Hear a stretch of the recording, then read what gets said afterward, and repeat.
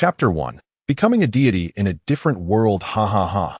In the shadowy depths of the forest, crows circled overhead, emitting raucous caws that a ragged youth, drenched in blood, leaned against the roots of a towering tree. Slowly regaining consciousness. Where am I? Wasn't I just playing games in my dormitory? How did I end up here? Young Feng mused, rubbing his groggy head, his eyes filled with confusion. He was a soon-to-be graduate. Much like many university students, having drifted aimlessly through a lackadaisical college life, with gaming being his greatest pleasure. In particular, he had immersed himself in a fantasy MMORPG for 4 years, earning the title of a hardcore player. Even as players gradually departed and the game approached its closure, he remained steadfast. In a surprising turn of events, the game operators, seemingly moved by his unwavering spirit, sent him an email within the system, offering to max out his character level on the final day before the shutdown, inviting him to relish one last exhilarating bout against monsters, should he wish to accept. Such an opportunity would be foolish to decline.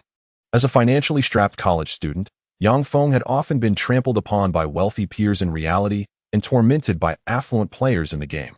Now, as the game neared its end with no one left to play, the chance to achieve max level was a long-awaited wish fulfilled for a seasoned player. Without hesitation, he clicked on the link. Miraculously, at the moment he clicked the mouse, a flash of white light erupted from the screen, and he instantly lost consciousness. Upon awakening once more, he found himself in this bewildering place. Taking a deep breath, Yang Feng surveyed his surroundings.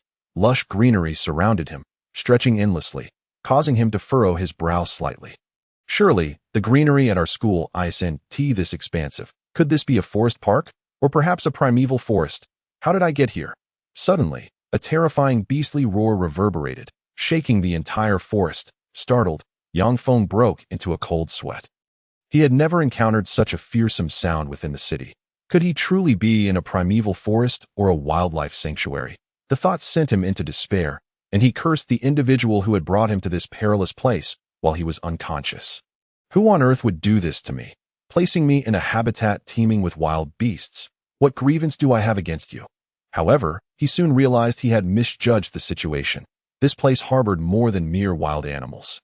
Rustling sounds emerged from the underbrush. Catching Yang Feng by surprise, he turned to see a massive wolf, its stature reminiscent of a wild bull, glowing ominously with a bluish hue, charging toward him. Yang Feng's eyes widened in shock. What the hell? Is that a wolf or a bull? It has the head of a wolf, but how can it be so enormous? I'm doomed. A silent cry echoed in his mind as he stood frozen, tears welling in his eyes. Wolf, dear wolf, please don't eat me. I'll buy you some sausage. Another menacing howl pierced the air, the creature clearly uninterested in his pleas, leaping toward him with its sharp claws and gaping maw poised to strike. No! Yang Feng screamed, his face paling in terror. Suddenly, a gentle chime resonated. Congratulations, player. Account binding successful. Enjoy your game. What? An account?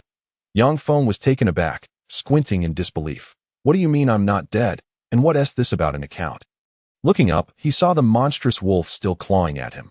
Yet strangely, he felt no pain, nor did he exhibit any signs of impending death. The beast could only leave a faint red mark on his skin, which quickly faded. Perplexed, Yang Feng soon found a luminous interface materializing before him, resembling a character management screen from a game. Character nickname: Yang Feng. Profession: mage. Level 200. Supreme deity. As he scrutinized the information, a realization dawned upon him. Could it be that this body was that of his game character, a fully leveled mage, now transformed into a deity? Glancing upwards, he confirmed the golden LV.200 floating above his head. Turning his gaze back to the fearsome creature that had so recently terrified him, he noted its green LV.1 emblem. A mere weakling, a level 1 monster dares to provoke me. A level 200 supreme deity? It can barely yield any experience. It's courting death. A sinister smile crept across Yang Feng's face, and with newfound confidence, he seized the wolf's forelimbs with both hands. The creature, previously excitedly clawing at him, was bewildered by the newfound hardness of his body. Suddenly caught, it was completely flabbergasted. What is this? How can a human possess such strength? Confounded, the wolf raised its head, only to meet Yang Feng's mocking grin. Enjoyed your scratching, did you? Now it's my turn. With a swift motion, Yang Feng pulled, effortlessly tearing the level 1 beast in half. blood spilling onto the ground with the ease of ripping paper. A surge of unparalleled satisfaction coursed through him. So, I'm this powerful now. I can dispatch such a fierce creature with a mere tug. But of course, I'm level 200 while it's only level 1. Although I'm a mage, not skilled in close combat, the level disparity is so vast that a simple basic attack suffices. No need for spells. Delighted, Yang Feng soon realized a pressing concern. Is this what it means to transmigrate? But to where? Could it really be the world of that fantasy MMORPG, and I still possess my max level account? With this thought, a grand ambition ignited within him. I shall sweep across this realm. Vanquishing all the formidable players and creatures within this game, I will become the strongest player in the entire server, the man whom the game's king admires. Ha ha ha. Such grandiose notions were once unfathomable to Yang Feng, especially with a plethora of affluent players looming over him. But now, being max level, what did he have to fear? Yet, doubts crept in again. What if there were other max level players lurking about? Master, I finally found you. Are you all right? As he pondered, a voice rich with surprise suddenly rang out, drawing nearer. Yang Feng turned, startled, to see a robust young man rushing toward him, his eyes gleaming with recognition. Yang Feng raised an eyebrow, glancing at the figure's head. Indeed, a level LV.5 shone above him. Was this another player, or perhaps a monster to be defeated? Did he pose a threat? Yang Feng's eyes narrowed, sizing him up like prey. Chapter 2. The Child Bride Master. Why do you look at me with such eyes? Do you not recognize me? The young man stood before Yang Feng, sensing the peculiarity in his gaze, causing him to panic. Yang Feng stroked his chin, still unsure how to respond, when suddenly a sharp pain shot through his head, accompanied by a flood of memories about this body surging into his consciousness. Yang Feng was the sole heir of the Yang family, one of the 3 prominent clans in Longhu Town, having enjoyed a life of luxury since childhood. However, 10 years prior, his father had tragically died at the hands of a beast while protecting the townsfolk, leading to the downfall of the Yang family and scattering its servants. Only a boy and girl, whom his father had adopted, remained by his side, steadfast throughout his upbringing. The young man before him was Liu Shaobai, his father's adopted son, a year older, who had always protected him like an older brother, displaying unwavering loyalty. Yang Feng grasped the entirety of the situation, initially astonished that this character came with a backstory. Was this some sort of role-playing game, necessitating a narrative? Contemplating this, he smiled broadly. Oh, it's you, second brother. What brings you here? I'm perfectly fine. Second brother. Liu Shaoi's body jolted, disbelief etched across his face as though encountering Yang Feng for the first time. He reached up to touch Yang Feng's forehead, exclaiming, Master, are you all right? You've never called me second brother before. Previously, I didn't call you that because I was immature, but now, you are indeed my dear second brother. And I thank you for taking care of me all these years. Yang Feng replied sincerely, a broad grin on his face. For years, as the sole heir of the Yang family, Yang Feng had been a complete wastrel, lacking any talents, often looking down upon Liu Shaobai, who bore no blood relation to him, treating him more like a servant than a brother. Liu Shaobai, however, bore no ill will, dutifully caring for the Yang family's heir to repay the kindness of his adoptive father. Now, with Yang Feng suddenly acknowledging him as a brother, Liu Shaobai was filled with surprise and profound emotion, his eyes glistening with tears. Yang Feng understood his feelings and cheerfully patted his shoulder. Second brother, what's with the tears? Why cry like a big man? I do not comprehend why you are so moved by my acknowledgement of you as my brother. Are you truly so easily swayed? No. The crux of the matter is that this sudden revelation, young master, we are brothers now. With a hearty laugh, Yang Feng solemnly declared, from this day forth, you shall be my true brother. Address me as third brother henceforth. Do not call me young master again, or I shall be displeased. Liu Shaobai hesitated for a moment, then excitedly nodded. Observing Yang Feng's tattered attire, stained with blood, he inquired with concern, third brother, are you truly unscathed? Have you sustained any injuries? No, the blood is all from it. Yang Feng scoffed, casting a glance at the corpse beneath his feet. Liu Shaobai focused his gaze and was instantly taken aback. A first-tier demon beast. The Gale Wolf? Who could have done this? It couldn't possibly be. It was I. What of it? I merely dispatched a first-tier monster. Is that so remarkable? Yang Feng chuckled nonchalantly. Liu Shaobai stared at him, his expression a blend of astonishment and disbelief. You mean to say you vanquished this first-tier demon beast? Of course, it was merely a first-tier monster. What is there to boast about? So, you have successfully condensed your battle crystal and transcended into a true warrior. Battle crystal? What is that? Yang Feng rolled his eyes, perplexed.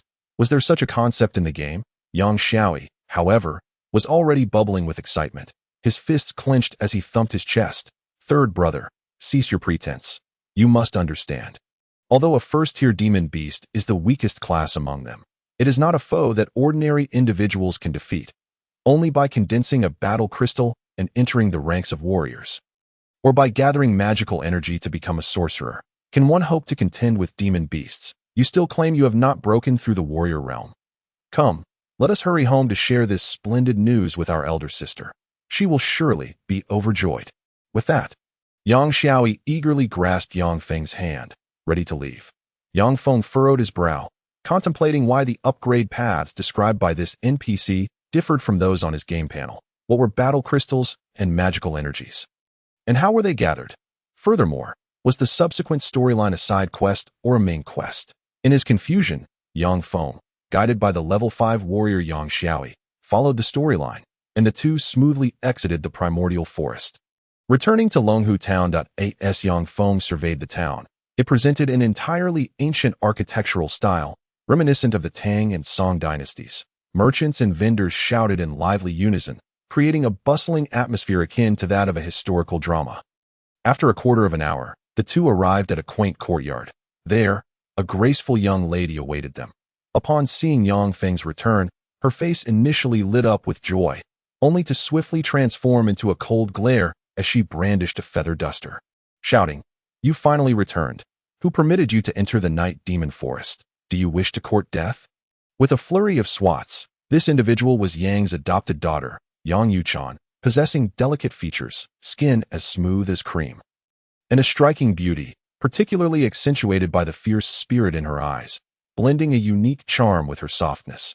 Yang Feng was momentarily entranced, so much so that he did not flinch as the feather duster struck him.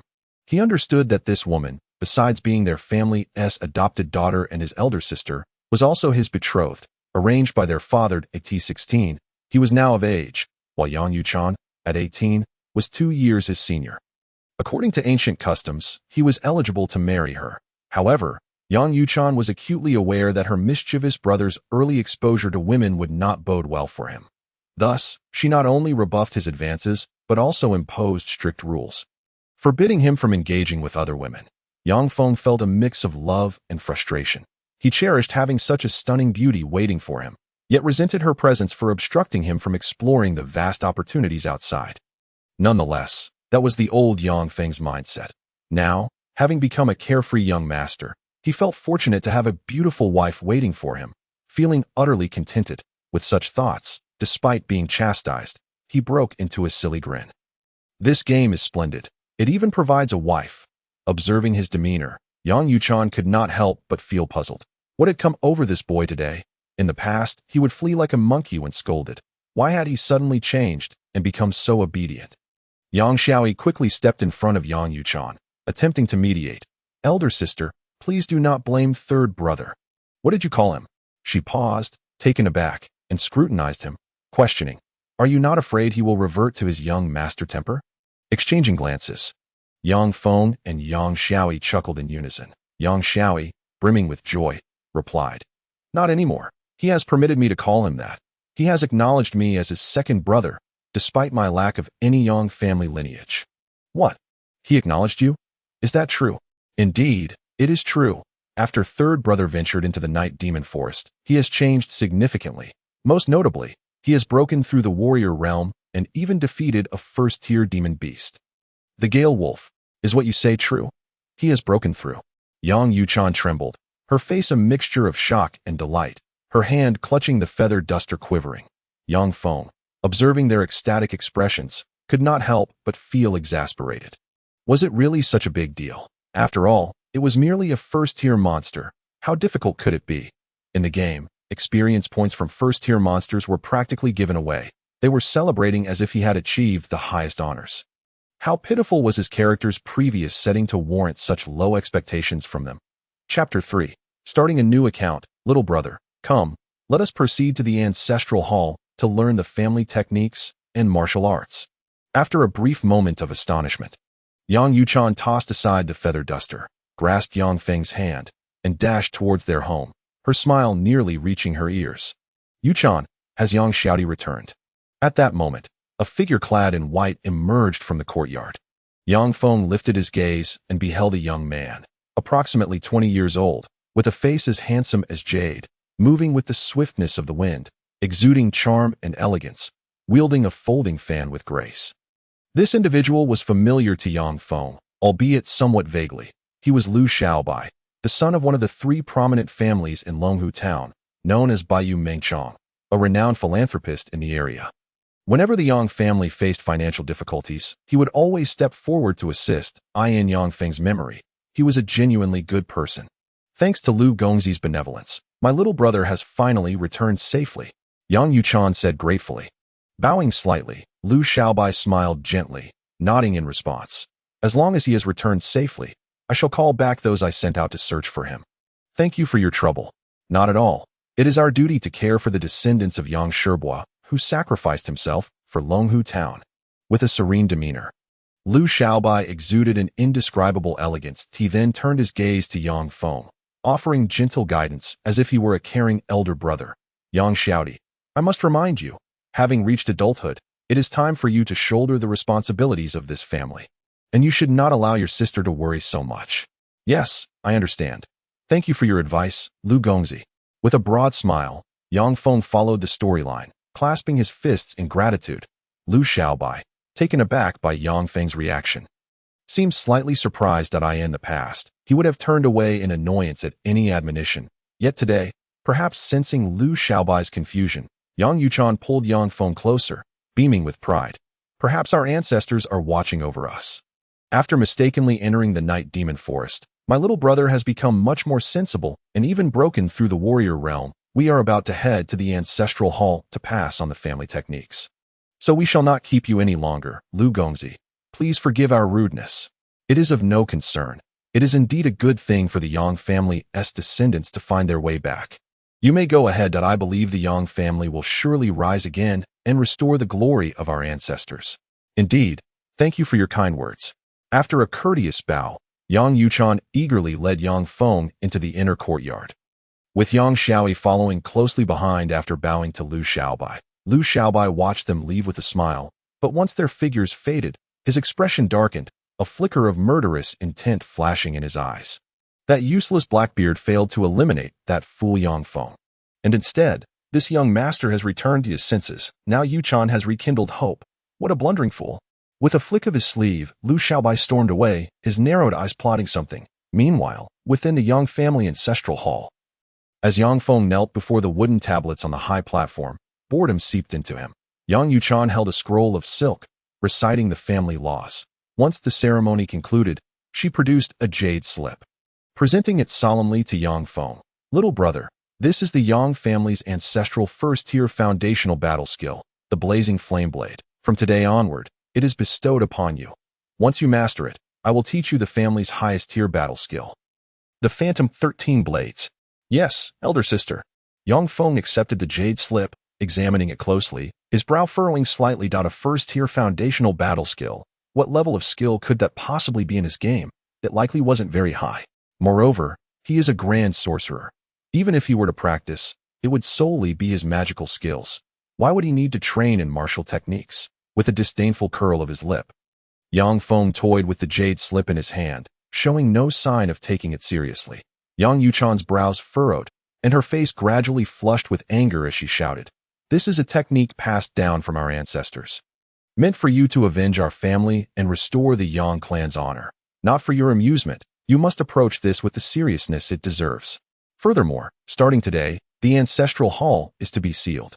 No one is allowed to enter or leave. You are to practice diligently here. If you fail to master it, you shall not step outside the hall." After giving him a fierce glare, Yang Yuchan left with a cold expression. Yang Feng scratched his ear, still ringing from the reprimand, and glanced at Yang Shaobai, who merely shrugged helplessly before departing as well. Moments later, a heavy thud echoed as the ancestral hall was completely locked. And within the eerie confines of the hall, apart from Yang Feng. Only the neatly arranged ancestral tablets remained. Yang Feng chuckled nonchalantly, and with a mere thought, the game interface reappeared before him. Ever since encountering Liu Shaobai in the forest, he had not taken a close look at the attributes of his game character. Now, as he focused his gaze, he was taken aback. 1 million health points, 1 million mana points, though his health was full. His mana was at 0. In other words, he had no mana. How could a sorcerer be without mana? Was it not possible for it to regenerate, albeit slowly? Pondering this, Yang Feng clicked on the question mark next to the mana meter, which immediately revealed an explanation. Mana is the primary source of output for sorcerer class players and one of the essential reserves for activating their skills. Only by possessing sufficient mana can players unleash their abilities.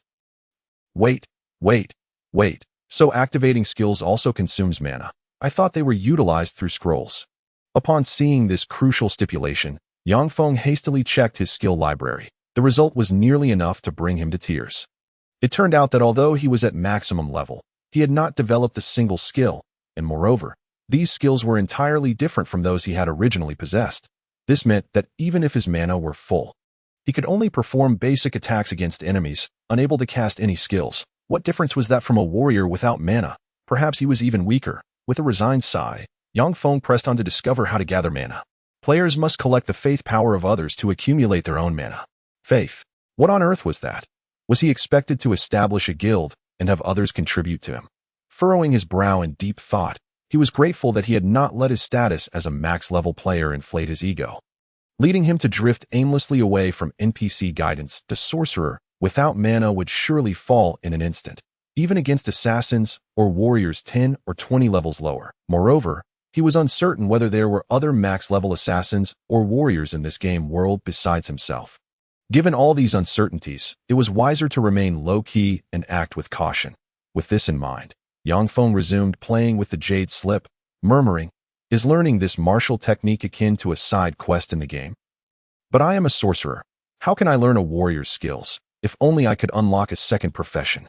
Ding dong. No sooner had he spoken than the system's voice chimed again. Players can unlock a second profession, freely switching between main and secondary characters. Would you like to proceed? Yes. A glint of excitement flashed in Yang Feng's eyes as he replied eagerly. Select profession. Warrior. Ding dong. Congratulations, you have now become a level 1 warrior. By continuously defeating monsters, you can accumulate experience points to level up. The system has automatically granted you 30 experience points. Additionally, warrior skills are also upgraded through experience points, and warrior techniques require rage points to activate. Accumulated through constant combat. Enjoy your gaming experience. Gaining mana through monster hunting was significantly easier than for a sorcerer. Thus, the techniques contained within the Jade Slip could surely be unlocked now. Yang Feng positioned the Jade Slip before the game interface, only to suddenly see the number 15 reflected upon it. After a moment's contemplation, he quickly understood, exclaiming, "Spend 15 experience points to learn the Flame Blade technique." Ding dong. The system's voice chimed once more, illuminating a corner of Yang Feng's warrior skill library. Congratulations, you have learned the first-tier martial technique, Flame Blade, which grants 15 attack power and adds a burning fire attribute. You can now engage in monster hunting to increase your proficiency. Excellent. Time to hunt monsters and simultaneously devise a plan to collect faith power, for that was his primary task in this world. Yang Feng rose and strode towards the exit of the ancestral hall, shouting, "Sister, let me out. I've mastered the Flame Blade." What? So soon? Who do you think you're fooling? It took me 3 whole months to master that technique. This brat is trying to trick me into letting him out to play. I want he fall for it, humph. Outside the door, Yang Shaobai rolled his eyes in exasperation, utterly skeptical of Yang Feng's claims. Chapter 4. Blackbeard Bang. With a tremendous crash, the grand door of the ancestral hall shattered into splinters, and Yang Feng strode out with nonchalance. Upon seeing this, Yang Shaoi's eyes nearly popped out of his head as he exclaimed, "Third brother, are you insane? How dare you destroy the ancestral hall's door? If sister finds out, she will surely beat you black and blue." The Yang family ancestral hall is a sacred place dedicated to the veneration of their ancestors, inviolable and revered. Although the door was wooden and could easily be destroyed by an ordinary person, let alone someone who had joined the ranks of warriors, it held great significance for the Yang family. No one dared to lay a finger on it. Even in his most reckless days, Yang Feng would never have dared to commit such an outrageous act. However, the current Yang Feng viewed it merely as a broken door, unbothered by outdated feudal notions. It's nothing. You can fix it before sister finds out. He casually scratched his nose and waved his hand dismissively. I'm off to hunt monsters. I'll be back for dinner before sunset. By the way, this world has food, right? You. Yang Shaobai was so enraged he could hardly speak, trembling all over, having missed the nonsensical chatter that followed. Suddenly, a flustered servant rushed over, bowing quickly to Yang Feng and Yang Shaobai, third young master. Second young master, trouble. That Blackbeard from the Rui gambling house has come to our residence, demanding that the young master pay his debts. He is quite aggressive, and the eldest lady is currently confronting them. What? Are you saying that the Blackbeard who runs the gambling house? Yang Shaoi's body involuntarily jolted, his expression turning grave as he quickly turned to Yang Feng. Third brother, how did you get entangled with that fellow? What is wrong with him? Yang Feng blinked innocently, appearing utterly unconcerned. Seeing this, Yang Shaobai could not help but sigh. Third brother, you've landed yourself in deep trouble. That Blackbeard is a notorious figure in town, someone who operates on both sides of the law, and possesses terrifying strength. Having reached the late stage of a second-tier warrior, if father were still alive, he could have easily driven him away. But now, I fear that neither sister nor I stand a chance against him. You, alas. Forget it. You should quickly pack your things and hide. If the house is safe in 3 days, I will come to find you. Having said this, Yang Shaobai hurriedly made his way towards the front courtyard. Yang Feng could see that his elder brother was genuinely anxious. Nonchalantly, he shrugged and followed him to assess the situation. Perhaps this would lead to another side quest. Upon arriving at the front courtyard, they found the entrance already blocked by a dozen men in black. Leading them was a burly bald man with a thick beard, resembling a dark forest, undoubtedly the infamous Blackbeard, like the others Yang Feng had seen. He bore a glaring LV.7 insignia atop his head, while directly opposite him stood Yang Yuchan with a bright LV.6 above her own. Having just learned the Yang family's ancestral teachings, Yang Feng understood that this world was called the Sacred Continent.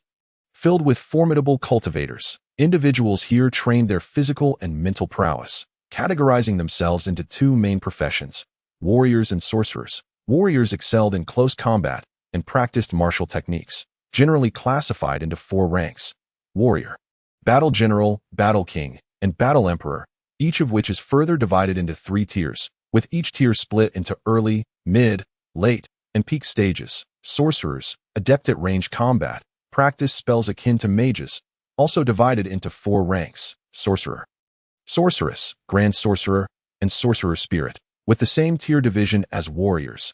Legends say that achieving the rank of Battle King or Grand Sorcerer is exceedingly rare, with one Battle King able to match the might of 1,000 soldiers. Fearsome indeed. However, Yang Feng scoffed at this. Although there were differences in the cultivation level classifications between him and the people of this world, he still discerned the underlying connections each time a person in this realm breaks through a minor boundary.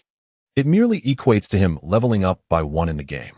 Thus, Yang Shaobai, being a second-tier early-stage warrior here, was merely a level 5 warrior in his eyes. Yang Yuchan, as a second-tier mid-stage warrior, was equivalent to a level 6 warrior. The Blackbeard's strength, though seemingly intimidating as a late-stage second-tier warrior, was merely that of a level 7 novice in Yang Feng's perspective, a level 200 grand sorcerer. He felt no inclination to engage with them. It would be too unfair, and he himself felt reluctant to lower his status to such a degree that for the so-called battle kings or grand sorcerers becoming legends. He merely chuckled. After all, he calculated that the strongest among them would at most reach level 36.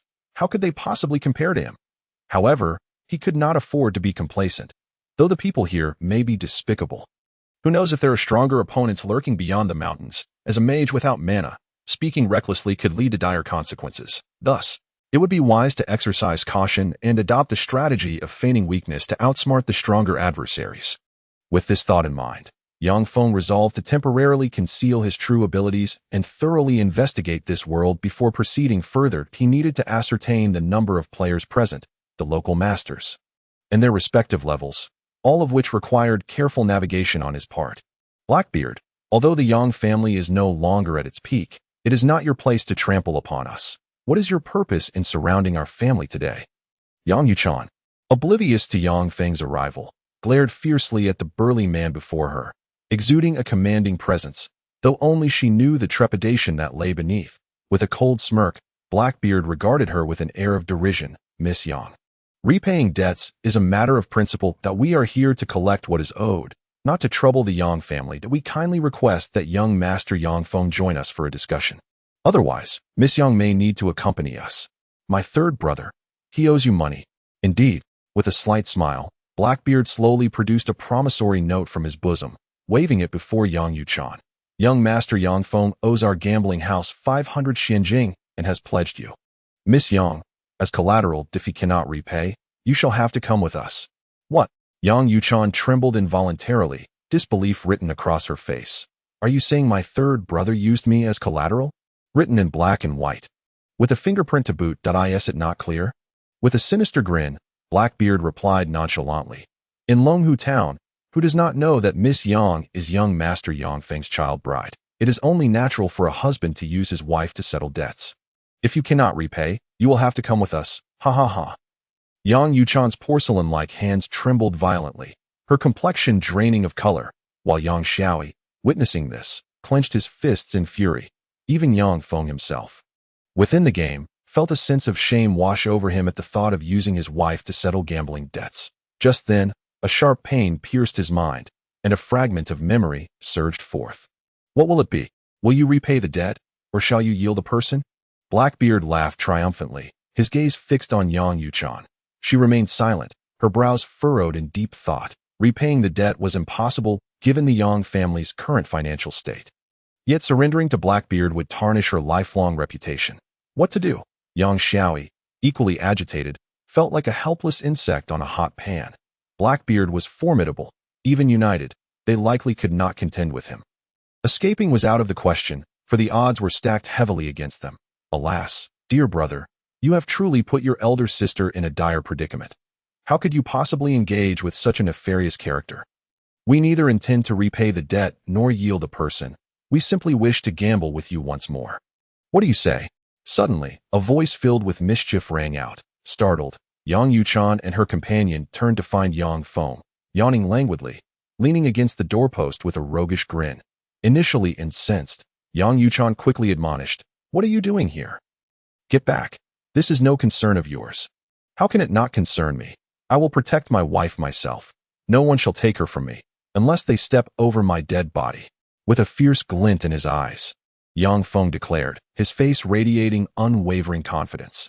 Yang Yuchan and Yang Shaobai were momentarily taken aback, having never witnessed such resolve in their younger brother.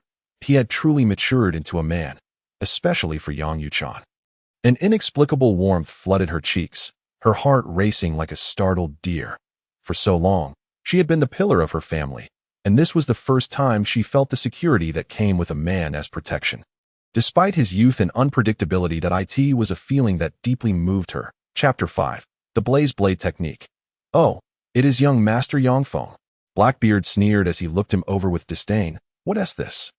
You returned alive from the Night Demon Forest. Did you bring back the Celestial Herb? Otherwise, you might have to pay with your wife." "I did not bring back the Celestial Herb, nor do I intend to part with my wife. Perhaps you would like to take my life instead."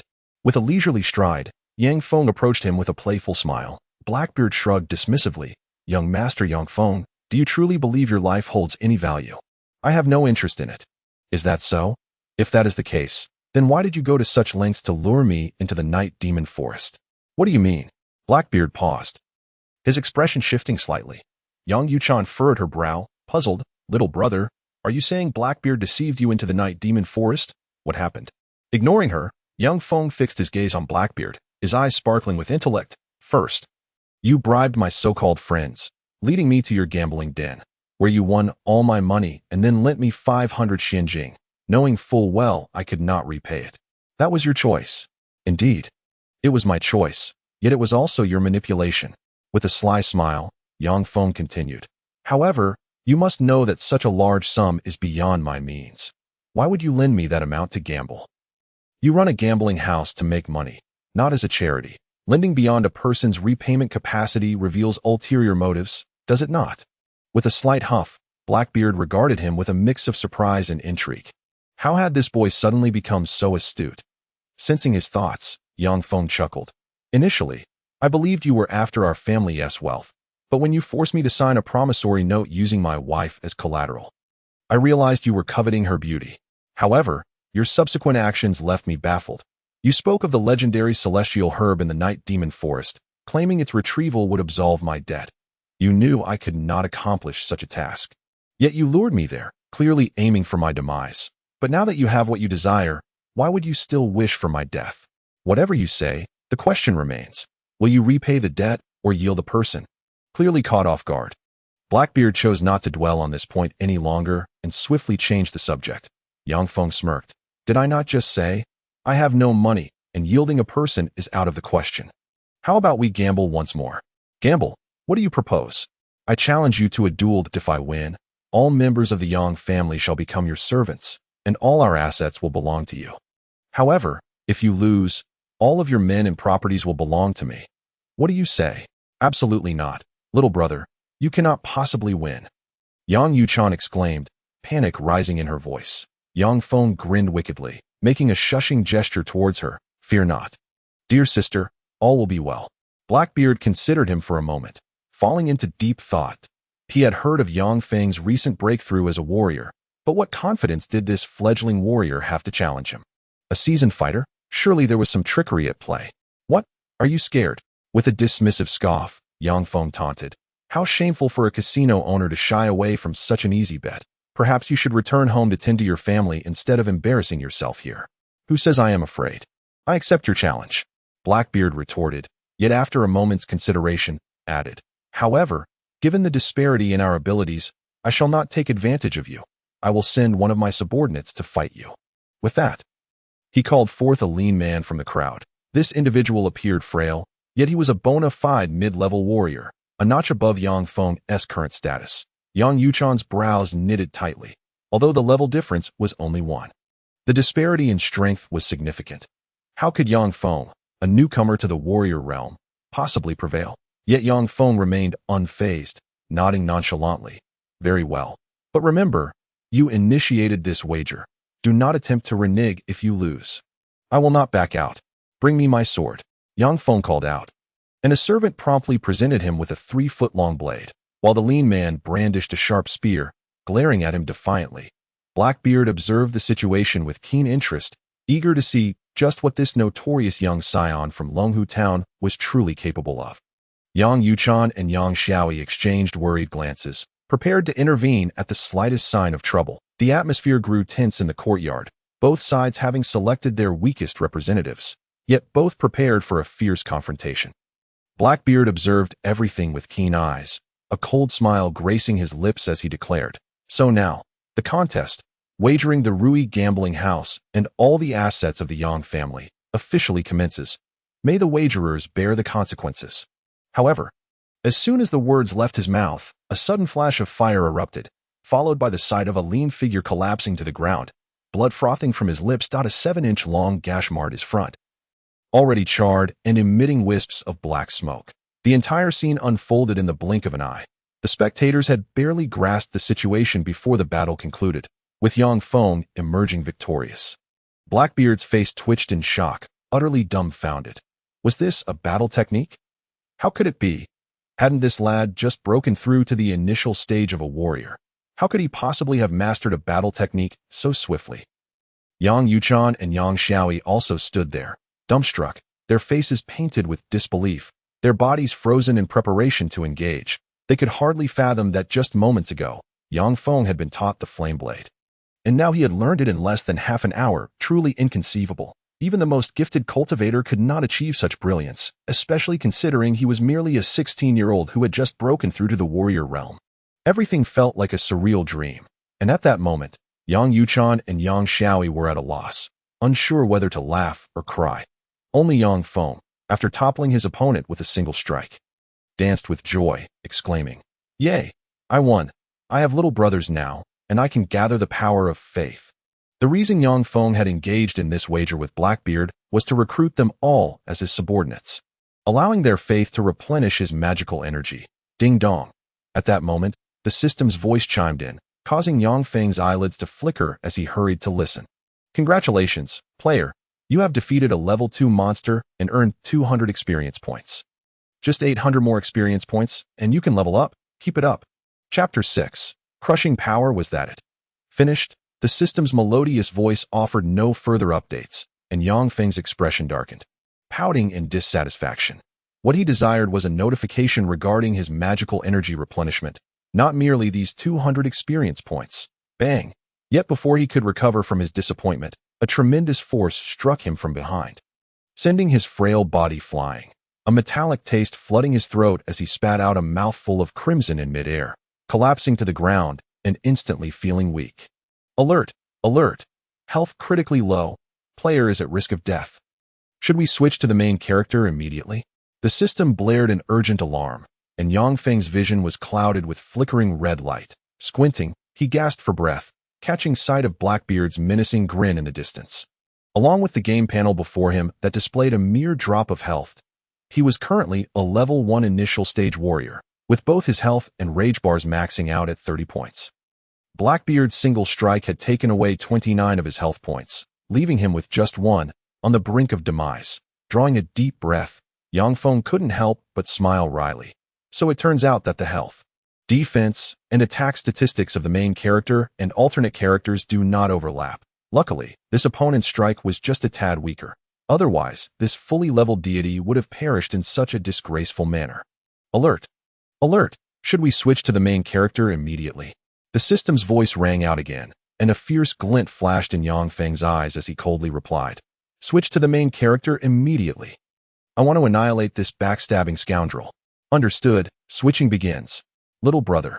At the same time, upon seeing Yang Feng sprawled in a pool of blood, Yang Yuchan felt a surge of urgency, yet before she could rush forward to check, a heavy pressure bore down on her from behind. By the time she reacted and turned to defend herself, the black wind had struck her viciously in the chest, sending her flying and causing her to spit out blood, her complexion rapidly paling.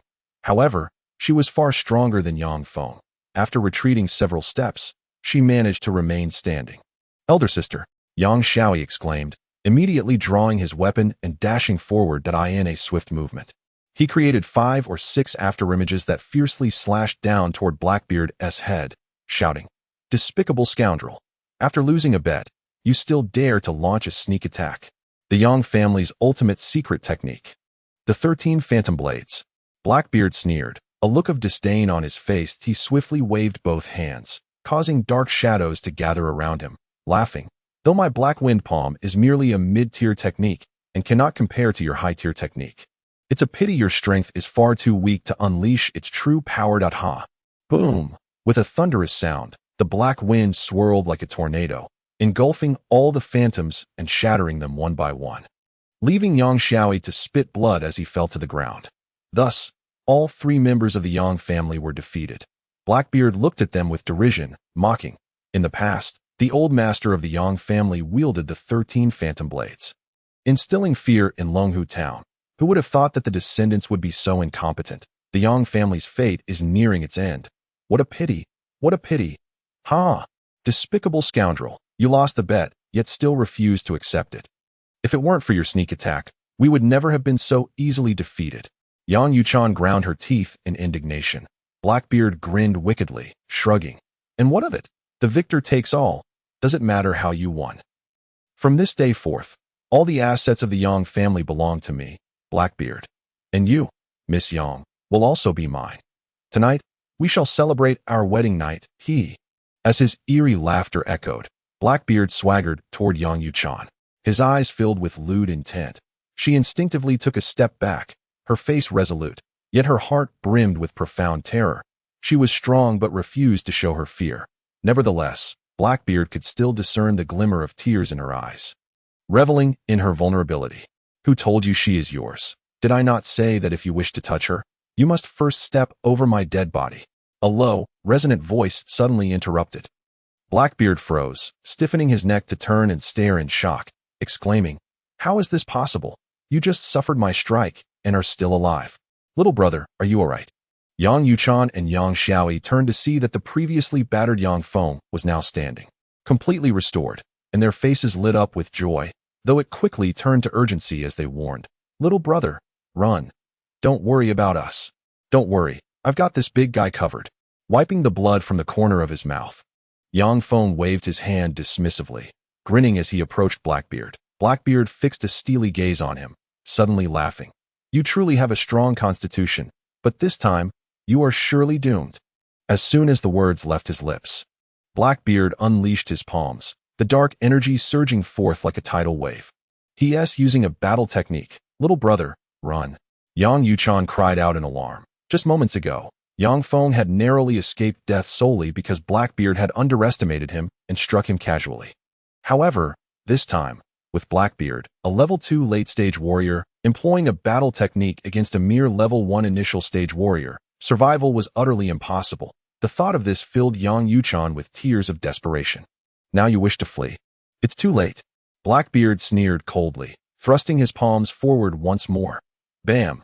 Yet, before his dark wind could travel even half a foot, it shattered explosively. Following that, a delicate hand, akin to a steel claw, pierced through the dissipating black energy.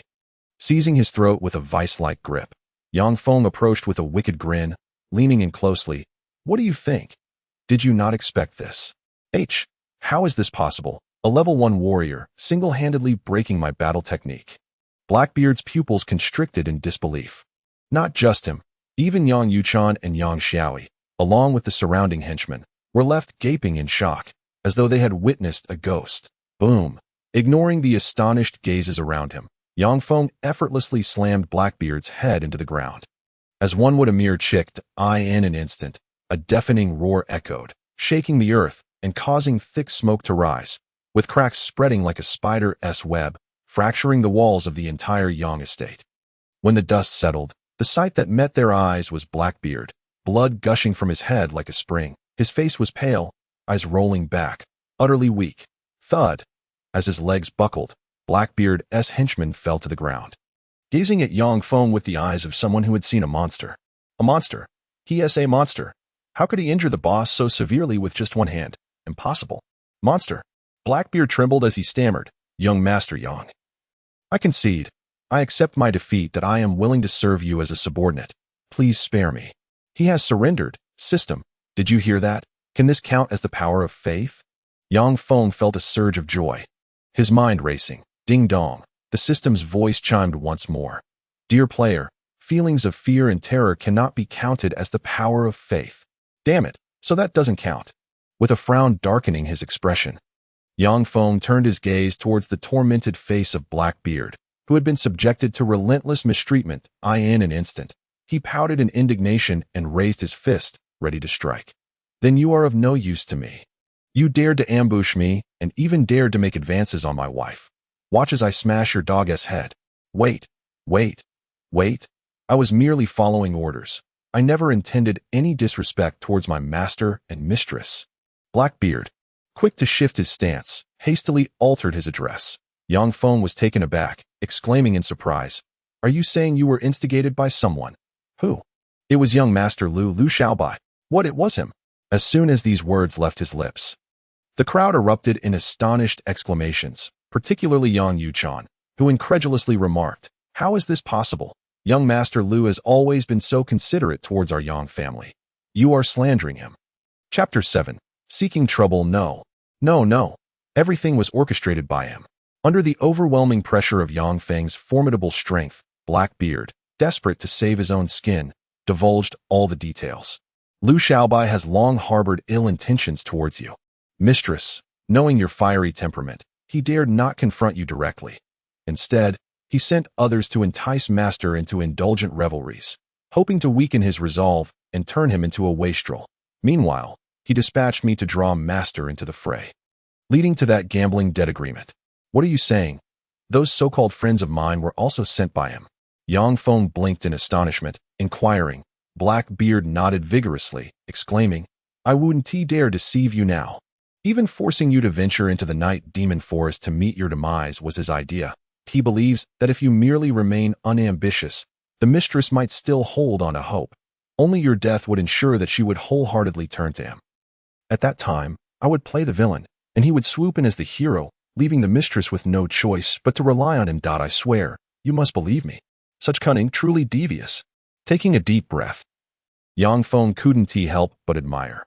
I never expected Liu Shaobai, despite his seemingly gentle demeanor, to possess such profound schemes that I am truly impressed. Yang Yuchan remained silent, her brow furrowed in contemplation, as if reluctant to accept this revelation. After a moment, she finally asked, "Why should we believe your words? For so many years, young Master Liu has maintained a stellar reputation, known for his philanthropy and benevolence. It's all a fade, a mere act." Blackbeard, in a fit of desperation, jumped up, fearful that they might turn their ire towards him. You only see the good deeds he performs in public, unaware of the numerous vile acts he commits behind the scenes. During the flood in Longhu town, he opened the granaries to distribute grain, but it was his men who sabotaged the dam, causing the disaster. 2 years ago, during the plague, he provided free medicine, yet he was the one who poisoned the town's wells overnight. Not to mention last year when the Yang family's enterprises were suppressed. Enough, enough. Yang Feng waved his hand dismissively, interrupting him with a smile. So Liu Shaobai is deranged, pulling down his pants to fart. Why would he poison while simultaneously saving lives? For the sake of a good reputation. To secure a recommendation letter to Tianfeng Academy. What? A recommendation letter to Tianfeng Academy? Blinking in confusion, Yang Feng turned to Yang Yuchan, asking, "Sister, what is that?" Her expression grew solemn, as if she was beginning to believe Blackbeard's words. After exchanging a glance with Yang Xiaoi, she explained, "Little brother, even if you lead a carefree life, you must have heard of the illustrious Tianfeng Academy. It is one of the 2 premier institutions of higher learning in our Fenglai Empire, where countless noble dignitaries have graduated. To gain admission to Tianfeng Academy is akin to stepping half a foot into the court. The minimum achievement is a 4th grade official title. Wow, so it's like Tsinghua or Peking University. It must be incredibly difficult to get in. Indeed, Tianfeng Academy recruits students from the entire Fenglai Empire, making competition fierce. Even the children of prominent families may not secure a spot." Nodding thoughtfully, Yang Xiaoi continued, "The academy admits sorcerers, warriors, and scholars, all of whom are national-level geniuses. While Liu Shaobai may stand out in Fenglai town, he may not be as remarkable on a national scale that enhance his chances of admission. He must rely on recommendations. Tianfeng Academy has a rule that allows students with an excellent reputation to have lowered admission standards, and this reputation is precisely what we refer to as good fame. Now it makes sense. He is so eager to do good deeds to build his reputation, helping those in need, and even creating difficulties for them to resolve, all to gain entry into the highest institution." Understanding everything now, Yang Feng couldn't help but admire this young Master Liu even more. They were all young, yet he had the foresight and strategy for his future career, while he himself merely squandered time playing games in his dormitory. The disparity was indeed vast. No wonder he felt like a slacker. However, it was unfortunate that such a cunning and capable individual had unwittingly crossed paths with him, a fully leveled player. Indeed, no matter how high one's intellect, it is no match for brute strength. Regardless of his good reputation, in front of this level 200 mage, he was destined for ruin. Such is fate. Human plans cannot rival the heavens. Did he think that being adored by the townsfolk equated to strength? Aha! Ding dong! Suddenly, the system's voice rang out. System notification. Being adored by the townsfolk can indeed enhance strength. It is recommended that players leverage this to improve their reputation. What? Reputation? Wasn't this supposed to be a pure violence role-playing game? Was it also a strategy game requiring reputation enhancement? Furrowing his brow in contemplation, a wicked smile crept across Yang Feng's face as he seized Blackbeard by the nape of his neck. Laughing heartily, "Let us go to the Liu residence." To the Liu residence? For what? Both Yang Yuchan and the others were taken aback. With a glint of determination in his eyes, Yang Feng firmly declared, "To stir up trouble."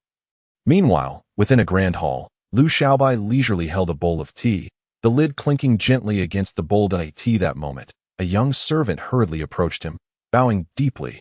"Young master, how is it? Has Blackbeard handled everything? Is it time for this young master to step in and play the hero?" Liu Shaobai, with a confident smile, took a sip of his tea.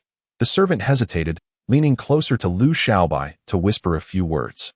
Suddenly, Liu Shaobai stumbled back, spitting out the entire bowl of tea, his eyes wide with disbelief as he exclaimed, "What did you say?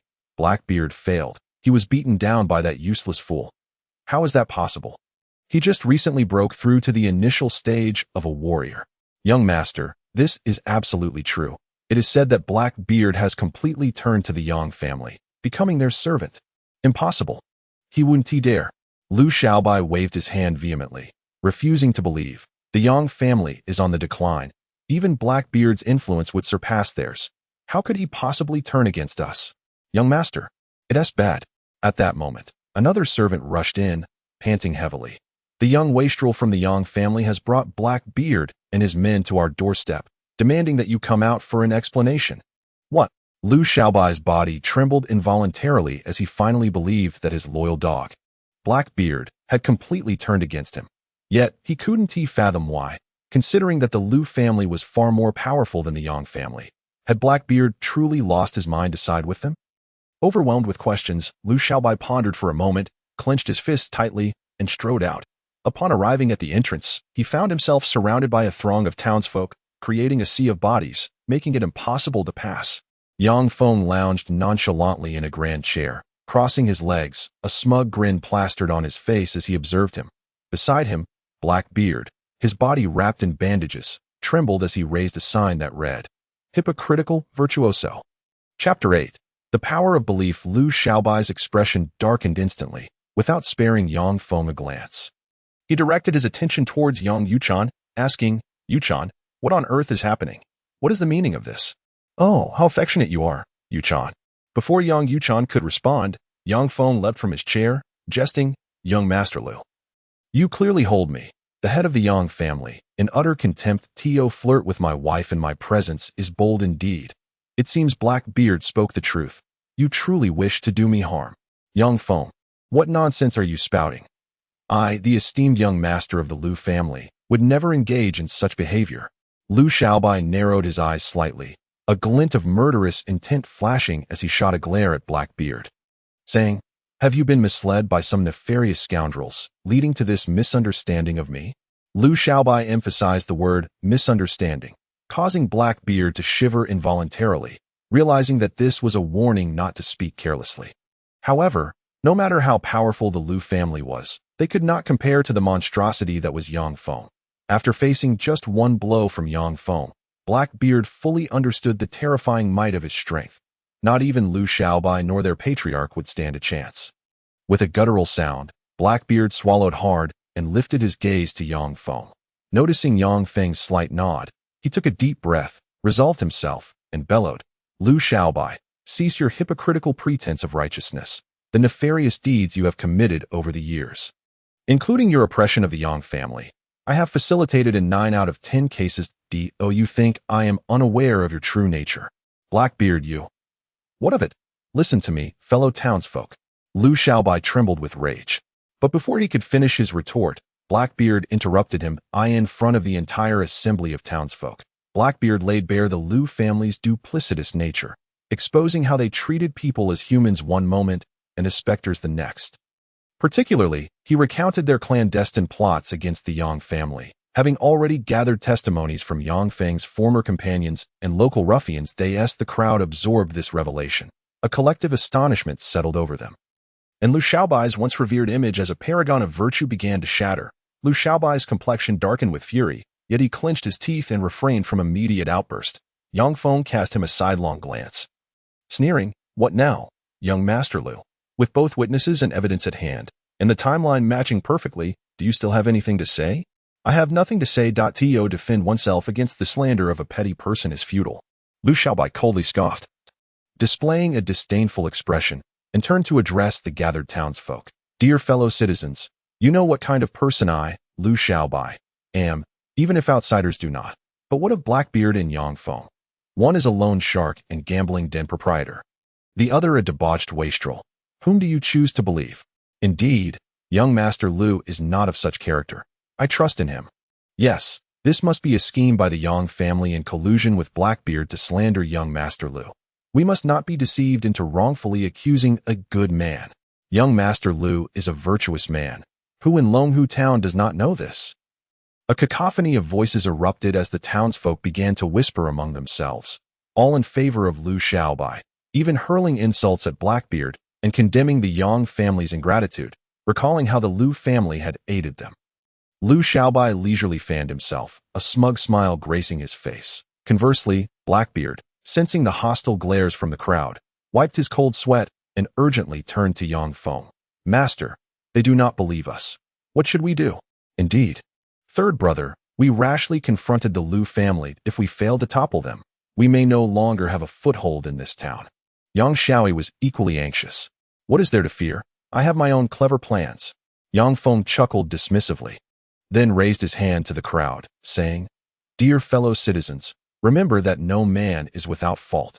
Once a villain, Blackbeard has been inspired by my noble character and has now completely turned from his wicked ways. A wayward son returning home is worth more than gold. We ought to grant him a chance to reform. Indeed, I have already turned over a new leaf under the great virtue of young Master Yang. Please believe in me. Blackbeard quickly chimed in, though his bandaged appearance belied any notion of genuine reform. Clearly a result of having been beaten, Liu Shaobai scoffed and shook his head, filled with contempt. These fools thought mere words could deceive the townsfolk. Had all his years of effort been in vain? True to his expectations, the townspeople dismissed their claims outright. At that moment, Yang Feng suddenly proclaimed, to express our gratitude for the townsfolk's willingness to trust us. I announced that every household in the town will receive 100 jin of premium grain per person, to be distributed by Blackbeard's Rui gambling house by this evening. What? 100 jin of premium grain per person? The crowd fell silent in shock. Blackbeard was equally dumbfounded, exclaiming, Master, are you serious? 100 jin for every person in the town? How much will that cost? Do not concern yourself with money at this moment. As long as the people choose to believe us, you shall distribute the grain as compensation to the townsfolk, and it will serve as evidence of your reformation. Of course, whether they believe in your sincerity is another matter altogether. Yang Feng spoke loudly. And the townsfolk, after a moment's hesitation, swiftly shifted their stance. After all, the Yang family is a prominent family in the town. They wouldn't make baseless accusations. Perhaps what they say is true. Indeed, one cannot judge a person's heart by their appearance. Perhaps Liu Shaobai did engage in these vile deeds, and we were unaware. I think young Master Yang and his companions are quite sincere. They do not seem to be lying. While on the other hand, young Master Liu has yet to present any sincerity. Clearly guilty.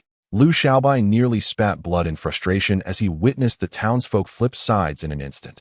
Yang Feng cast him a sidelong glance, his laughter echoing with mockery that in truth, he had long employed dozens of actors among the townsfolk. The so-called water army.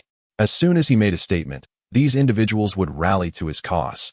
Having observed such tactics in countless online articles, he was well aware of their effectiveness. Moreover, the common folk were easily swayed by short-term interests. Once someone took the lead, they would undoubtedly follow. Why bother discussing morals with the masses? A tangible benefit was the way to go. He was confident he could tarnish Liu Shaobai's reputation. Suddenly, a notification chimed. Congratulations, player. You have earned 20 points of faith power from the townsfolk's admiration. Oh, so this is the source of faith power, gaining the adoration of the people. Yang Feng was momentarily taken aback, then eagerly checked his game interface, discovering an additional 20 points of mana in his reserves, causing him to rejoice uncontrollably. Meanwhile, a luxurious carriage rolled slowly down the streets of Longhu town, carrying a middle-aged man with a handlebar mustache and an elderly gentleman clad in fine garments. Mr. Yi, representing the Tianfeng Academy, it is our great honor that you have traveled such a distance to examine my son. Not at all. It is my duty, and you flatter me, Lord Liu. Moreover, this visit is not solely to evaluate your son. Longhu town boasts 2 young talents. Does it not? The middle-aged man smiled slightly, lifting the curtain to gaze at the bustling streets, a glimmer of keen insight flickering in his eyes. Lord Liu nodded respectfully, pouring a cup of tea for Mr. Yi, saying, the 3 prominent families of Longhu town, with the Yin family at the helm, possess children who are both scholarly and martial. I truly envy them. There is no need for such modesty. Lord Liu, the Yin family's offspring are exceptional.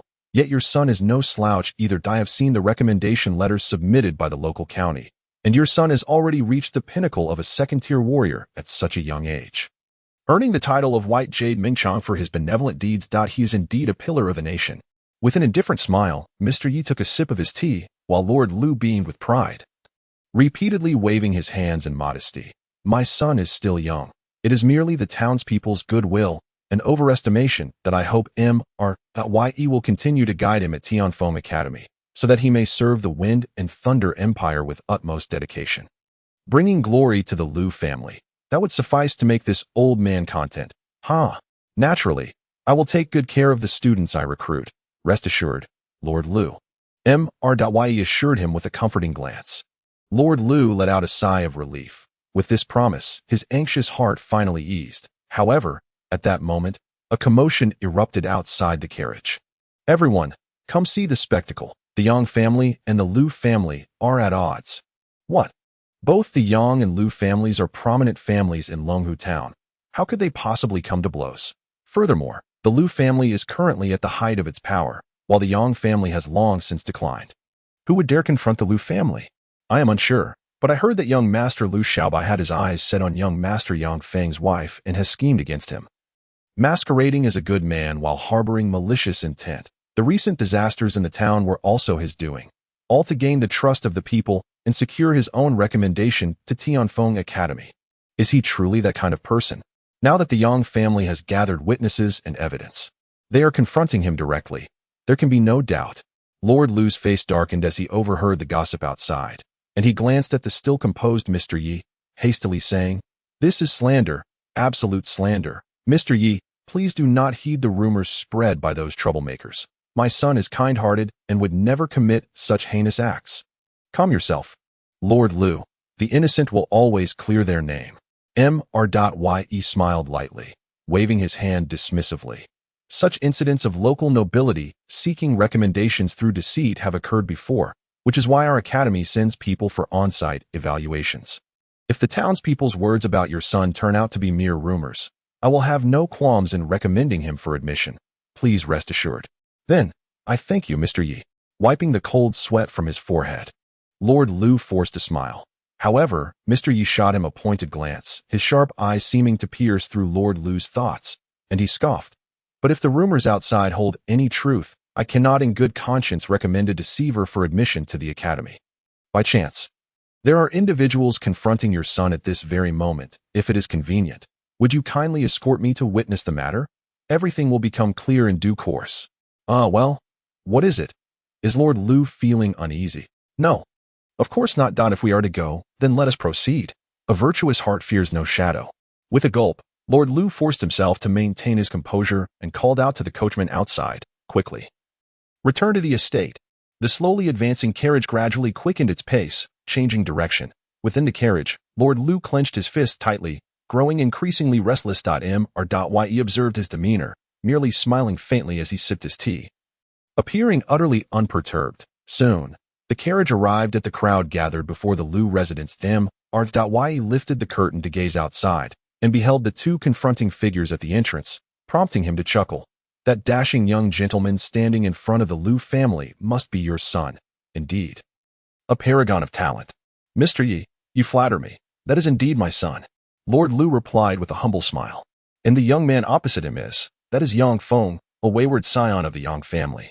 A debauched wastrel who has squandered nearly all his family's fortune and brought shame upon his father in the town. His words hold little credence. I implore you to see through his facade. Ye. Oh, his name is Yang Feng, a scoundrel daring to openly confront a noble scion. He certainly possesses a measure of audacity. A glimmer of sharpness flickered in Mr. Ye's eyes as he nodded with a smile. Unbeknownst to him, Liu Shaobai, oblivious to the arrival of his father's carriage, was infuriated by Yang Feng's brazen accusations. The representatives sent by Tianfeng Academy to assess him were due to arrive imminently. How could such calumny surface at this juncture? It would be ruinous to his prospects, especially as townsfolk began to lend credence to Yang Feng's words. With this thought, Liu Shaobai cast aside his usual composure and erupted in fury. Yang Feng, you have sullied my name today. If you kneel and apologize at once, I might spare your life. Otherwise, do not blame me for being merciless. With a fierce exhalation, a formidable aura emanated from Liu Shaobai, forcing the Yang family and the surrounding townsfolk to retreat in trepidation, while Yang Yuchan and the bearded man could not suppress their pallor. Possessing peak second-tier warrior strength, Liu Shaobai surpassed the bearded man by a level, instilling terror. Even if they joined forces, They would not stand a chance against Liu Shaobai, who was indeed a paragon among the youth of their generation. From a distance, Mr. Yi could not help but applaud, exclaiming, "Excellent! To achieve peak second-tier warrior prowess at such a young age, a breakthrough to become a general is merely a matter of time, regardless of whether his reputation is fabricated. This strength alone qualifies him for Feng Academy." Lord Liu nodded vigorously. His smile nearly reaching his ears, he discerned the subtlety in Mr. Ye's words. Evidently, the examiner from Feng Academy was unconcerned with reputation, thus his son's admission into the academy seemed promising. However, Mr. Yi soon glanced at Yang Feng again. His curiosity piqued that moment. Everyone present felt the oppressive weight of Liu Shaobai's presence. Yet Yang Feng appeared completely unaffected, yawning nonchalantly. This left M.Yi baffled. Could this young man truly surpass Liu Shaobai's strength to such an extent? That seemed implausible, for Liu Shaobai's prowess was already remarkable among the youth. What could Yang Feng possibly possess? Little did he know, in the presence of Yang Feng, a level 200 mage, Liu Shaobai was merely an insignificant level 8 novice. Even if Liu Shaobai stood there motionless, what could he possibly inflict upon him? With a dismissive smirk, Yang Feng extended his pinky finger toward Liu Shaobai, scoffing, "Who are you trying to intimidate? If you have the guts, come at me. If not, scram. Should you dare to lay a hand on my wife, even if you refrain from attacking today, I will ensure you leave here battered." "Very well, you've spoken that I shall see what you are capable of." Boldly boasting here, Liu Shaobai's skin tightened in anger as he sprang up, channeling all his energy into a fierce strike aimed at Yang Feng's chest. From afar, Mr. Yi focused intently, eager to witness Yang Feng's response. Only to see Yang Feng standing there with a devilish grin, utterly still. Crash! Liu Shaobai's palm struck Yang Feng squarely. A fleeting red light appeared before Yang Feng. -1. This represented the single point of health lost by Yang Feng. However, almost immediately, a green light emerged. 1. This indicated Yang Feng's self-restoration of health. Witnessing this, Yang Feng chuckled disdainfully. With Liu Shaobai, a level 8 novice, striking him, a level 200 mage, he could only manage to inflict a token wound. And the damage was swiftly recovered. Yet, to the onlookers, they were utterly astonished. How is this possible?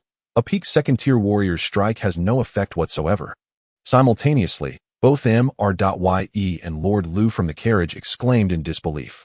Liu Shaobai's eyes widened in shock, finally understanding why the bearded man had so readily submitted to this wastrel. This was no mere human. This was a monster. Even his father, a near general, would not dare to withstand such a blow. Yet this young man, fully aware of Liu Shaobai's thoughts, Yang Feng chuckled. "Well, are we done? It's my turn now." Startled, Liu Shaobai felt beads of cold sweat forming on his forehead, yet he refused to accept this reality. That this wastrel's strength could overshadow him to such an extent. Gritting his teeth, he shouted, "Let me show you the Liu family's top-tier martial art, the dragon's might palm." With a roar, a golden dragon manifested between his palms, circling around him before charging fiercely at Yang Feng. However, upon merely grazing Yang Feng's body, the dragon shattered into golden light, dissipating without leaving a trace, while Yang Feng remained entirely unfazed. Before Yang Feng, a red -1 flashed, followed by a green 1. Just like before, even with his strongest technique, Liu Shaobai could only inflict token damage. Witnessing this, Liu Shaobai was utterly dumbfounded, while the onlookers gaped in awe, once again bearing witness to their master's terrifying prowess. Including M.Yi and Lord Liu in the distant carriage, they too stared in disbelief at the unfolding scene, their eyes wide in astonishment. Nonchalantly patting his attire, Yang Feng smirked and shook his head. "You've struck me twice. Surely, it's only fair I return the favor." Crash! As soon as those words left his mouth, Yang Feng lightly tapped Liu Shaobai's abdomen, and he flew backward as if a kite severed from its string, crashing into the Liu family's wall with a thunderous sound, becoming buried in the rubble, motionless. Only the crimson blood flowed incessantly from beneath the debris.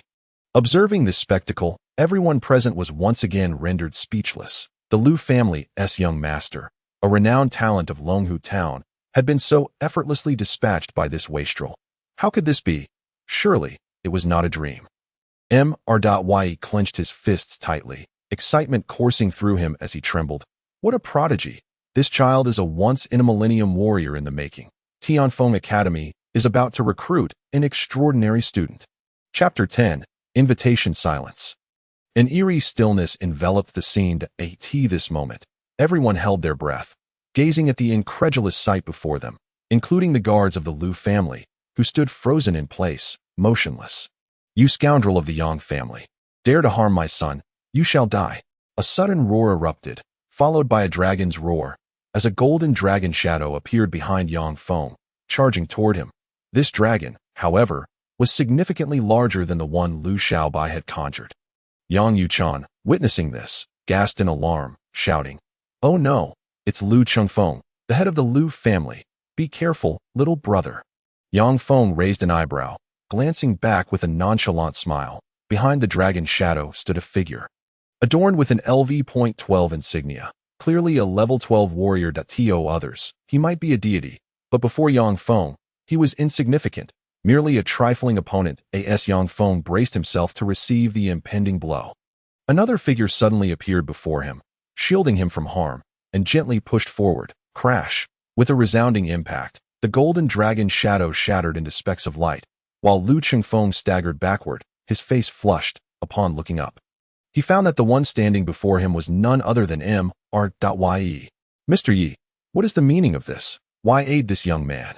It is commonplace for youth to engage in conflict. Especially as we just witnessed it was your son who instigated the altercation. I side with reason, not kinship.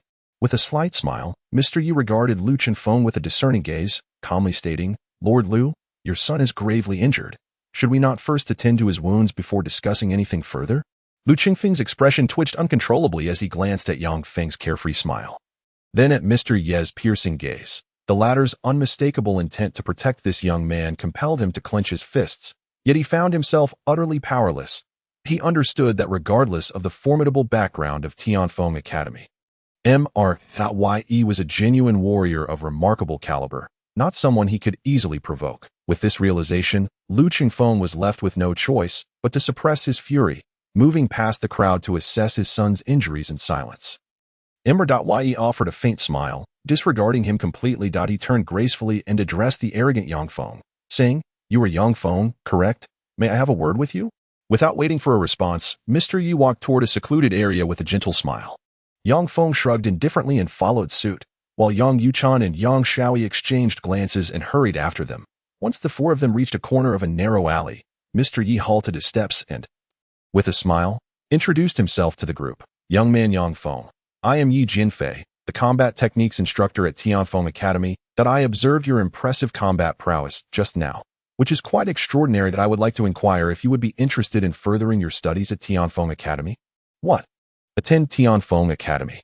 Yang Yuchan's eyes suddenly lit up, and she trembled with excitement. It is well known that Tianfeng Academy serves as a stepping stone for establishing oneself in the Wind and Thunder Empire, a place where one can acquire various combat techniques and skills. Families from all over the nation aspire to send their offspring there for training. To their astonishment, at a time when the Yang family was facing decline, a mentor from Tianfeng Academy would extend an invitation to them. This felt like a stroke of luck from the heavens. If her younger brother could gain admission, the Yang family would surely rise again and restore its former glory, and even grow stronger than before. With this thought in mind, Yang Yuchan eagerly nodded. "Absolutely, we are more than willing."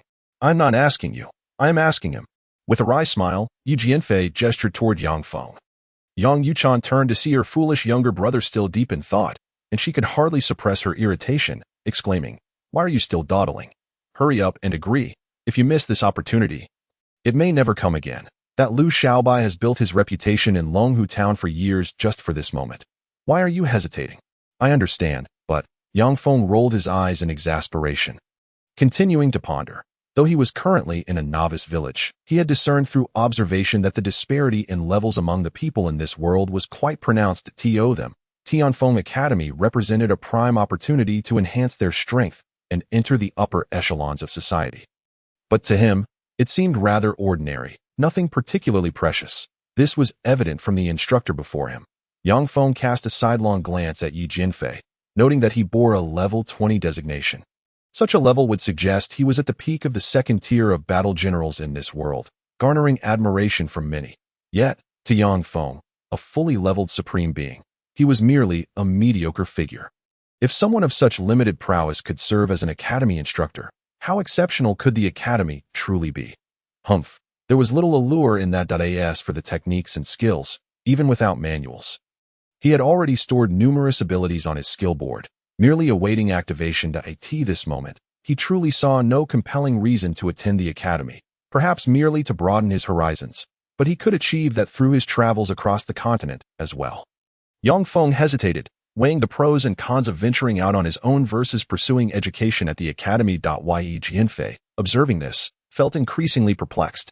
This was the first time he had encountered a young person so indifferent to the name of Tianfeng Academy. Particularly given the hint of disdain in the way Yang Feng regarded him, as though he looked down upon him. Goodness, he was a peak second-tier battle general, and yet was being met with such disdainful gazes from a young man from a remote town, which left him feeling somewhat unsettled. Clearing his throat, Yi Jianfei, noticing Yang Feng's indecision, stated coolly, "Young man, I will be waiting for you tomorrow morning at the southwestern corner outside Longhu Town, at the entrance of the Night Demon Forest. If you wish to study at Tianfeng Academy, come find me. If not, then so be it." With that, Yi Jianfei turned and departed. "Hey, Teacher Yi, Senior Yi, please don't go. We are willing, we truly are," Yang Yuchan shouted anxiously.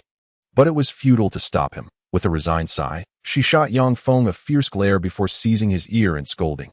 "Are you foolish? A teacher from Tianfeng Academy is extending a personal invitation for you to study. And you still refuse. You are infuriating. Hey, let go, big sister. Even if I don't attend Tianfeng Academy, I have my own ways to revitalize our Yang family. You have a way? What nonsense. Right now, Tianfeng Academy is the best choice." "Who says so?" Yang Feng retorted, turning on his heel and sprinting toward the gathered townsfolk, shouting, "Dear villagers, listen up. Today, I, Yang Feng, have exposed the sinister machinations of the despicable Liu Shaobai and liberated our town from great peril. In celebration of this victory, I hereby announce that I will donate all the assets of the Ru Yi gambling house, which has just come under my name, for charitable purposes. That I want to ensure that every household in Longhu Town has food to eat, and that there are no beggars."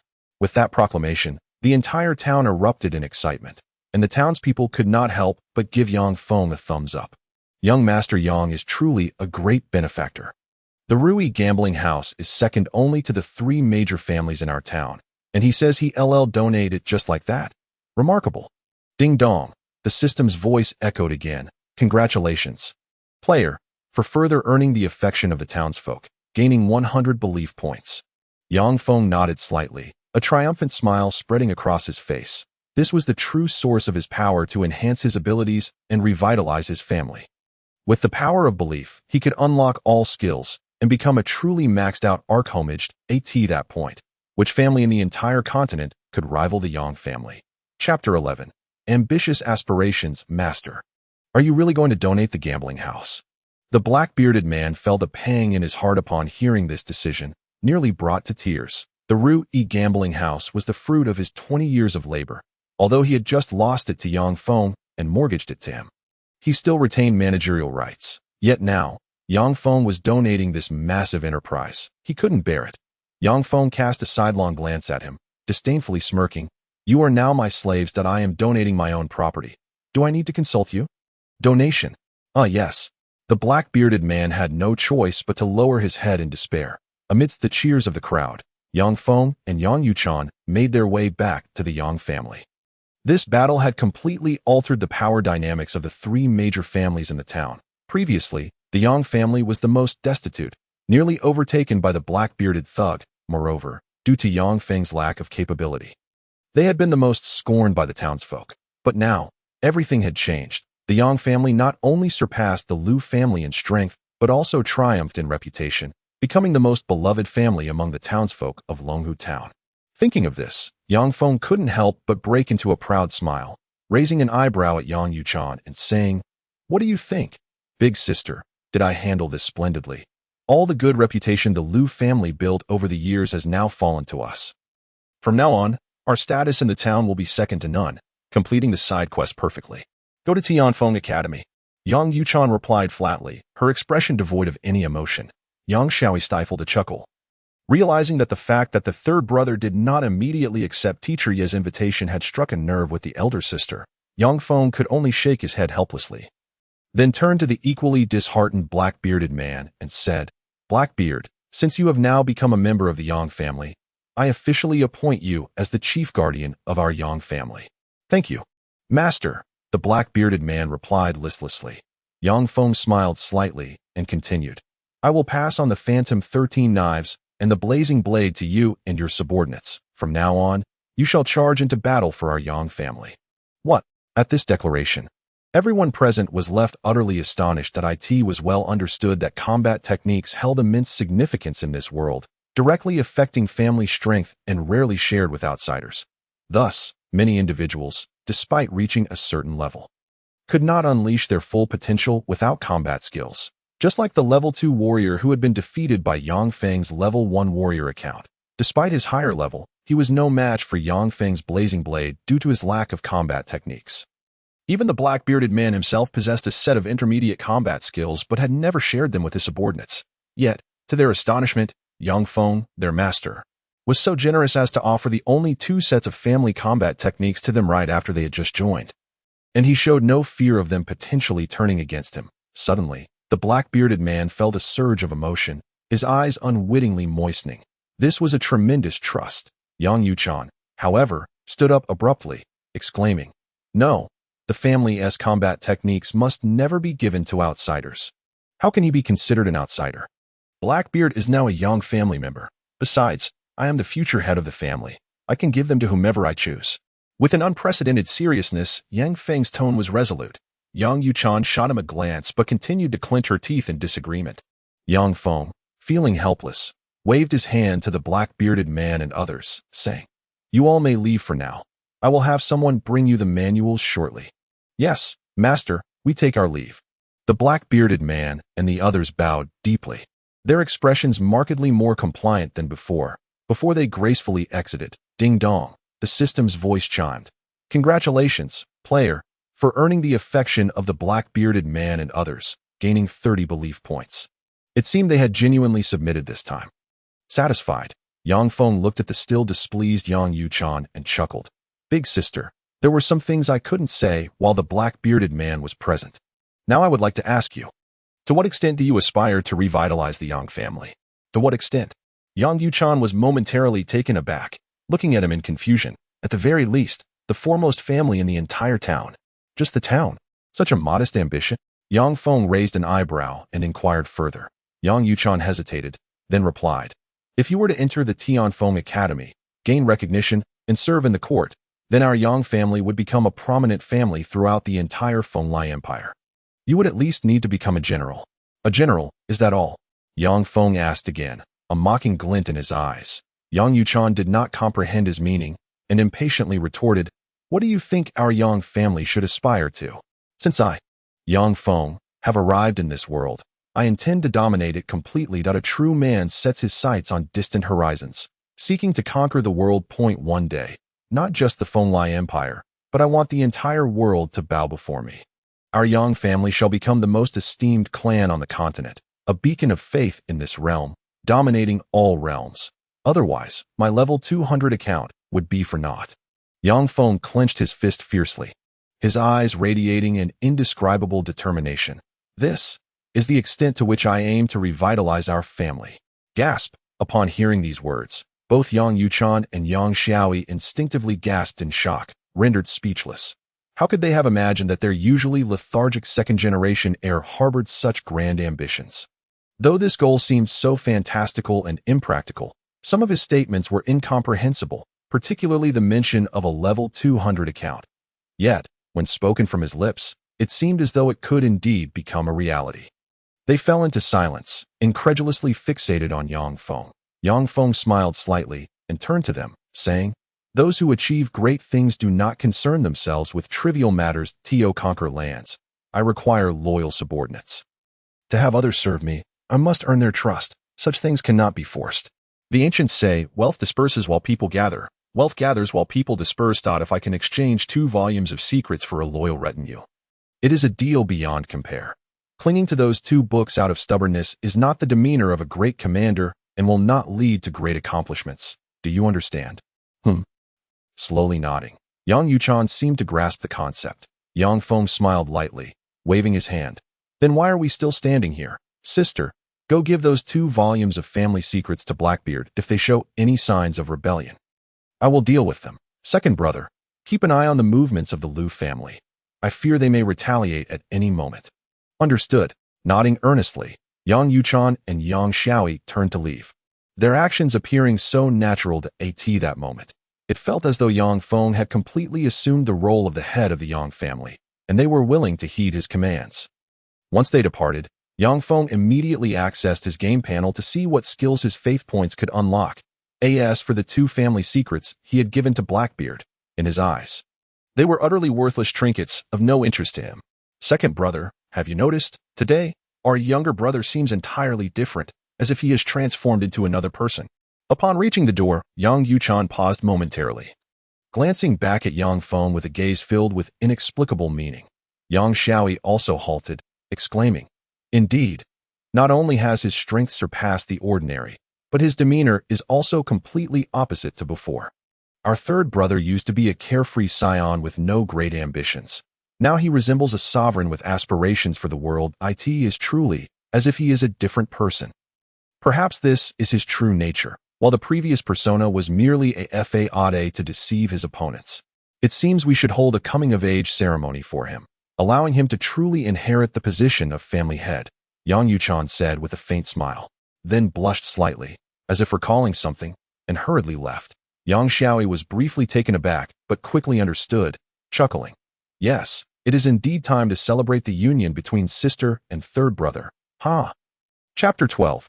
Insight from 1,000 miles unaware of the happenings outside.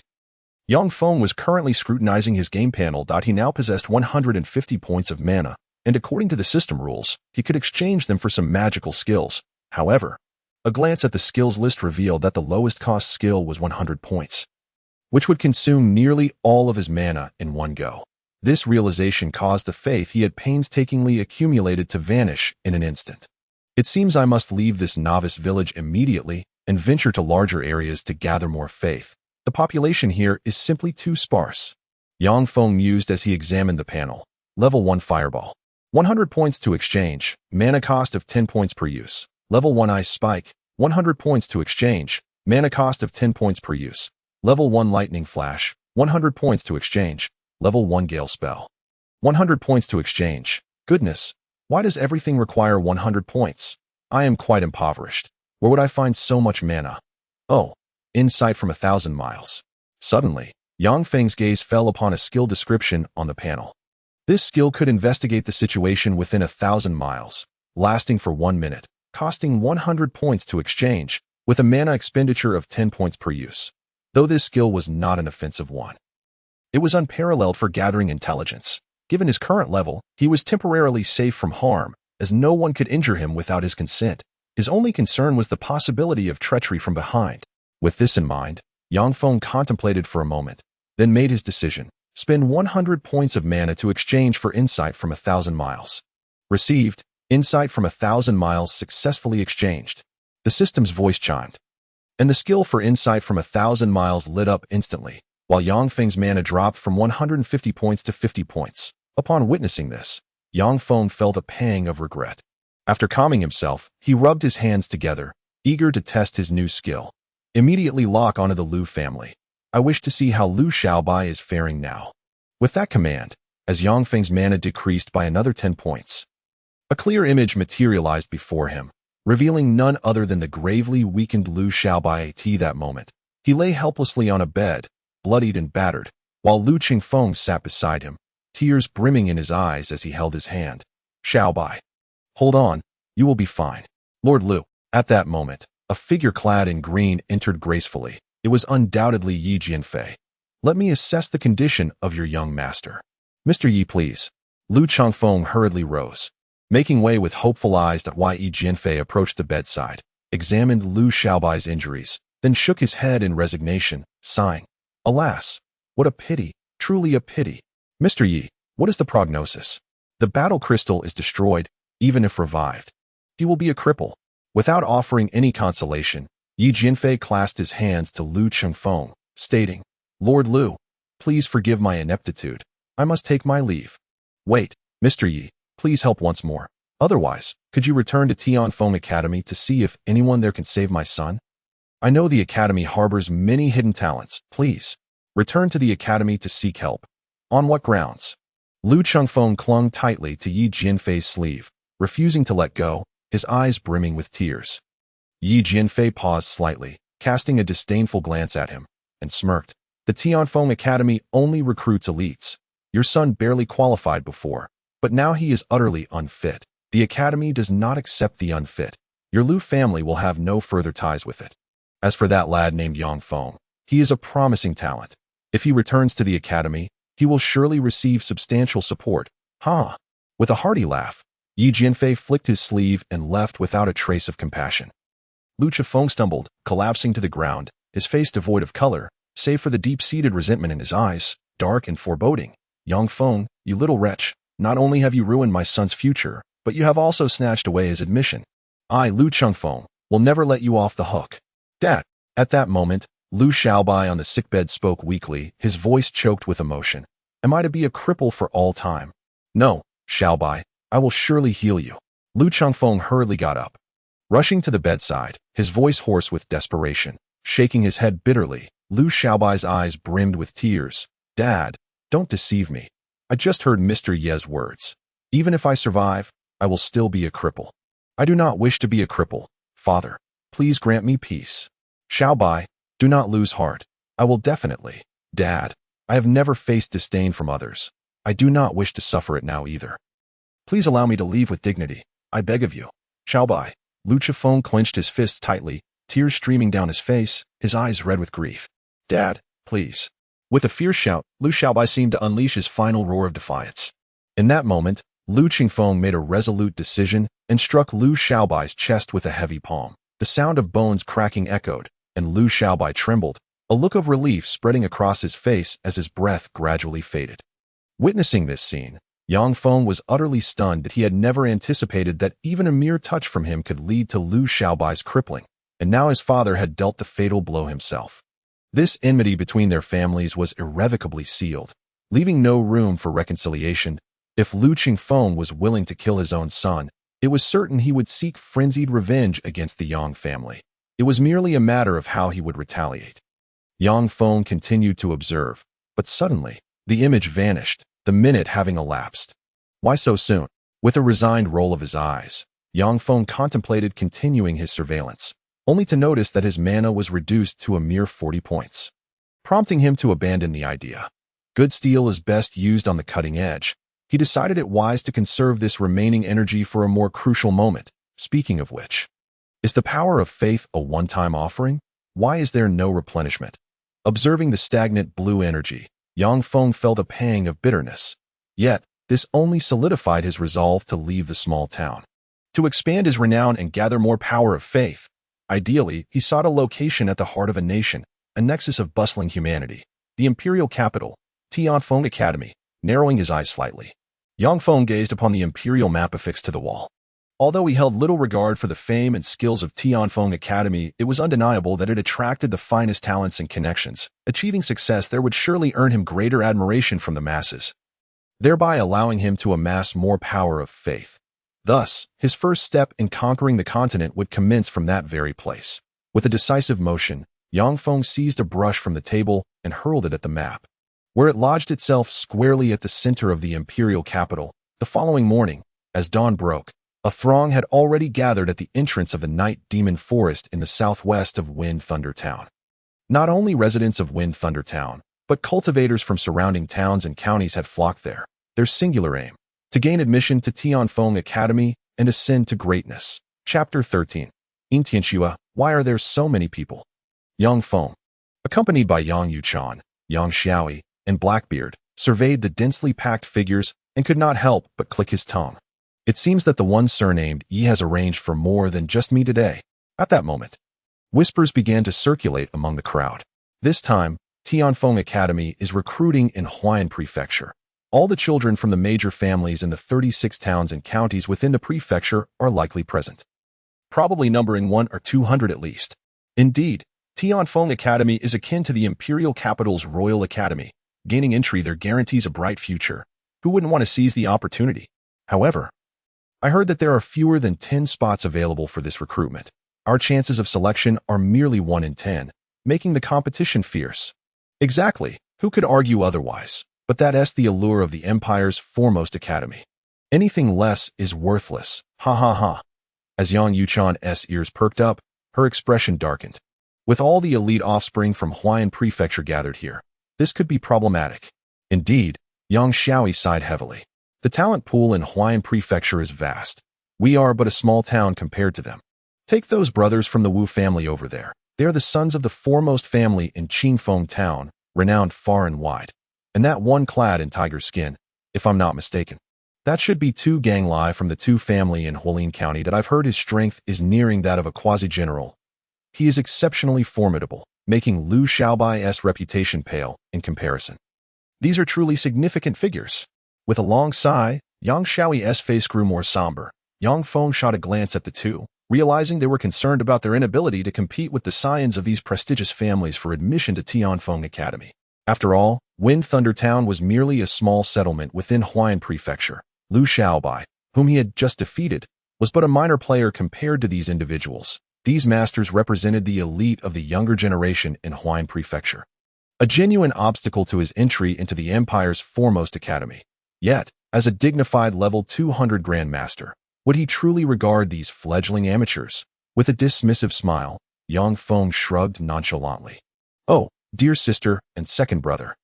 You need not fret, these minor players are no match for me. I could dispatch them with a mere pinky. Indeed, the master speaks true. Blackbeard chimed in immediately. Mistress, second master, you need not worry about the master. His prowess far exceeds that of these individuals, you can rest assured. His tone was earnest, devoid of flattery. After all, he was the only one here who had fought against Yang Feng and recognized his formidable strength, certainly above that of a war general. Compared to Yang Feng, these individuals were genuinely insignificant. Upon hearing his words, Yang Yuchan and Yang Shaobai exchanged glances, nodding slightly, their expressions easing somewhat.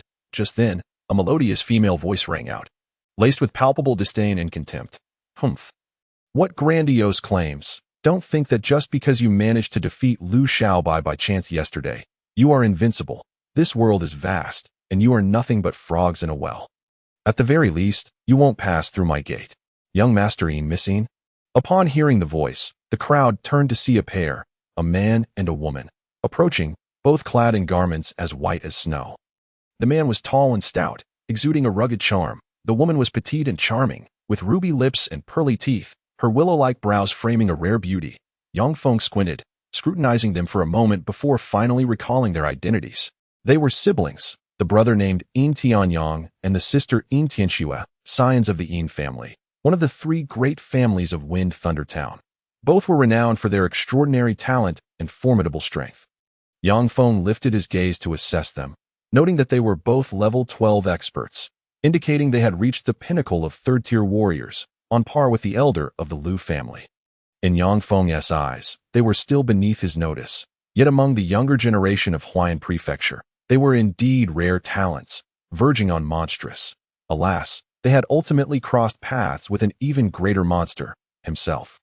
With this thought, Yang Feng could not help but chuckle softly and shake his head.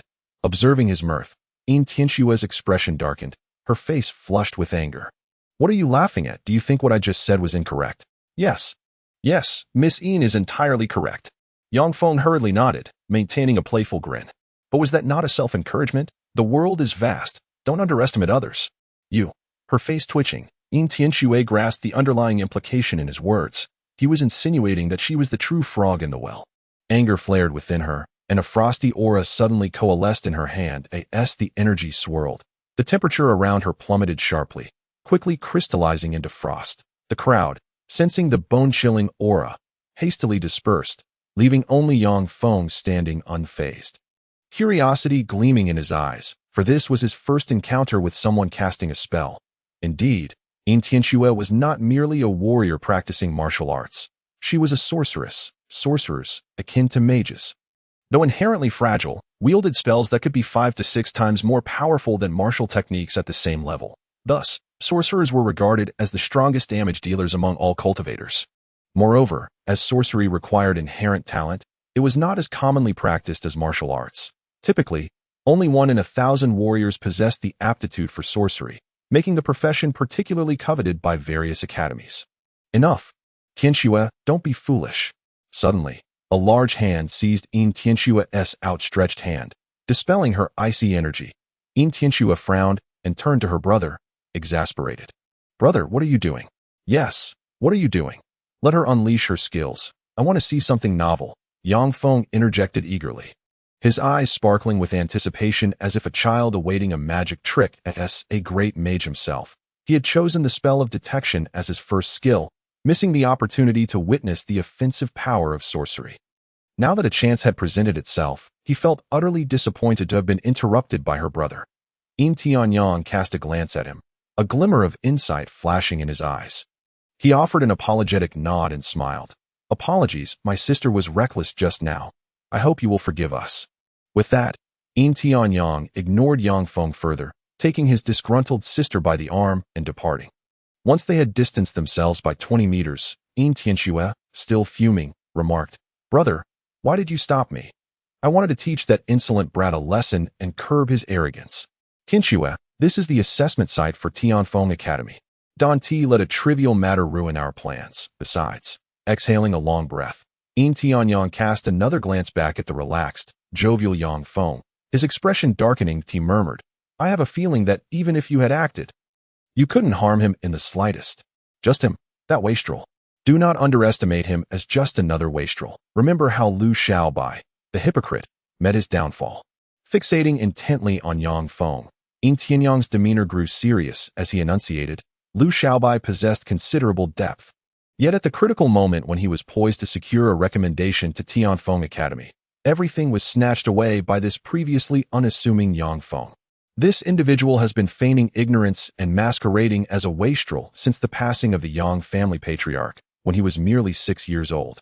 His schemes against the Liu family have been so profound that even our father remains oblivious. Truly astonishing. Let us not forget Father's admonition. Do not provoke him lightly. This lad is an entity to be reckoned with. To be reckoned with. How did I not perceive that? Pouting in discontent, Tianxue gazed longingly at the still laughing Yang Feng in the distance, her eyes brimming with curiosity. This insufferable brat. Was his former debauched demeanor merely a fade? How could he deceive me for a decade? It is utterly outrageous. Humph. Chapter 14.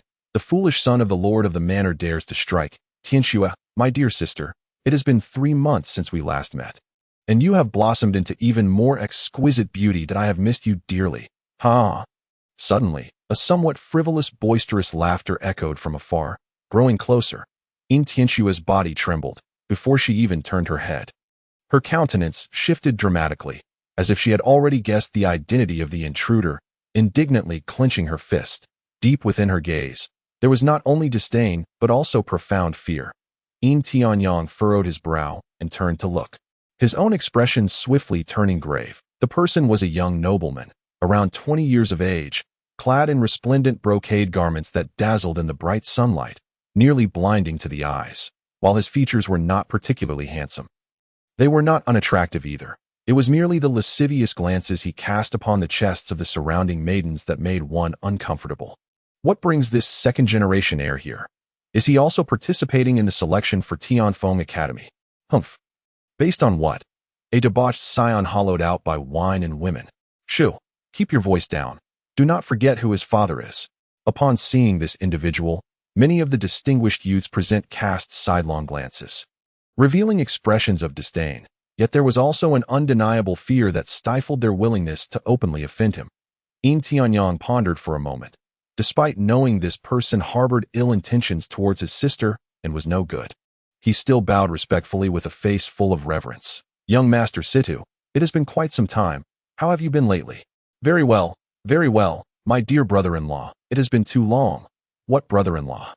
Your Situ family's demands have yet to be acknowledged by my father. Situ Hui retorted furiously, glaring at him. Upon witnessing this, Tianyang sighed inwardly and remained silent. This individual was Situ Tsong, the only son of Situ Zheng, the lord of Huayan Prefecture. The position of lord was that of a 5th-rank official in the court, overseeing military and political affairs of the prefecture, wielding immense power. The local aristocratic families dared not provoke him. Even though this unworthy second-generation heir indulged in frivolities, wreaking havoc, and at times even harassed the noble women of the area, the families, mindful of his father's standing, could only harbor their grievances in silence, striving to conceal their more attractive female relatives to avoid his predatory gaze. Unfortunately, fate being what it is, last year when their father brought the siblings to the capital to visit an old friend, they coincidentally encountered this second-generation heir, who took a fancy to his sister. Subsequently, Lord Situ Zheng personally sought a marriage alliance. Their father, caught in a dilemma, neither dared to offend the formidable lord nor could he bear to marry his daughter off to such an incompetent fool. Thus he could only delay. Once they gained admission to Tianfeng Academy and secured promising futures, the Yin family would no longer fear the Situ family. Yet, who would have thought that on the very day of Tianfeng Academy's recruitment in Huayan, they would once again encounter this second-generation heir's incessant pursuit, causing both siblings to feel utterly disheartened. A sinister smile crept across Situ Tsung's face as he lewdly glanced at Yin Tianxue's fair and rosy visage. Sneering, "Sister Tianxue, do not think for a moment that I am unaware of your thoughts. Do you believe that once you are admitted to Tianfeng Academy, you can escape my grasp? Dream on. The women I set my sights on are not so easily rid of. Even if you enter Tianfeng Academy, I will follow you relentlessly. You cannot shake me off. Ha. Humph. With your mere strength as a late-stage warrior, do you truly think you can gain admission to Tianfeng Academy?" Yin Tianxue scoffed coldly, her lips curling in disdain.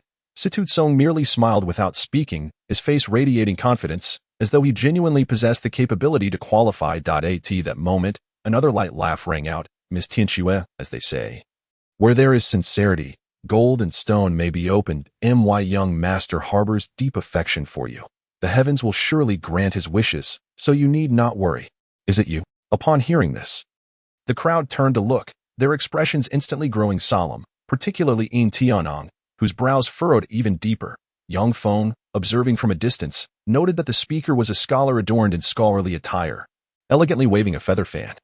Exuding a courteous demeanor, above his head, he bore the mark of LV.6, indicating mid-stage warrior strength, not particularly low, yet not high either, somewhere in the middle.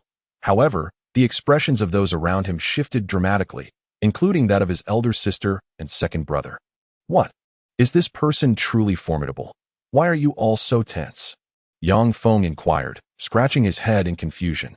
Nodding gravely, Yang Shaobai replied, "The foremost scholar of Huayan Prefecture, Zhuge Shi-san, is known as the Divine Calculator, possessing unparalleled foresight.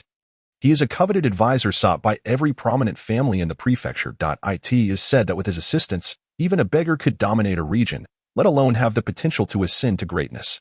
Oh, isn't this akin to the legendary Zhuge Liang and Pang Tong, where gaining one means seizing the world? Indeed, this is a strategy game, but it seems we are here for a martial contest. What business does a scholar have in this? That remains uncertain. But one can be sure that his involvement introduces significant variables. Perhaps that second-generation heir truly has a chance at entering Tianfeng Academy. Surely not. A level 3 creature here is merely a source of experience for everyone. How could he possibly qualify? Zhuge Shi-san possesses such abilities. He can alter destiny." With a long sigh, Yang Shaobai expressed his bewilderment. "However, I have heard that this person is exceedingly proud, looking down upon learned scholars of the world, and has long since retreated into seclusion. Why would he suddenly emerge to assist the Situ family? Even if they are the lords, that seems implausible. That it is rumored that countless royal relatives and eminent generals have been unable to summon him in the past. Why now?" Yang Feng listened, casting a deep glance at the self-assured Zhuge Shi-san in the distance, and suddenly smirked, nodding. "If this is indeed a strategy game for world domination, then this person is my Zhuge Liang, and I shall recruit him." With that, Yang Feng strode forward, making his way directly toward Zhuge Shi-san. The latter was leisurely fanning himself with a feather fan, when suddenly a figure appeared before him, staring intently. He was taken aback. "What business do you have? Brother, do we know each other?" The Yin siblings and the other noble youths wore puzzled expressions, wondering what Yang Feng intended by blocking the path of Huayan's foremost scholar. "I have heard that your intellect is exceedingly high, brimming with talent and foresight, the foremost strategist of Huayan Prefecture?" Yang Feng inquired bluntly, skipping any formalities. Zhuge Shi-san was momentarily stunned, then broke into a radiant smile. shaking his fan as he replied lightly. Such praise from the world is but a fallacy. Yet it cannot be denied that I possess some capabilities that surpass the mundane scholars. To boast so unabashedly, you must indeed possess genuine skill. Yang Feng grinned widely, extending his arms in invitation. Therefore, Master Zhuge, come and assist our Yang family. I believe I will be your finest lord, allowing you to fully showcase your talents. Do not waste your time with that foolish air of a landowner. He is unworthy. What? He audaciously attempted to recruit Zhuge Shursan and disparaged Situ Tsong in the process. What audacity! Upon uttering these words, the crowd was momentarily stunned. Even Zhuge Shursan gazed at him incredulously, as if he were an extraterrestrial.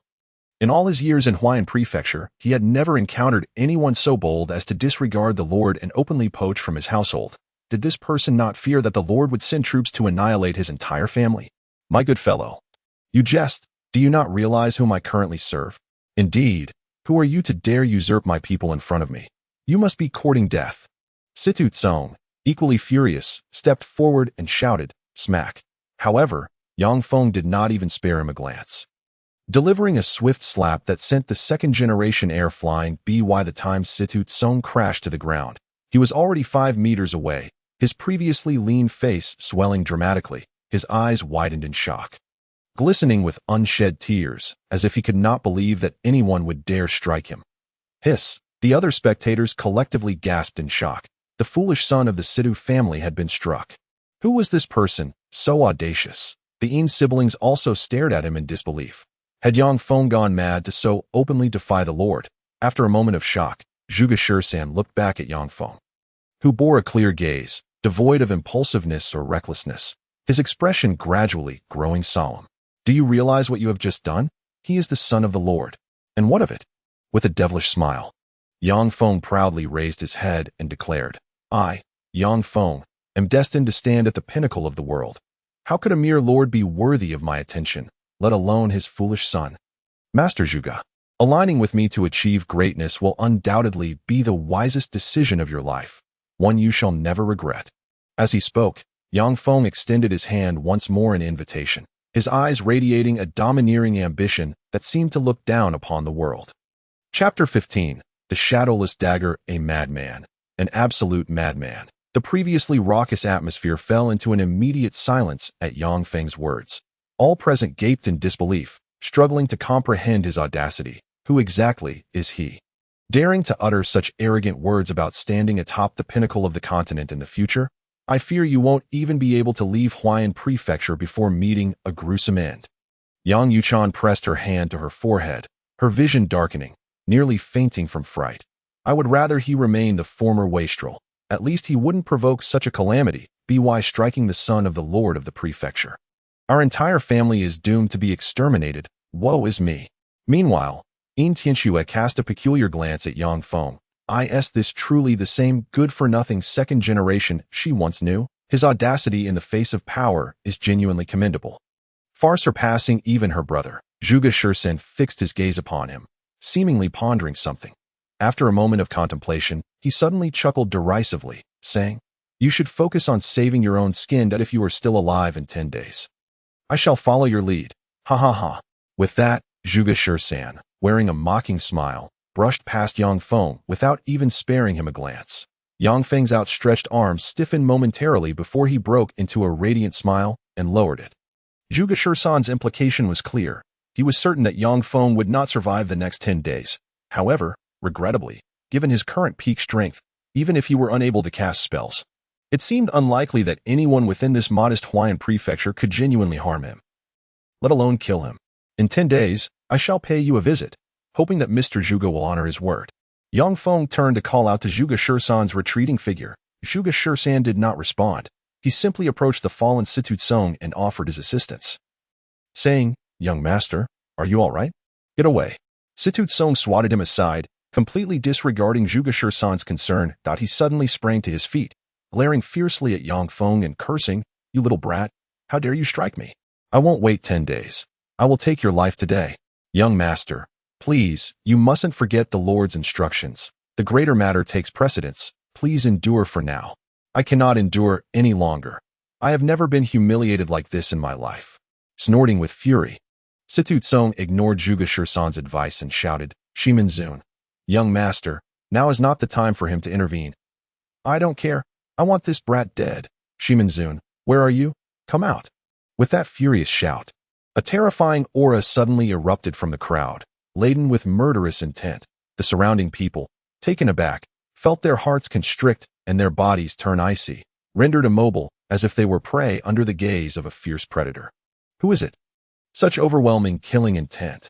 At this moment, Yin Tianyang, Tu Ganglai, and the Wu brothers, all of whom were close to the rank of quasi-general, paled and turned to look in the direction from whence the aura emanated. There stood a lean figure cloaked in black, as the breeze blew, the cloak parted, revealing a cold visage, a head of white hair, and in his hand, a 3-foot-long dagger gleaming with a chilling light. Shimen Zun, it truly is you. You are still alive. Upon recognizing the true identity of this individual, the crowd's expression shifted dramatically.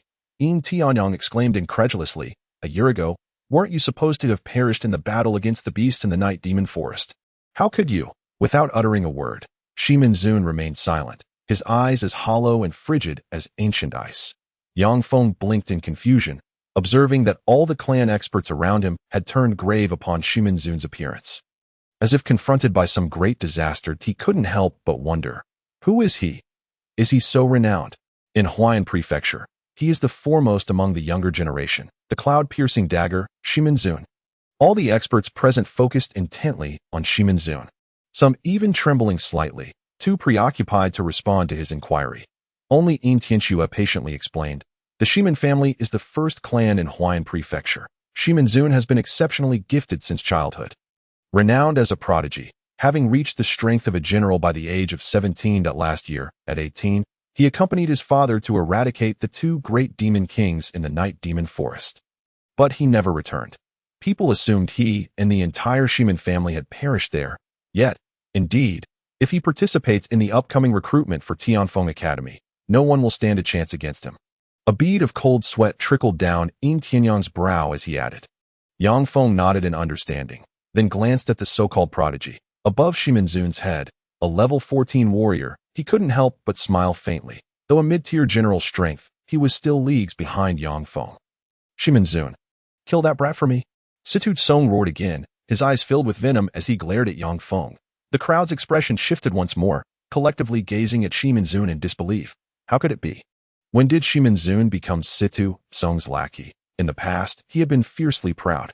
Ignoring the puzzled looks from the crowd, Shimen Zun, like a cold machine, slowly waved his dagger, advancing toward Yang Feng as if the Grim Reaper had descended.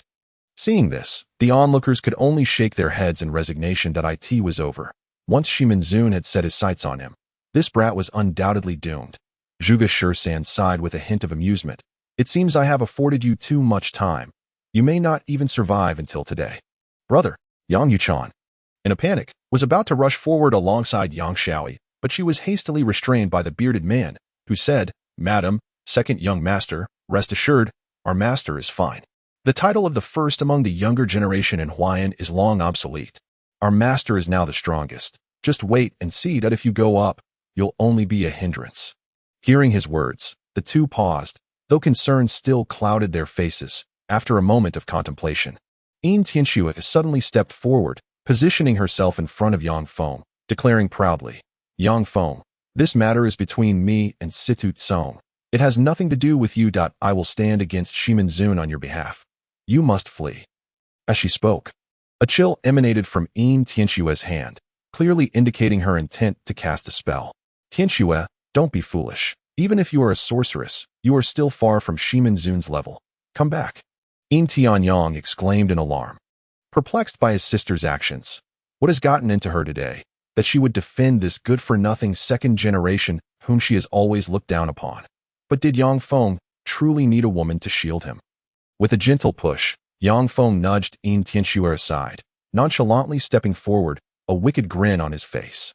Miss Yin, I believe you've misunderstood. I have no intention of involving myself in your trivial matters with that fool. I simply have my eyes set on his subordinates, so don't get ahead of yourself. Hey, you. And, before she could finish her sentence, a glimmer sparked in Yang Feng's eyes as he fixed his gaze on Shimen Zun. Continuing, this white-haired fellow, I have taken a liking to him as well. Come now, join my team alongside Zhuge Shisan, Shimen Zun. Whoosh, as a breeze swept by, the moment Yang Feng's words fell, Shimen Zun had already appeared behind him, his dagger trembling lightly in his hand. This is your final utterance in this life. Such a pity, it is mere drivel. The Shimen family's advanced first-tier combat skill, Shadowless Stab. Those with keen insight recognized his move, their expressions instantly darkening as they sighed.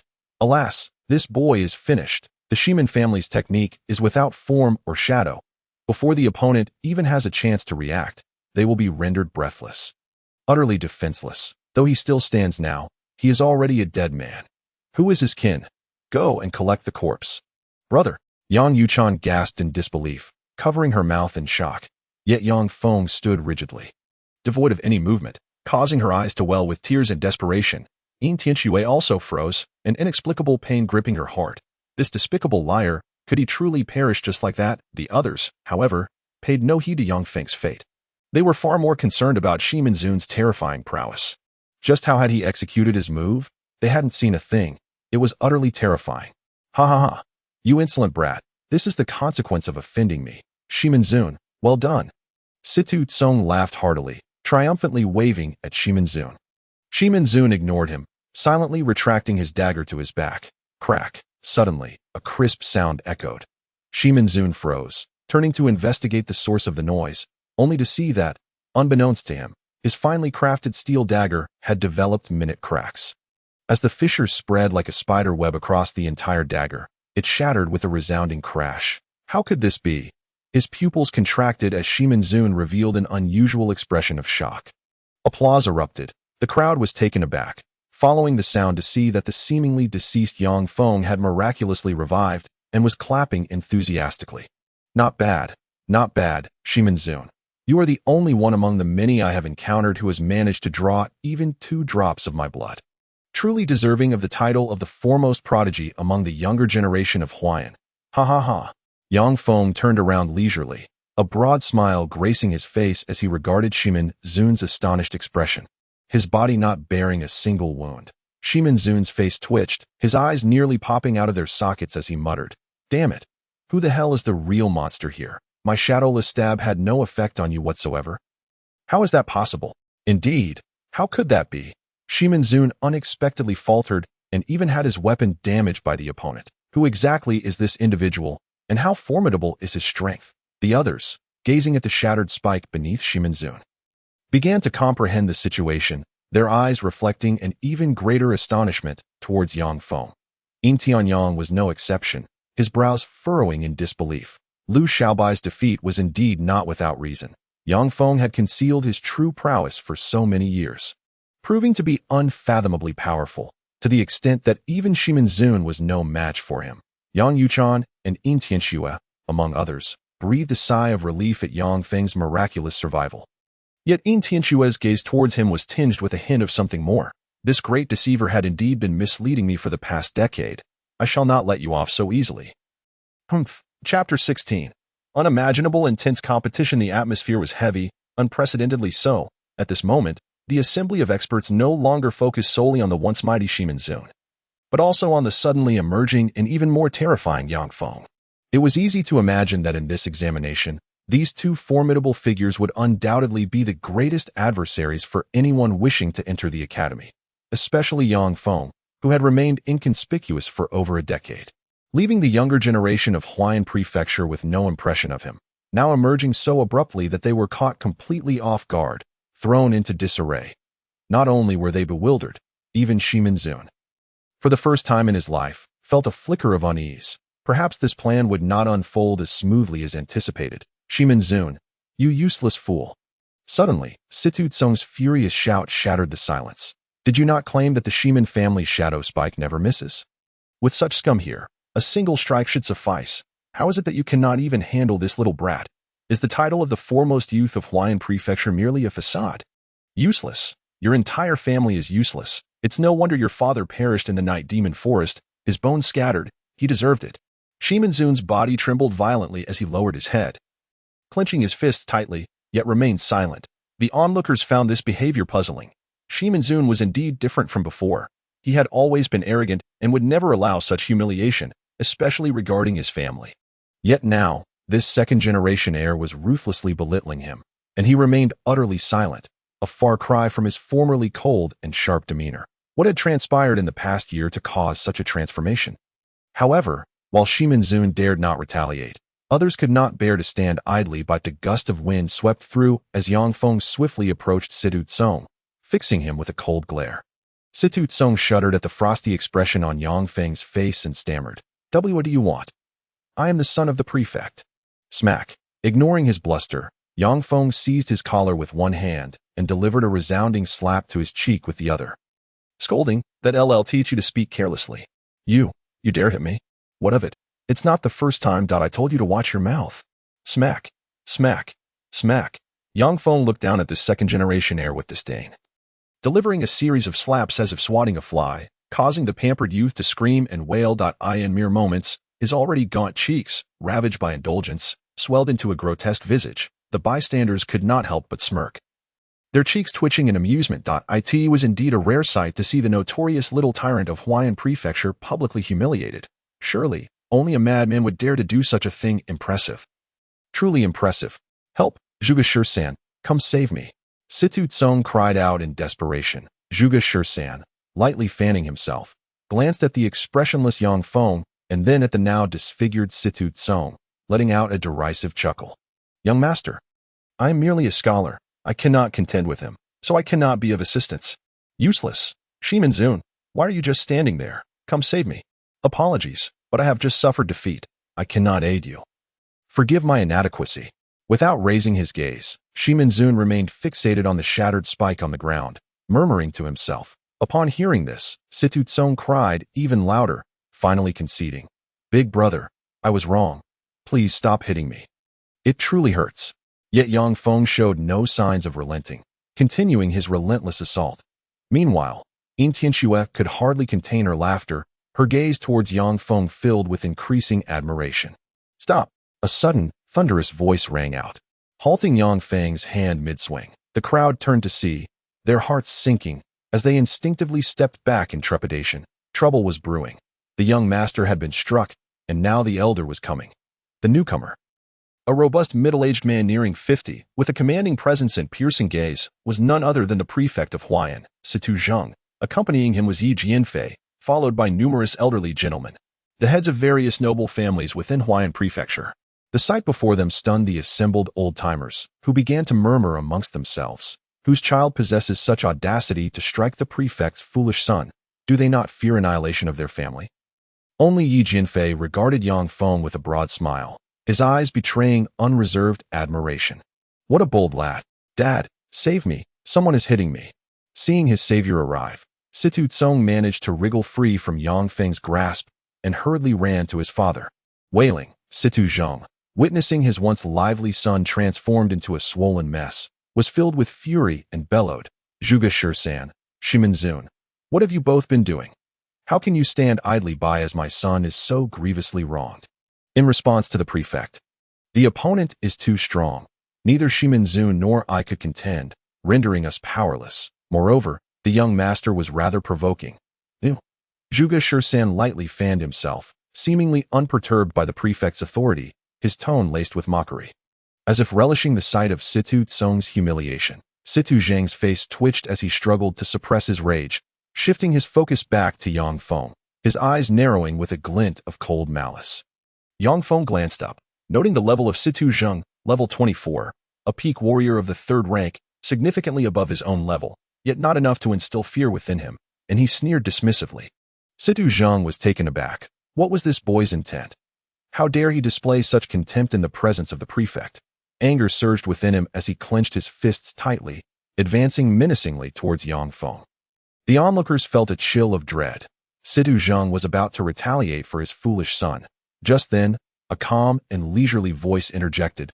Before the examination, engaging in private combat results in disqualification for both parties. Instantly, Situ Zheng froze in his tracks, glancing back at Yi Jianfei, whose face bore an amused smile. The implications of Yi Jianfei's words were abundantly clear. Should this incident be regarded as a private brawl? Both contenders would lose their qualifications. That it appeared to be a fair application of the rules, yet it was a clear shield for the young man, urging Situ Zheng to refrain from pursuing the matter. Who, after all, was this young man, that even the esteemed examiner of Tianfeng Academy would protect him so? After a moment's contemplation, Situ Zheng took a deep breath for the sake of his son's future. He ultimately retreated, smiling. Ah, Mr. Yi, you have misunderstood. The children were merely sparring. How could this be considered a brawl? Huh? Oh, is that so? Of course, I will not trouble this young man over this incident. Rest assured. Situ Zheng smiled slightly, providing Yi Jianfei with reassurance. That Yi Jianfei returned a satisfied grin, but Situ Zheng was incensed, exclaiming, "Father, he just hit me. How can you?" Silence. Smack. With a furious shout, Situ Zheng delivered a sharp slap to Situ Zheng's already swollen face. Scolding, "How dare you speak? I have advised you to train diligently, yet you refused. Now, you venture out and cannot hold your own in a fight. Who should you blame? Go aside and do not embarrass me." With a pouting lip, Situ Zheng, filled with grievance, slinked away, tears streaming down his cheeks. Meanwhile, he couldn't help but wonder why his father was so different today, not supporting him at all. The others were equally perplexed. The normally protective Situ Zheng was surprisingly subdued. Could it be that the Yang family had ties to a prominent family in the imperial capital, leading the prefect to tread carefully? Only Zhuge Shisan discerned the underlying dynamics, glancing at the satisfied smile on Yi Jianfei's face, and then at the self-satisfied Yang Feng. Suddenly enlightened, no wonder this young man dared to brazenly strike the prefect's son. It turned out he had powerful backing.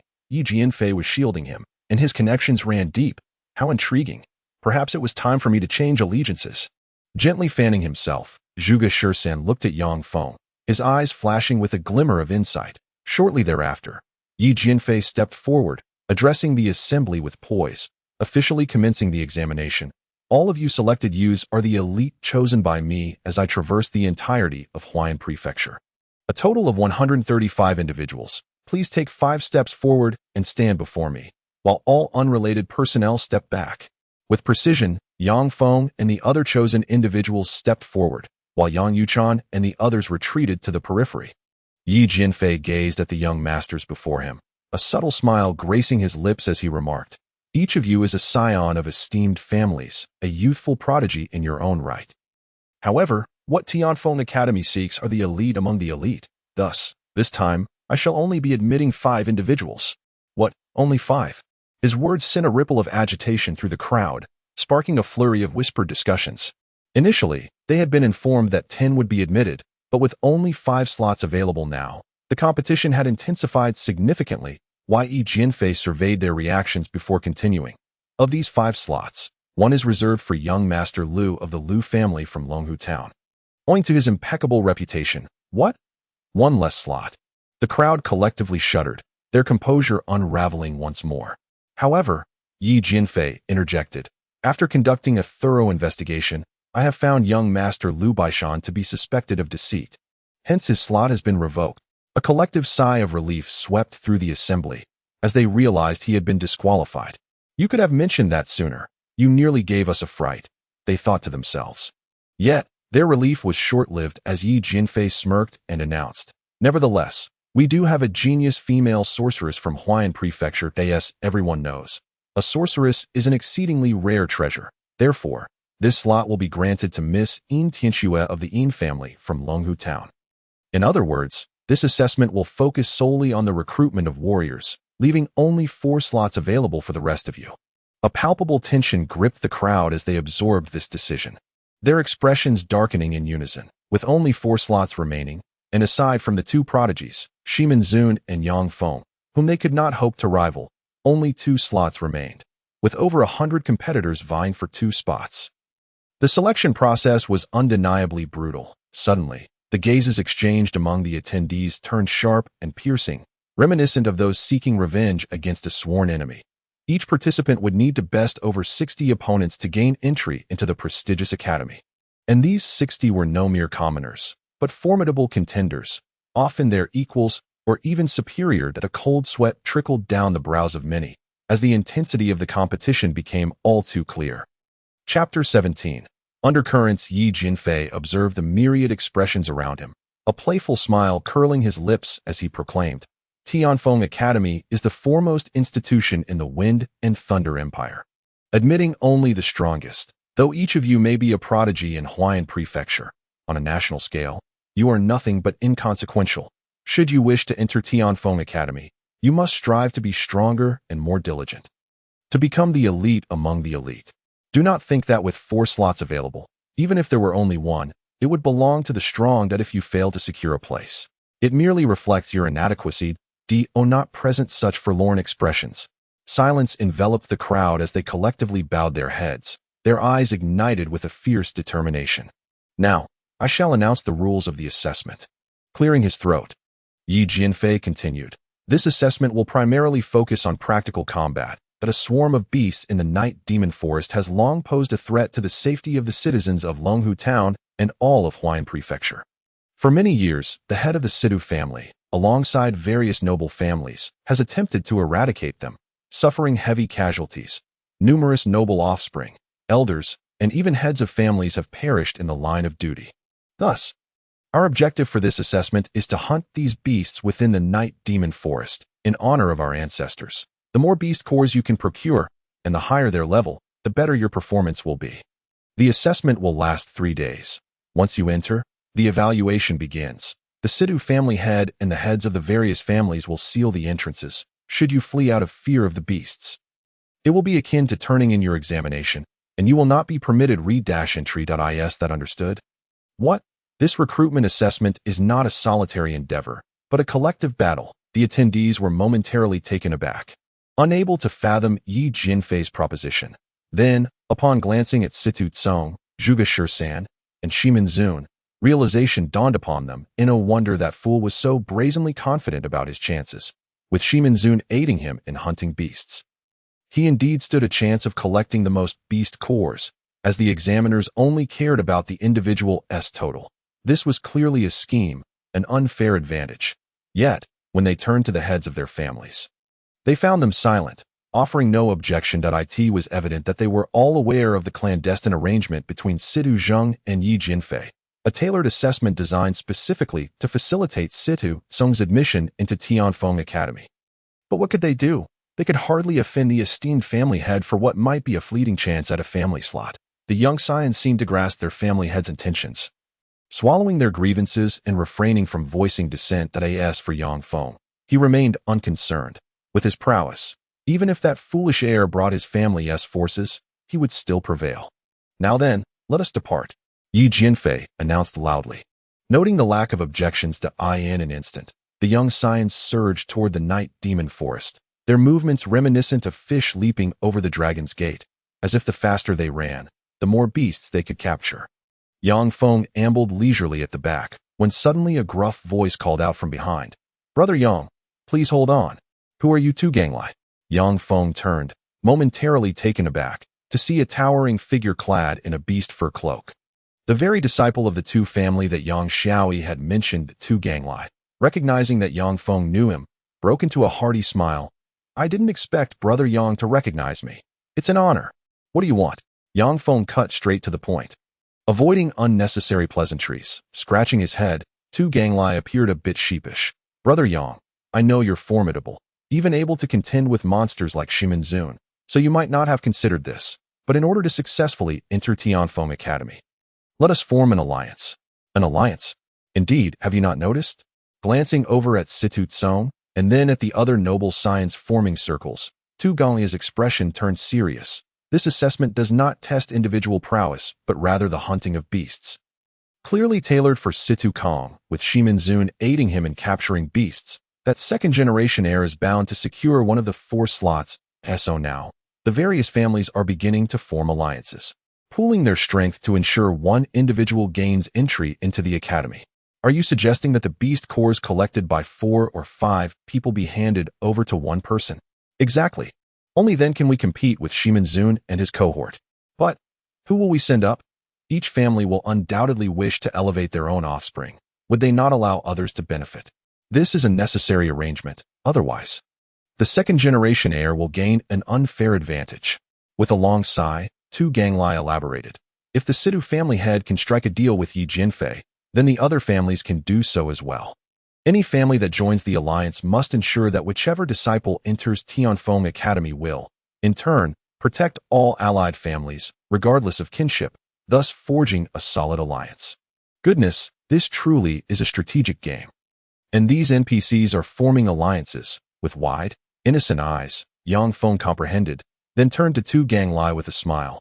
So, what are you suggesting? Do you wish for me to elevate you, or do you intend to elevate me? Well, at this point, Tu Ganglia's face broke into a mischievous grin. We need not sacrifice ourselves to elevate others. Let me boast a bit. Given my strength, aside from Shimen Zun and yourself, I fear no one here.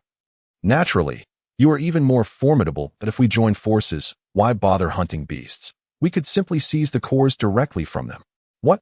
You can actually do that? Of course. Yi Jinfei never stated that we couldn't take them by force. Seizing is merely another facet of strength. If you cannot defend the beast cores in your possession, it simply means you are weak, and who else is to blame, right? Tu Ganglia's laughter was bright. Yet there was a cunning edge to his proposal. Yang Feng scrutinized him closely, inwardly marveling at the cutthroat nature of this realm, where the law of the jungle reigns supreme. Initially, upon hearing the game rules, he had assumed it was simply about hunting beast cores. He had not anticipated the option of theft. If that is the case, a sly smile crept across Yang Feng's face. Tu Ganglai observed and urged, So, what do you say, Brother Yang? Shall we join forces? Why should I ally with you? I only seek obedient subordinates. I do not form alliances. Raising an eyebrow, Yang Feng extended his hand before Tu Ganglai and firmly grasped it. Scoffing, with my strength, I could easily defeat over 100 of you simultaneously. Why would I need to ally with you? I want all the beast cores in your possession, including those you collect. You now have two options. Submit to me or face your demise right here. Gulp. Tu Ganglai swallowed hard, his heart racing at the sight of Yang Feng's sinister gaze. Has this become my own undoing? Meanwhile, observing the young scions of the noble families banding together, Zhuge Shursan shook his feather fan in exasperation, chuckling. Shimen Zun, oh Shimen Zun, was it not advised that you keep a low profile? Now look. Your existence has been revealed, and with the assessment rules in place, even a fool could deduce that this was orchestrated by the family head, now that they are banding together to hunt beasts. Do you truly believe you can single-handedly elevate your young master? Can this be blamed on me? The young master has been attacked. How could I possibly remain uninvolved? Shimen Zun spoke expressionlessly as he brandished a new steel spike. Without glancing at him, Zhuge Shursan continued forward, a faint smile escaping his lips. It appears we must resort to the second plan, the shadow guard. That I had hoped to avoid this approach, as once it becomes known, even if the young master attends Tianfeng Academy, he will be forced to return. Then let us ensure no one finds out. At that moment, Situ Tsong, clutching his swollen cheek, gritted his teeth and declared, Indeed. Summon the shadow guard to eliminate that scoundrel right here in the night demon forest, undetected, without a trace left behind. This is the consequence of offending me, ha. As Situ Tsong laughed maniacally, Shimen Zun furrowed his brow, a flicker of compassion flashing in his eyes. Zhuge Shursan observed this silently, choosing not to comment, but merely smiled faintly. Meanwhile, deep within the night demon forest, a figure clad in gray robes approached a cave. Suddenly, two shadows darted forth, two colossal wolves, each 3 yards in length, blocking the figure's path as they growled. Impudent human, daring to trespass into Lord Night Tiger's lair. Do you seek death? To think they possess the ability to speak, they must be near demons. I had underestimated the resilience of the demon race in the night demon forest after last year's purge in Huayan Prefecture. This old man can rest easy. A light chuckle escaped the figure as he removed his gray hood, revealing a familiar visage. But please inform Lord Night Tiger that Liu Chengfeng seeks an audience. Oh, it's the old man from the Liu family. What brings you here? A low, familiar voice resonated from within the cave. Liu Chengfeng's beard twitched, his eyes brimming with murderous intent. Night Tiger, I come bearing news. Tianfeng Academy is enrolling students, and the examination involves hunting demon beasts. Over 100 prestigious youths are wreaking havoc on your territory. I trust you will not stand idly by. Humph. Your human examination demands my demon kin to pay with hundreds of lives. I certainly won't let them off easily. But you, old man, would you really come to report such trivial matters? Speak your demands. I want them all dead, that if my son cannot acquire something, neither shall they. And Night Tiger, do you still remember the head of the Yang family from 10 years ago? Clenching his fists tightly, Liu Feng ground his teeth. That old man. Yes, I remember. I nearly perished at his hands. Had it not been for your intervention, I would have met my end. I owe you a debt of gratitude. What of it? Now his son has grown, formidable in strength, and is part of this examination. Taking a deep breath, Liu Feng turned abruptly towards the dark cave entrance, shouting, I want him never to return to Longhu Town. Night Tiger, if you take his life, our debt will be settled. Very well, it's no trouble, merely a brat, nothing of great significance. What does he look like? Here is his portrait. Take it. With a swift motion, Liu Feng produced a piece of rice paper and tossed it into the cave. As the image fluttered in the wind, two fierce eyes suddenly lit up within the pitch-black entrance, glimmering like giant copper bells. Chapter 18. The newly recruited underling roar. Roar. Roar. The Night Demon Forest, the largest gathering place for demon beasts in Huayan Prefecture, is fraught with danger.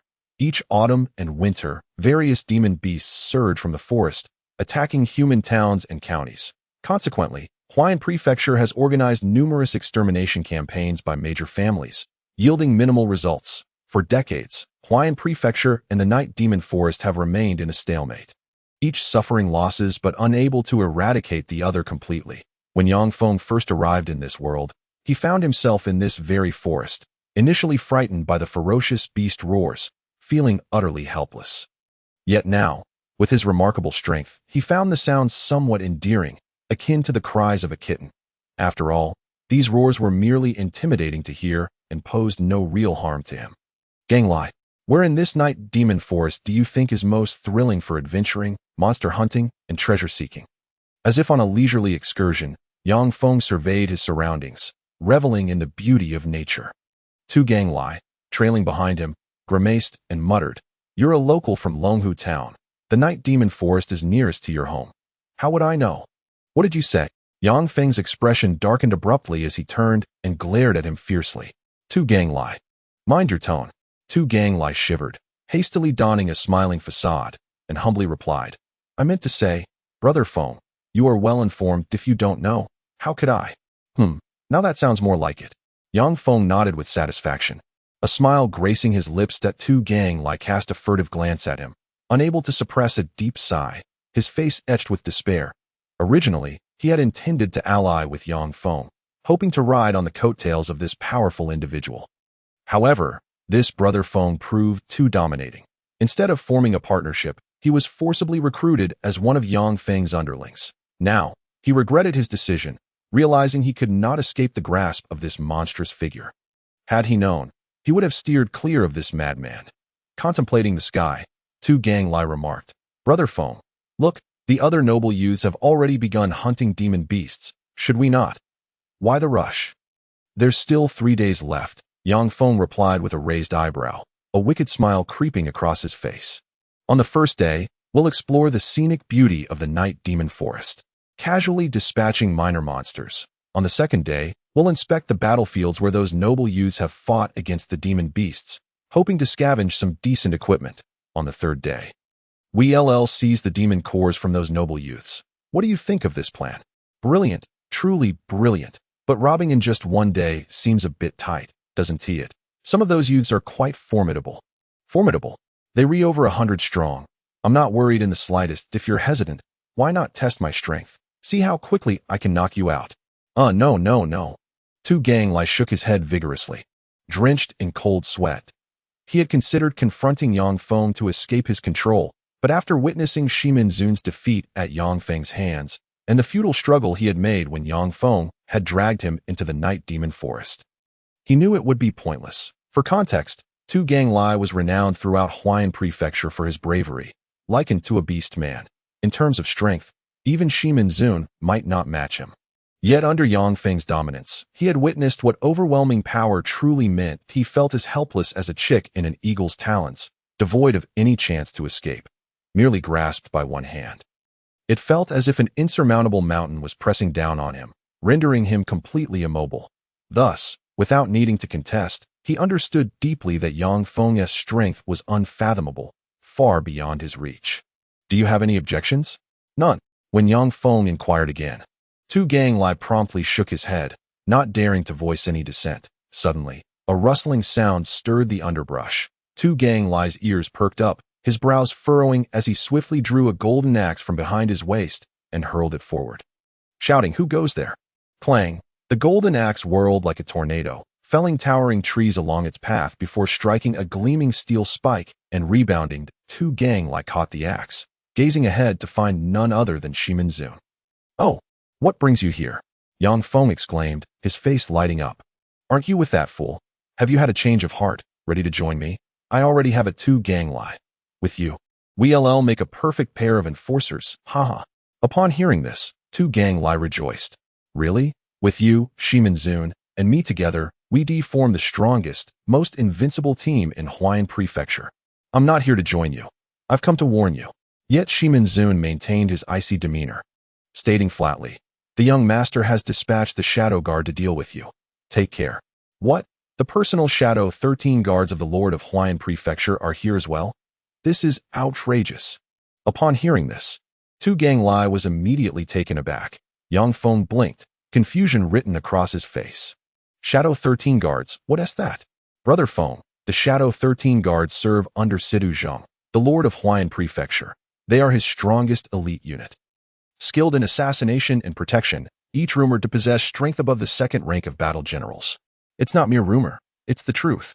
Taking a deep breath, Tu Ganglai finished speaking, only for Shimen Zun to interject. Once the 13 guards make their move, any noble family in Huayan Prefecture could be wiped out in an instant.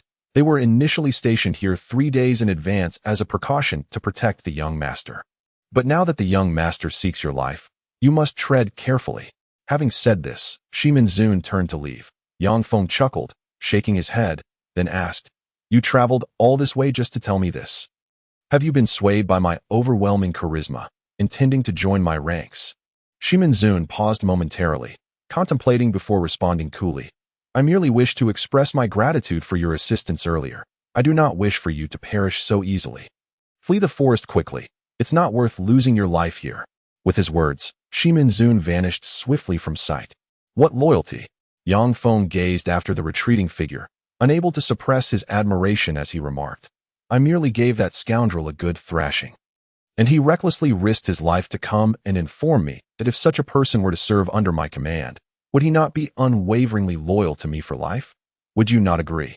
Ganglai, with a resigned roll of his eyes, Tu Ganglai could not help but sigh.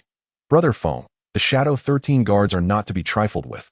Why are you still preoccupied with Shimen Zun at this moment?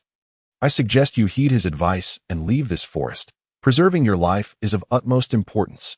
Just 13 mere warriors, should I be afraid of them? Even if they are assassins, my natural adversaries as a mage. The disparity in levels renders them ineffective." With a dismissive wave of his hand, Yang Feng continued onward, urging Tu Ganglai. "Ganglai, let us stick to our original plan. The first day, we shall explore the scenic beauty. The second day, we seek treasures and adventures. And on the third day, we shall raid the demon cores. Should we encounter those 13 guards, we will deal with them all at once. That I play this game to dominate the weak, if they come to offer their heads. I shall rejoice, haha." Tu Ganglai, unable to comprehend Yang Feng's words, merely followed closely, noting his carefree demeanor. Suddenly, a rustling sound erupted from the underbrush, and Tu Ganglai's eyes widened as he swiftly drew his diamond axe, slicing fiercely towards the thicket. "Brother Feng, run! The 13 guards are coming." "Ah, wait, it's me. Yet, a piercing scream echoed as a familiar head emerged from the foliage. Tu Ganglai froze, his axe halting just shy of her fair forehead. Bewildered, "In Tianxua missing. Did you not already secure a quota? Why are you here?" "Indeed, and I am right behind you." By rights, if you were to assist in cheating, it should be for your brother." Yang Feng expressed his confusion upon realizing it was her. In Tianxua brushed off the leaves from her head, casting a fierce glare at Yang Feng, pouting indignantly. "I have no desire for the quota that Yi Jinfei gave me. I want to prove myself through strength. Fair competition will earn me my own quota. Is that so? Then go hunt demon beasts, or seek out your brother. Ganglai, let us proceed with our plan." Nodding in understanding, Yang Feng waved his hand at Tu Ganglai. "Ready to depart." In Tianxue, sensing their intention, cried out in a panic, "Hey, you're just going to abandon me? I am a girl. Did you not wish to demonstrate that you could earn your quota honorably? We shall not hinder you. But I am a sorceress and require the protection of a warrior nearby, and my brother is not here." "And what of it?" Yang Feng replied with an innocent expression, causing Yin Tianxue to feel exasperated, silently cursing him. "This fool, must I spell it out for him?" Tu Ganglai then slapped his forehead, laughing heartily. "Brother Feng, why not allow Miss Yin to join us? Having a sorceress providing support would make hunting demon beasts easier. Even if we encounter the Shadow 13 guards, our chances would improve. Is that so? Well, I don't mind. If she wishes to accompany us, so be it." Indifferently shrugging, Yang Feng nonchalantly continued forward. "However, our plan remains unchanged. The first day for sightseeing."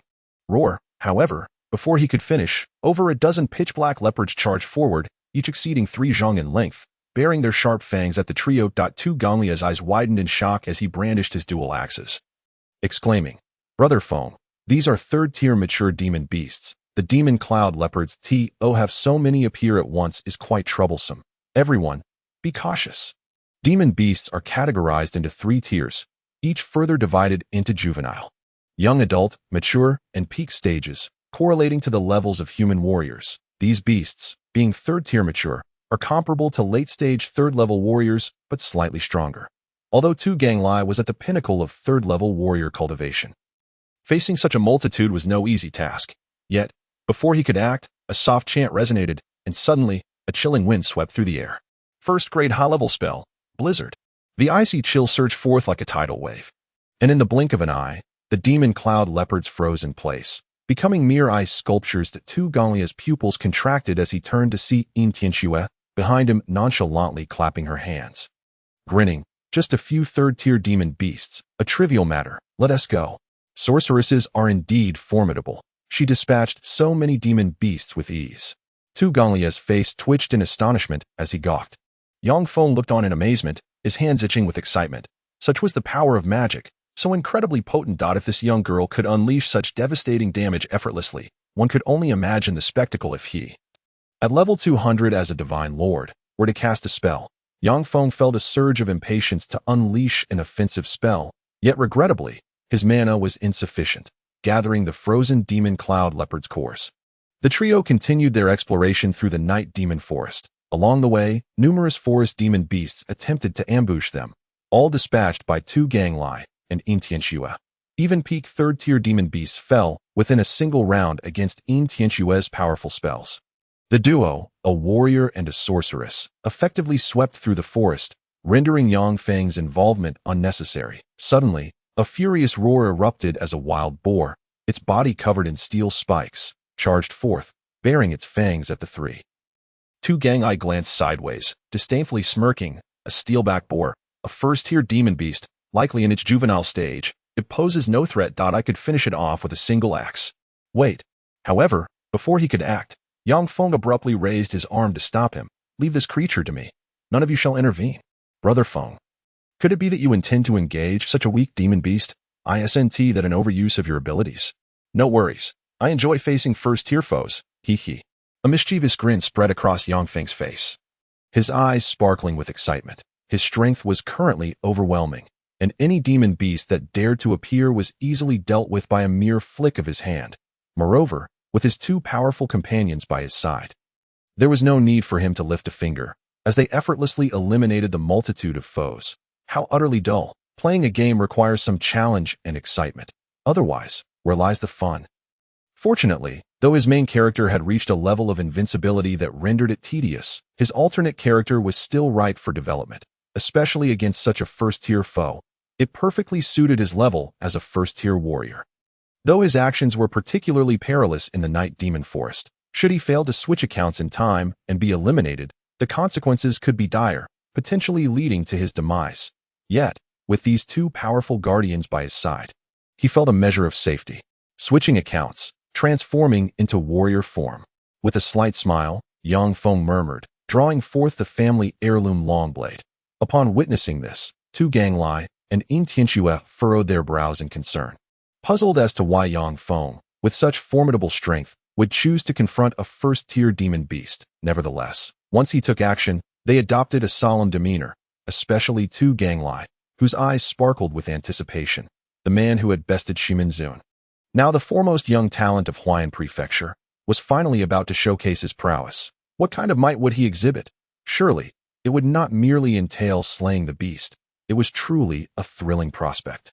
Roar! With a fierce bellow, the steelback boar finally lunged at Yang Feng, its back spikes erect like a multitude of swords. Yang Feng's gaze sharpened as he stepped forward, swinging his blade downward. Flame blade. Boom! A flash of fire erupted, and Yang Feng landed behind the small creature, striking a pose he deemed impressive. The steelback boar let out a scream, collapsing to the ground, a charred wound on its neck gushing blood. Ding! The system notification chimed. Congratulations, player, for slaying a first-tier wild beast. You have gained 100 experience points. Indeed, leveling up through slaying monsters is where the true enjoyment of the game lies. Letting out a long breath, Yang Feng smiled contentedly, a sense of fulfillment swelling within him. Turning to face his companions, he inquired, "What do you think? Was that strike not impressive?" The two stared blankly at him, their faces aghast. Yang Feng, confused, asked, "What is wrong with you? Why are you looking at me with such expressions?" "We were about to ask you the same. That was merely a first-tier demon beast, and your strike was not only clumsy but lacked power. It resembled the efforts of a novice who had just broken through to first tier. My brother's swordplay at 8 years old surpassed yours."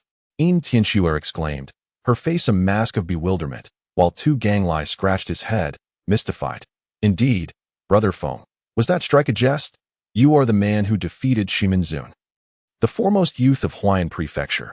How could you deliver such a subpar blow? Even if you were merely playing around, it should not be this poor." Resignedly rubbing his nose, Yang Feng shrugged nonchalantly. "That's my level. What of it? What business is it of yours? Regardless, from now on, any first-tier juvenile beasts we encounter are mine to handle, understood?" With that, Yang Feng strode forth, taking large strides. Tu Ganglai and Yin Tianxue exchanged glances, both equally perplexed. Yet they followed suit, complying with his wishes. As the day drew to a close, the trio engaged in a relentless battle against monsters, with Yang Feng relegated to the task of dispatching the most elementary level 1 creatures. By the time the sun dipped beneath the horizon, casting a warm glow over the landscape, Yang Feng had already vanquished dozens. Upon accessing the game panel, he discovered that he had accumulated over 3,000 experience points. A grin spread across his face as he proclaimed, "Allocate all experience points to my level up." Ding! The system announced, "Congratulations, player. You have leveled up to a level 2 warrior." Ding! The notification chimed again. "Congratulations, player. You have leveled up to a level 3 warrior." Then, silence ensued. "Is this it? After a whole day of effort, I've only gained 2 levels. This is far too slow." Yang Feng rolled his eyes in exasperation, reminiscing about the days when he could ascend from level 1 to level 10 in merely half an hour. Now, after an entire day of battling, he had only managed to progress by 2 levels, which left him feeling somewhat disheartened. However, if the prodigies were to learn of his grievances, they would undoubtedly be incensed. "Brother, you should count your blessings. For an ordinary individual, it typically takes 2 to 3 years to progress from the early to late stages of a level 1 warrior. Even the most gifted individuals require an entire year. You've achieved a remarkable feat by leveling up twice in a single afternoon. What more could you possibly desire?" Chapter 20. The Night Beast. The sun is nearly set. We must find a safe haven quickly, or the night will prove perilous for us, murmured Tu Ganglai. Observing the sky, he hailed from a family of hunters and was acutely aware of the survival rules of the forest. Within half an hour, we must locate a cave or valley, lest we find ourselves surrounded by nocturnal beasts. Indeed, but before that, allow me to show you something. Yang Feng nodded slightly, initially indifferent to the urgency. After all, his strength was unparalleled as a mage. However, a fleeting thought crossed his mind. If he were not so powerful, could he truly rely on his teammates? Thus, he declared, "Watch closely." With a swift motion, Yang Feng unleashed a fiery slash, cleaving a towering tree before him in two. "What do you think of that? Wow, that strike was far more impressive than anything you've done all day. It's as if you've transformed entirely," one of his companions remarked. "Indeed, until now, you were only battling level 1 juvenile beasts. Your prowess akin to a novice warrior, but now your strength has significantly surged, comparable to that of a late-stage level 1 warrior." Ying Tianxue and Tu Ganglai exchanged astonished glances, their eyes wide with surprise at Yang Feng's fluctuating prowess. Yang Feng smirked inwardly, thinking, I have just transcended to the late stage of level 1. Naturally, my strength has markedly improved. Yet, he chose to keep this secret to himself, instead adopting a serious tone. Actually, this pertains to an important secret of mine that I only share it with you as comrades. I won't divulge it to anyone else. A secret? Both of them perked up, intrigued. Could this be the reason for his monstrous strength? Clearing his throat, Yang Feng continued. By the way, what cultivation techniques have you both practiced since childhood? Just the standard energy gathering techniques. They are likely similar across various families, came the reply.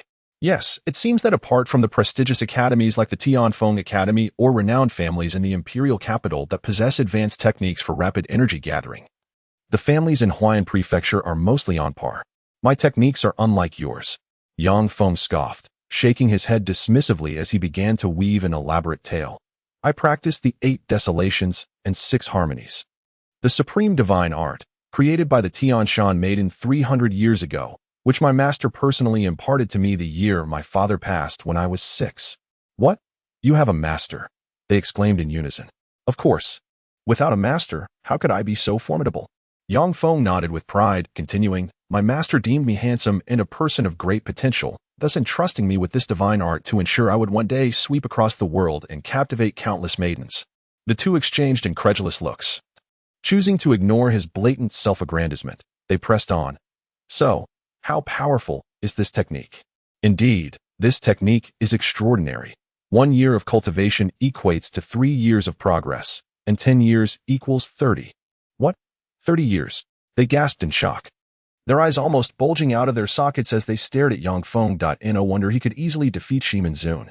After all, even the most talented could only boast a decade of cultivation. Whereas he had the equivalent of 30 if he had slightly better aptitude. Reaching the pinnacle of a war general would be a mere formality. That's outrageous, utterly preposterous. Tu Ganglai exclaimed, envy etched on his face. Brother Feng, you are indeed fortunate. Why haven't I encountered such good fortune to meet a master who could bestow upon me such a divine technique? Because you are not handsome enough, Yang Feng retorted. Eliciting synchronized eye rolls from both, he continued. However, this technique does have a drawback. Every decade, one's power resets to 0. In other words, it reverts to the initial state of a level 1 warrior. What? They were momentarily taken aback, exchanging knowing glances as they finally comprehended the source of his sudden decline in strength. It was indeed tied to his technique. Yet, upon further reflection, it made sense. Such an overpowered technique would surely come with some form of consequence. So, Brother Feng, what will you do now that you have reverted to the early stage of a level 1 warrior? You won't remain in this state indefinitely, will you? Tu Ganglai inquired, voicing his most pressing concern. Yang Feng smiled faintly. Of course not. Otherwise, this technique would be rendered useless. Who would practice it? When a cultivator's power resets, continuing to train is akin to cultivating for a day, which equates to 10 years of efficacy, until one's original strength is restored. Oh, I see. No wonder you advanced from the early to late stage of a level 1 warrior in just 1 day. It is all due to your technique. Ying Tianxue and Tu Ganglai finally understood. And Yang Feng couldn't help but chuckle softly. Suddenly, his expression grew serious as he added, thus, for the next 3 days, as I regain my strength, I will require your protection. Of course, if you are unwilling to provide such protection, you are free to leave and team up with other skilled individuals. Feel free to seize the monster cores I possess, as I am currently powerless. What are you saying? Are we the kind of group that lacks loyalty? Exactly. I, Tu Ganglai, a man of stature, would never betray you during your moment of weakness. Rest assured, I and Miss Een will assist you with the monster cores, and we shall split them equally. Without any hesitation, they pledged their support, their faces radiating sincerity. Yang Feng regarded them with a sense of appreciation. These allies were commendable, not the type to forsake loyalty for personal gain. That he felt reassured, ready to focus on his monster hunting endeavors, leaving his back covered by them. However, he did find it peculiar that Shimen Zun had mentioned the Shadow 13 would come to assassinate him. Why had they not yet arrived? How tedious. Surely they weren't attempting to toy with him.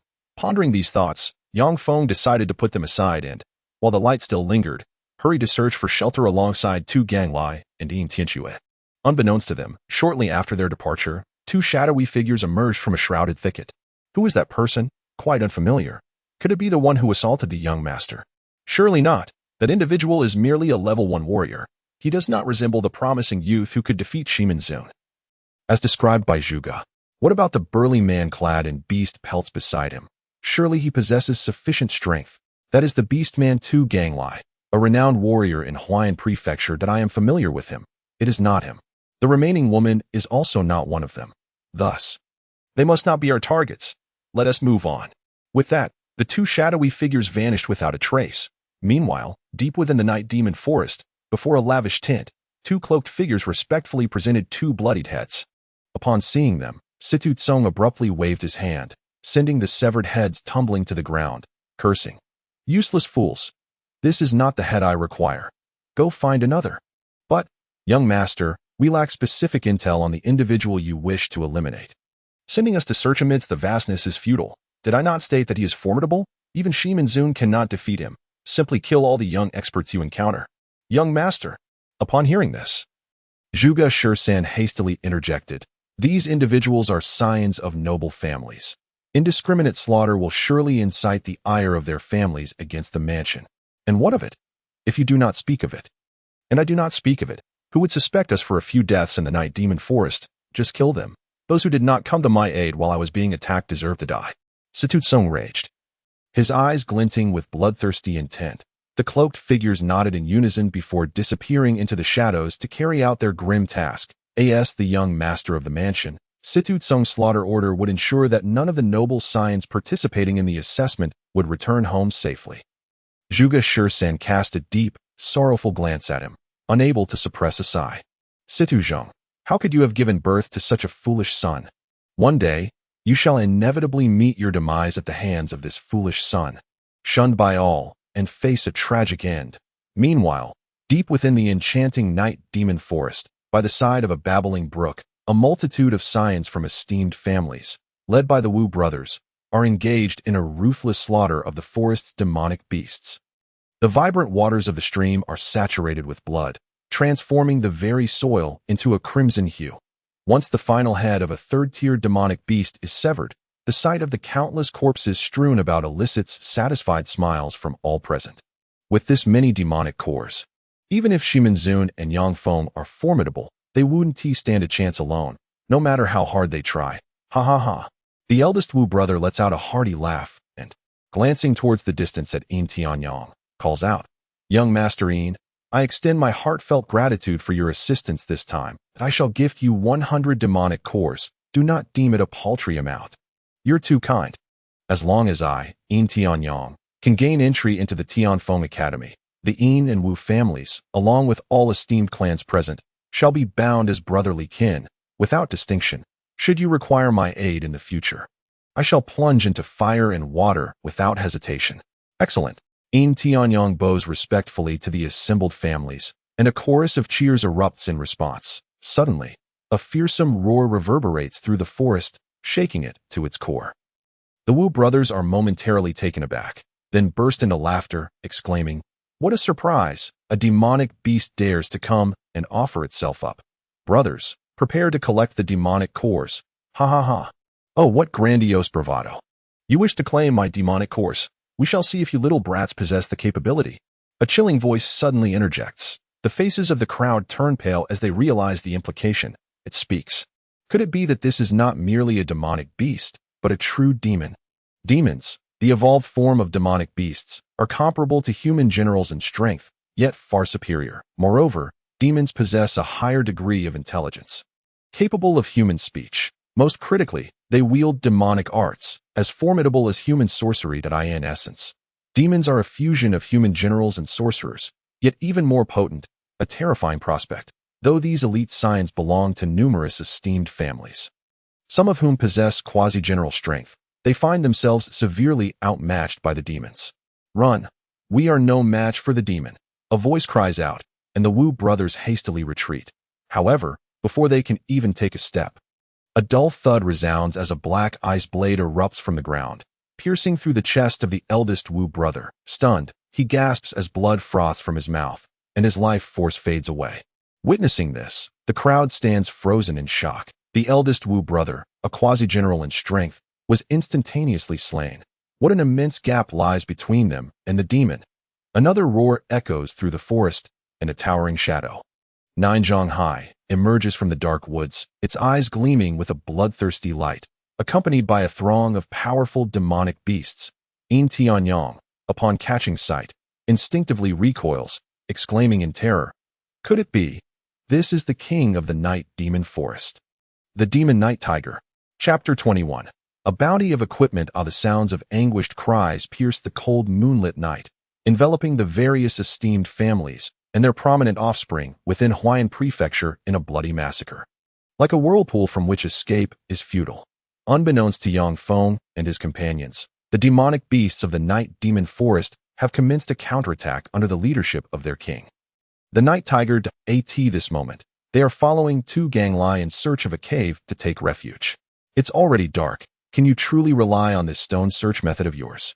Yang Feng, the burden of the team, impatiently remarks as he gazes up at the vast expanse of stars. The two Ganglai chuckles amiably, unfazed, and assures him, "Brother Feng, have no worries. I hail from a lineage of hunters. Aside from the demonic beasts, I am well acquainted with this forest. You can count on me. Following my lead, not only can we avoid encounters with nocturnal beasts, but we can also locate their lairs.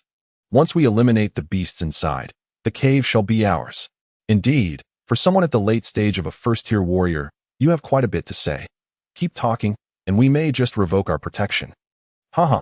Yin Tianxue jibes from the side. Yang Feng rolls his eyes dismissively. Who needs your protection? I've already transformed into an unstoppable force. Yet, despite their banter, these two companions remain steadfastly by his side, which he appreciates. Suddenly, two Ganglai halts, prompting Yang Feng and Yin Tianxue to pause in confusion. Before they can inquire, a towering cave, Tinzhong Hai, looms before them, majestic and imposing. The interior is pitch black, emanating the unmistakable scent of wild beasts. Lo and behold, we've actually found a cave, and what a grand one at that. Indeed, how could it be so vast? Tu Gonglia's brows furrow slightly, his expression shifting from excitement to grave concern. Logically, the size of a cave correlates with the size of the demonic beasts dwelling within. What kind of fearsome creature could inhabit such a large cave? Brother Feng, for safety's sake, we should retreat. The beasts inside may pose a significant threat. Retreat? Nonsense. If they are formidable, then I am even more so. I refuse to leave. I intend to stay here for the night. If it dares to refuse me, I shall slay it. Ha ha. Nonchalantly waving his hand, Yang Feng strides boldly into the cave without a hint of trepidation. Despite two Ganglai and Yin Tianxue's attempts to dissuade him, they ultimately relent and follow closely behind, with two Ganglai leading the way and Yin Tianxue guarding the rear, providing ample protection. Yang Feng feels a swell of gratitude for having chosen such reliable companions. Once inside the cave, two Ganglai cautiously investigates, and, finding no signs of demonic beasts, lights a torch. The bright flame illuminates the entire cave, revealing a dazzling array of jewels, precious weapons, and treasures scattered across the floor, blinding the trio with their brilliance. Wow, is this a demonic beast's lair? How can there be so many treasures? It rivals the royal palace. Unable to contain their astonishment, they exclaim in unison, their eyes wide with wonder. Yang Feng bellows, "Whoever claims it first gets it all." With that, he leaps into the pile of treasures, rummaging through them. Two Ganglai and Yin Tianxue share a hearty laugh and dive in alongside him. Ding! Congratulations, player. You have found a first-tier advanced battle weapon, Xianhuang Blade. Attack power 50, arm strength 20. Ding! Congratulations, player. You have found a second-tier advanced battle armor, Vine Armor, defense power 30, magic resistance 10. Ding! Congratulations, player. You have found. As Yang Feng uncovers one piece of equipment after another, the system chimes in with identification reports, and he can't help but grin from ear to ear. After 2 full days in this world, he finally reaps rewards, the greatest joy of gaming. Beyond leveling up is undoubtedly acquiring equipment. Yet, after battling Blackbeard, Liu Shaobai, Situ Tsong, and Shimen Zun, he had yet to obtain any gear. Who would have thought that by merely stumbling upon this mysterious cave, he would collect such a bounty of equipment? Although these items may seem somewhat beneath his level, an unparalleled sense of satisfaction washes over him. This marks the very first equipment he has acquired in this world, laden with sentimental value. He keeps such thoughts to himself, knowing that had his companions overheard, they would surely scold him for treating these items as mere souvenirs, while he may view them as low tier to the illustrious families of Huayan Prefecture. They are top-tier treasures. How could one simply consider them as keepsakes? Foolishness. Ding. Suddenly, another gentle chime resonates, and the system announces, "Congratulations, player, you have found celestial herb, which can be used to concoct celestial elixir." Oh, is this the celestial herb? The precious ingredient that Blackbeard tricked me into finding here, said to have the power of resurrection. Yang Feng muses, holding a sizable bundle of green glowing herbs in his hand, glancing back to see 2 crates still remaining. He can't help but smirk. Isn't this a bit excessive? How can it be considered rare or legendary? It's practically like cabbage. Little does he know, these herbs were painstakingly collected over several decades by the local demonic beasts, and he has just casually appropriated their hard-earned treasures. While he may not see their value, the demons that inhabit this cave would surely weep in despair, not wishing to dwell on it further. Yang Feng opens his game panel to access the alchemy interface, placing the celestial herb before him. The system promptly responds, "Celestial herb 10 mana points, can concoct celestial elixir, which restores 100 health points to the user." What? Resurrection? Turns out it only restores a mere 100 health points. With my 1 million health points, do I really need this? Besides, what I lack now is mana. Spending 10 mana to concoct a potion seems quite extravagant. Utterly useless. A complete waste. Yang Feng scoffs dismissively, yet acknowledges that it is better than nothing. While this item may not hold much significance for him, he might as well take it if it's free. Why not? Thus, he tosses the crates of celestial herbs into his built-in inventory, and they vanish without a trace. Meanwhile, Tu Ganglai and Yin Tianxue, still engrossed in their treasure hunt, suddenly notice that all the items around Yang Feng have disappeared. They can't help but exclaim in surprise, "Brother Feng, where did your belongings go? Do you possess a storage ring to stow them away?" The storage ring, a revered artifact utilized by the cultivators of the sacred continent for the purpose of storing items, is exceedingly precious. Within the confines of Huayan Prefecture, it is rare to find anyone adorned with such an item. Even the elite scions of families like Tu Ganglai and Yin Tianxue are devoid of one, let alone the common populace. Consequently, when they beheld Yang Feng possessing such a divine object, their faces were etched with astonishment. Is the Yang family truly so affluent as to acquire such treasures? With a nonchalant shrug, Yang Feng replied, "I have a system-provided backpack. What need have I for a storage ring?" "A storage backpack? What is that? I have never heard of it." The two were perplexed, their eyes clouded with confusion. Yang Feng, disinclined to elaborate, merely deflected, "It is a technique for storing all things, passed down from my master, allowing me to create space to conceal important items. This way, if a ring is lost, my valuables will not be stolen." "Wow, your master must possess extraordinary abilities to achieve such feats. Brother Feng, if the opportunity arises, could you introduce us? I wish to become his disciple." Tu Ganglai, utterly dumbfounded, spoke with dreamy-eyed admiration. Yang Feng smiled brightly and waved his hand, saying, "If fate allows, perhaps, follow Brother Feng, and all possibilities shall unfold. Prosperity and wealth will be within reach, hee. Thank you, Brother Feng." Tu Ganglai grinned sheepishly, his eyes sparkling with hopeful anticipation. "I have truly encountered a benefactor. Brother Feng's master must be an unparalleled expert. Even if I cannot attend Tianfeng Academy, it would matter not." Chapter 22. The Savior, "Brother, you cannot die." Suddenly, anguished cries echoed through the tranquil forest. Yang Feng's ears perked up. He questioned, "Did you hear that sound?" Tu Ganglai and Yin Tianxue exchanged glances, straining to listen, only to be met with a cacophony of lamentations. "Help, help! I no longer wish to attend Tianfeng Academy. I want to escape the night demon forest. Father, come save me. It is too terrifying here." Whoa! The sound seemed to be emanating from the southwest outside the cave. It appears someone is in peril. True to his background as a hunter, Tu Ganglai quickly discerned the direction of the cries. Yin Tianxue, her brow furrowed in concern, clenched her fists anxiously and declared, "It seems someone is in distress. I must investigate. I worry for my brother. You two go ahead. I will tidy up the items here and join you shortly." All right. Without hesitation or fear that Yang Feng would hoard the treasures, they readily agreed. Yang Feng regarded them with appreciation, touched by their trust in him. The two hurriedly exited the cave, rushing toward the source of the cries. Taking a deep breath, Yang Feng meticulously transferred all the treasures within the cave into his backpack before following their lead. Upon their arrival at the scene of lamentation, the sight that greeted them was nothing short of a hellish nightmare, heart-wrenchingly tragic. Dozens of dismembered corpses lay scattered across the silent meadow, staining the ground crimson. A group of previously spirited young heirs now screamed in terror, embracing their loved ones in a frenzied plea for help, devoid of any dignity. Yet, the individuals they clung to had long since breathed their last. Awaiting the inevitable, witnessing this grim tableau, the trio could not help but wonder what monstrous entity they had encountered to inflict such devastation.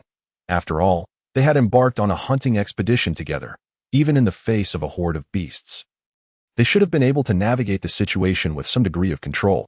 How could they have suffered such grievous losses? Is that the eldest of the Wu family? At that moment, Tu Gonglia's rugged eyes caught sight of the Wu brothers not far off, and he hurriedly approached them, exclaiming, "What on earth has transpired? You two are both formidable. How could your elder brother be so gravely injured?" Yang Feng turned his gaze, noting that the eldest Wu brother was drenched in blood, his complexion pale, teetering on the brink of death. The second Wu brother clutched him tightly, weeping, unwilling to let him go. Upon seeing Yang Feng and the others arrive, he cried out even more sorrowfully, "We encountered the Night Demon Forest's Beast King. The Night Tiger. It was utterly terrifying. Despite our combined efforts, we could not harm it in the slightest. Instead, with a mere flick of its hand, it gravely injured my elder brother. I risked everything to rescue him, but he is already woo-woo." "What? The Night Tiger? It has emerged." Tu Gonglia's body trembled at the mention of the name, his expression shifting with palpable fear. Involuntarily quaking, Yang Feng observed him, bewildered by the sight of this usually formidable man in such a state of panic. Just how fearsome was this Night Tiger to instill such dread? The second Wu brother, interpreting Tu Gonglia's reaction, empathized with his trepidation and lamented, "When the Night Tiger descends from the mountain, all beasts retreat. Now that the Beast King has appeared, what chance do we have to hunt? We must flee for our lives. Do you have any healing potions that could save my elder brother? He is on the verge of death." Healing potions? Upon hearing this, Tu Ganglai scrutinized the eldest Wu brother's injuries and sighed. With injuries of this severity, unless you possess a miraculous elixir capable of bringing him back from the brink, no ordinary healing potion will suffice. The second Wu brother, recognizing the truth in his words, tightened his grip around his elder brother, despair washing over him. Yin Tianxue, who had been anxiously observing from the side, finally seized the opportunity to interject. "Where is my brother? Have you seen him? Was he also attacked by that Beast King?" "Young Master Yin." The second Wu brother glanced at Yin Tianxue, his expression darkening, before gesturing toward a distant, shadowy corner. Following his gaze, Yin Tianxue's eyes widened in horror as her face drained of color. There, slumped against a withered tree, was a bloodied figure, gasping for breath, on the verge of death, none other than Yin Tianyang. "Brother," she cried, rushing forward in anguish, tears streaming uncontrollably down her cheeks as she implored, "What has happened to you? Don't die, Wu." With heavy-lidded eyes, Yin Tianyang, on the brink of death, looked up to see Yin Tianxue before him, startled. "Tianshu, how did you get here? Quickly, flee. The Night Tiger is out. It is dangerous." Brother, seeing him still concerned for her safety, only deepened her sorrow. Yang Feng and Tu Ganglai followed closely behind, arriving at Yin Tianyang's side to assess his injuries. Yang Feng spoke softly. "Ganglai, is there any hope for him? His condition is dire, much like that of the eldest Wu brother. There is little hope left." Tu Ganglai sighed. Upon hearing this, Yin Tianxue collapsed beside her brother, weeping uncontrollably. Then, seemingly grasping at the last shred of hope, she turned to Yang Feng, her eyes brimming with desperation. "Yang Feng, your master is so powerful. Did he not teach you any methods to bring someone back to life? Please, save my brother. I am a mage, not a healer. How could I possibly save someone? Even if I had a healing spell, I have yet to unlock it, and besides, that is merely a skill from my game. Who knows if it would even be effective?" But soon, he recalled that although he lacked a healing spell, he possessed the celestial herb, which could restore 100 health points. However, he wondered if it would even be beneficial for Yin Tianyang. Contemplating this, Yang Feng retrieved a celestial herb from his backpack and murmured, "System, if I give this to someone, Will it restore 100 health points? Ding! The system chimed. Warning! Any herb must be refined into a medicinal pill before it can be consumed by humans. What the? This is blatant extortion. I have so little mana, and you expect me to refine pills. Unable to contain his frustration, Yang Feng hesitated to part with the precious 40 points of mana he had painstakingly gathered. Yet, under the gaze of Yin Tianxue's pleading eyes, he gritted his teeth. Fine, I will try this pill. It might just work. Resolving himself, Yang Feng tossed the celestial herb into the system's alchemy interface. Ding! A delicate chime rang out, and the system announced, Congratulations, player. You have expended 10 mana points to refine a celestial pill, restoring 100 health points. Upon hearing this, Yang Feng checked his backpack and indeed found a gleaming green pill. He handed it to Yin Tianxue, saying, I have a celestial pill. I cannot guarantee its efficacy, but you may try it on your brother. If it fails, there is nothing more I can do. Thank you, she exclaimed, nodding fervently as she hurriedly took the pill and administered it to Yin Tianyang. Buzz! As soon as the pill was consumed, an invisible wave emanated, and a verdant light enveloped Yin Tianyang's body. Miraculously, the wounds on his body began to heal rapidly. In mere moments, he suddenly shook himself awake, standing upright. Witnessing this, Yin Tianxue erupted with joy, embracing her brother and exclaiming, Brother, you are all right. This is wonderful. What has happened to me? How could my wounds have vanished? Yin Tianyang exclaimed in astonishment as he touched the place where his injuries had disappeared. Tu Ganglai, witnessing this miraculous transformation, was utterly dumbfounded, and then turned to Yang Feng with a look of admiration, exclaiming, Brother Feng, what kind of divine elixir is that? It's truly remarkable. Even someone on the brink of death can be revived. It's truly a resurrection. Goodness, just a mere 100 points of vitality can bring someone back to life. How low must your vitality be? Yang Feng was equally taken aback, realizing why the celestial herb was hailed as the elixir of resurrection. For individuals with such low vitality as them, it indeed was a revival. Simultaneously, he comprehended that this potion was not only beneficial for him, but effective for the people of this world as well. But this raised another question. Could the magical abilities displayed on his game interface be learned by the inhabitants of this realm? Aside from the differences in cultivation methods, were they fundamentally interconnected? As Yang Feng pondered these thoughts, the scene before him quickly captured the attention of the nearby injured, who erupted into a chorus of astonishment. Shouting, Young Master Yin has come back to life. It was young Master Yang who saved him. He possesses the elixir of resurrection. Young Master Yang, please save us.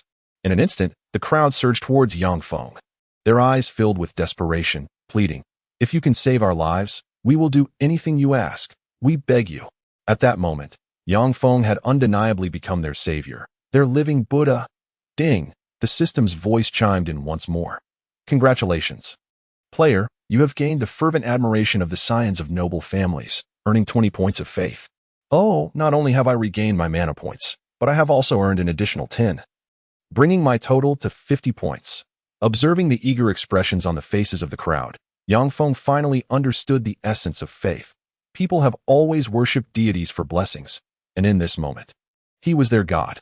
Moreover, these individuals were the elite offspring of the prominent families within Huayan Prefecture, the future elders and heads of their clans. If he could win their allegiance, the entire Huayan Prefecture could very well belong to Yang Feng.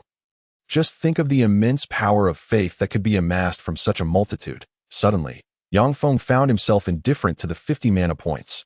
He decided to use them all to refine pills, transforming them into 5 celestial pills. After all, one must give to gain. He then raised his arm and declared, Follow Brother Feng, and you shall feast. Trust in Brother Feng, and you shall attain eternal life. Trust in Brother Feng, and you shall attain eternal life. Hearing his rallying cry, the rest of the crowd joined in, creating a fervent atmosphere that resonated endlessly. In that moment, Yang Feng had clearly established himself as the leader among them. Chapter 23. The Night Tiger Strikes. Brother Feng, my elder brother is on the verge of death. Please save him. Amidst the clamorous cries, Wu's second son rushed to Yang Feng, cradling his elder brother in his arms. Without hesitation, Yang Feng produced a celestial pill and administered it to him. Suddenly, a burst of green light enveloped the area, and Wu's elder brother regained his breath, his complexion returning to a healthy hue as his wounds healed at a visible pace. When Wu's elder brother opened his eyes, though still somewhat weak, he was no longer in grave danger. What has happened? He uttered in confusion, having just returned from the brink of death. As the crowd witnessed yet another miracle. A wave of cheers erupted, and their reverence for Yang Feng intensified. Once Wu's elder brother heard the full account of what transpired from his sibling, he immediately clasped his fists in gratitude, saying, "Young Master Yang, I shall forever remember the life-saving grace you have bestowed upon me. Wu Shan and Wu Lai pledge our lives in your service. Should you ever require anything, we will brave fire and water without hesitation. Brother Wu, you are being too modest. To save a life is more meritorious than constructing a towering pagoda. Am I the kind of person who seeks repayment for kindness? Of course, if you need something. I won't hold back, huh? Brother Feng, please, save my younger brother. Brother Feng, I'm losing blood. Please help me. Brother Feng, my cousin is on the verge of death.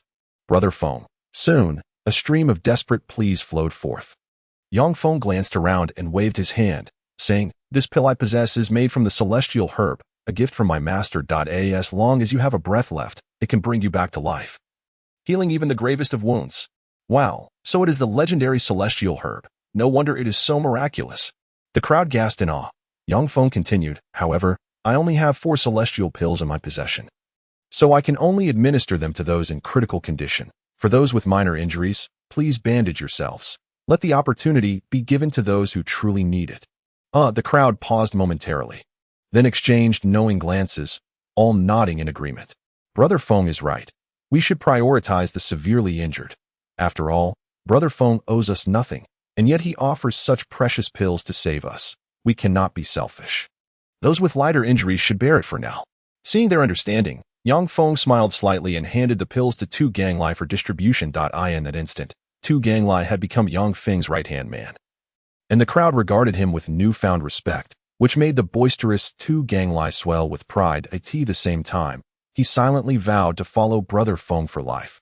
Even if Brother Feng were to cast him aside, he would not leave. Following Brother Feng, there was a bright future ahead. This Yang Feng is truly a hidden gem. It seems that a significant portion of the elite offspring in Huayan Prefecture will owe him a debt of gratitude. And our Yin family is no exception. In the future, the most powerful family in Huayan Prefecture will undoubtedly be the Yang family. As he observed Yang Feng's triumphant smile, surrounded by admirers like a star, Yin Tianyang took a deep breath and could not help but exclaim. Yin Tianxue, upon hearing this, smiled broadly, her eyes turning into crescent moons, feeling a sweetness in her heart. Yang Feng's acclaim brought her greater joy than any honor she could receive herself. Suddenly, a ferocious roar echoed from a distance, followed by a thunderous growl, bellowing, Who has stolen all of my hard-earned treasures, you thief? Hey, isn't that coming from the direction of the cave we were staying in? It seems the cave's owner has returned and is now furious about what we have done, huh? Yang Feng chuckled lightly as he glanced towards their previous location. However, upon hearing this, the others trembled in fear. Instinctively shivering, some even collapsed to the ground, their legs giving way beneath them. It's it, the night tiger. The night tiger has come. The night tiger. Tu Ganglai exclaimed in shock, immediately turning to Yang Feng. Brother Feng, the cave we just found belongs to the Demon King. The night tiger. We are in deep trouble. Having stolen so much from it, it will surely seek vengeance. Oh, so it's the Demon King's lair. No wonder there were so many treasures and such a vast space. Now it all makes sense. Yang Feng shrugged indifferently, as if he were merely hearing a piece of gossip. Yin Tianyang, however, trembled in fear, becoming increasingly anxious, and shouted, Quickly, extinguish the torches. Hold your breath and stay silent. We must not let the night tiger discover us.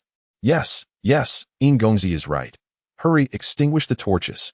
Following his orders, the others hurriedly nodded and extinguished their flames, moving as stealthily as mice sensing a cat's presence. Seeing their panic, Yang Feng realized they were terrified of the demon, completely devoid of any fighting spirit.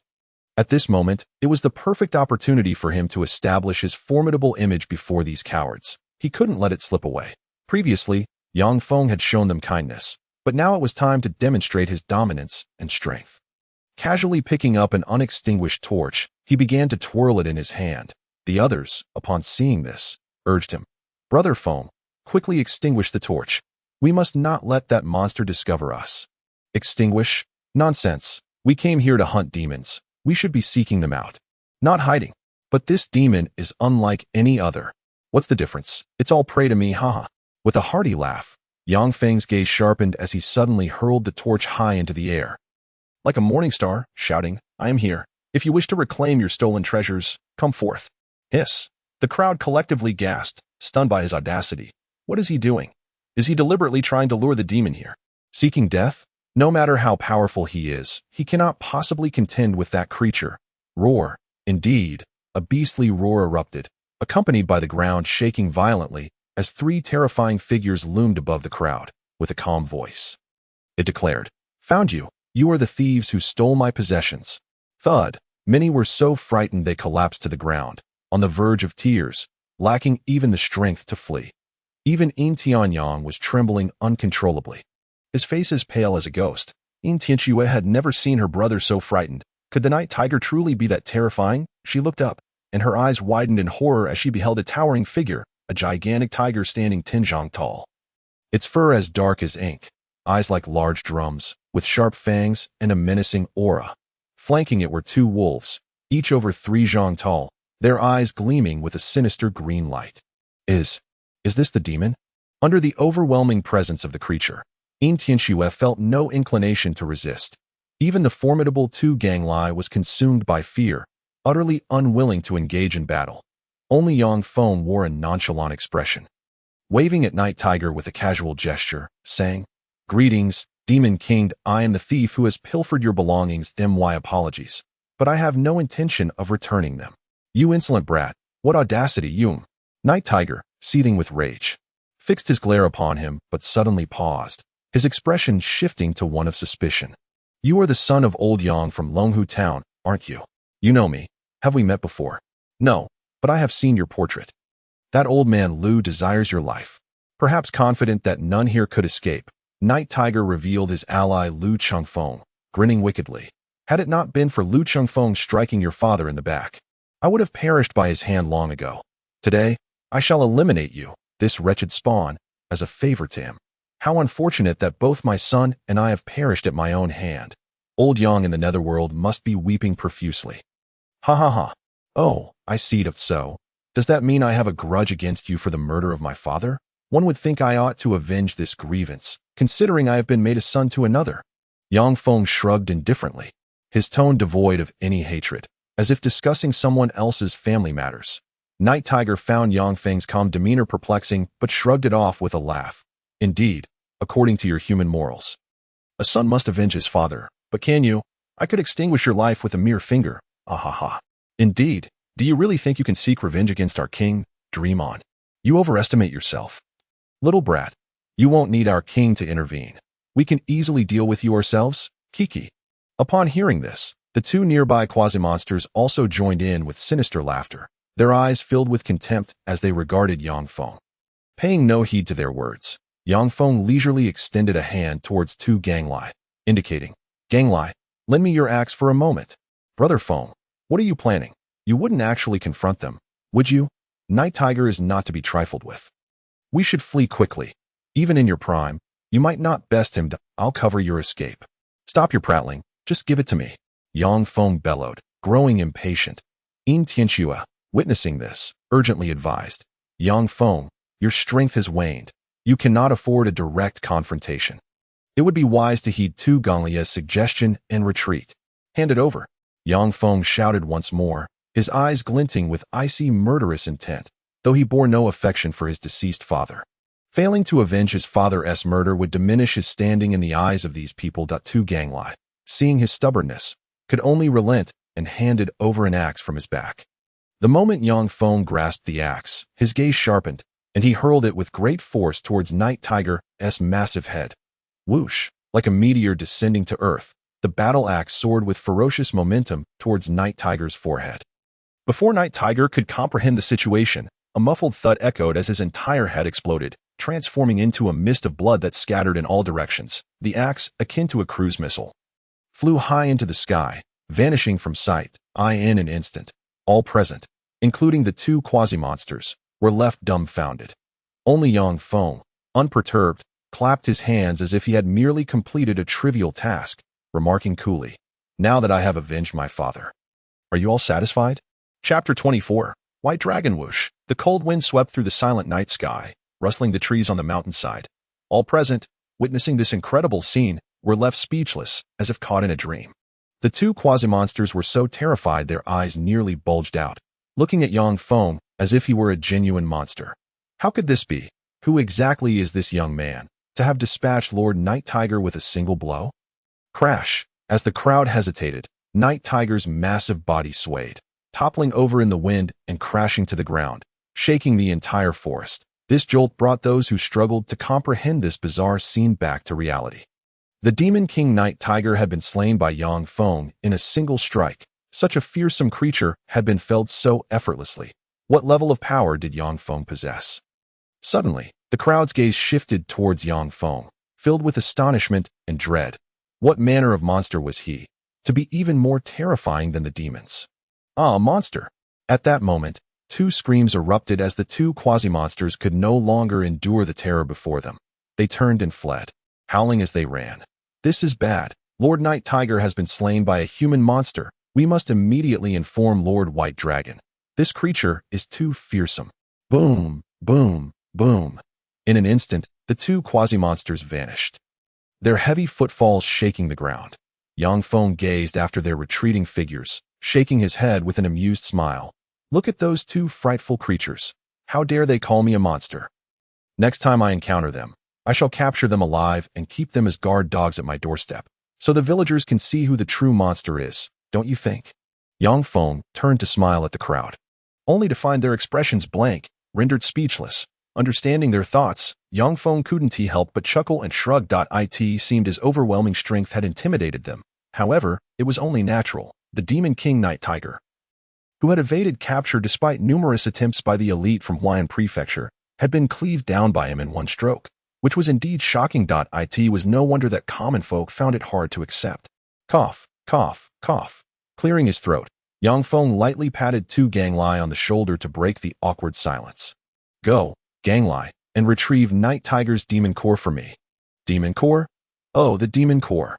After a moment of stunned silence, Tu Ganglai reacted quickly, hurriedly scurrying over to eviscerate Night Tiger and retrieve a demon core that shimmered with a black glow, roughly the size of a cauldron. He then returned to Yang Feng, a broad smile on his face, appearing even more obsequious than before, presenting it with reverence. Brother Feng, you truly are a man of hidden depths. I never imagined your power had grown so formidable, able to dispatch even Night Tiger in a single blow, but I thought your strength had diminished due to your cultivation methods. How are you still so strong? The decline is indeed true.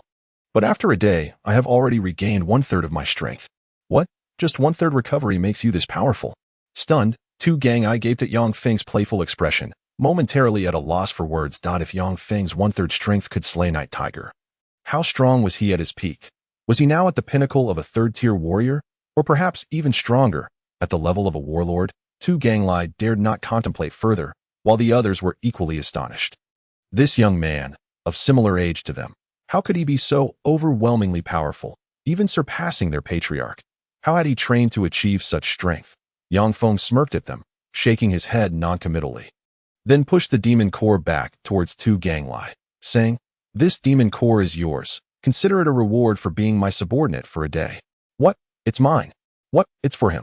At this declaration, not only Tu Ganglai but everyone present could not help but exclaim in surprise. This demon core was no ordinary one. It belonged to the Demon King Night Tiger from the Night Demon Forest. During the assessment at Tianfeng Academy, everyone sought to hunt demon beasts and seize their cores, not just for quantity but also quality. Clearly, acquiring Night Tiger's demon core would equate to one capable of surpassing 10,000 ordinary demon cores, ensuring a commendable achievement recognized by the Academy. To give it away so easily, merely for having followed him for a day, demonstrated Yang Feng's remarkable generosity. In an instant, the crowd looked at Tu Ganglai with a mix of envy and jealousy, their hearts filled with regret. Had they known this would be the case, they should have allied with Yang Feng from the start. But who could have predicted this young man would possess such strength and generosity?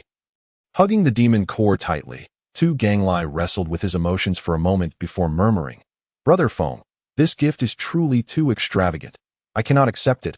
Moreover, what will you do without this demon core? How will you explain it? Do not concern yourself with me. Did you not hear those two little demons mention another demon king besides Night Tiger, named White Dragon? I shall seek it out for its demon core. It will be no problem. Ha ha ha. White Dragon. Upon hearing this, Tianyak thought for a moment before nodding. Indeed, there is another demon king in the Night Demon Forest known as White Dragon. Our Longhu town derives its name from these two demon kings. One dragon and one tiger. However, White Dragon has not shown itself for the past 20 years.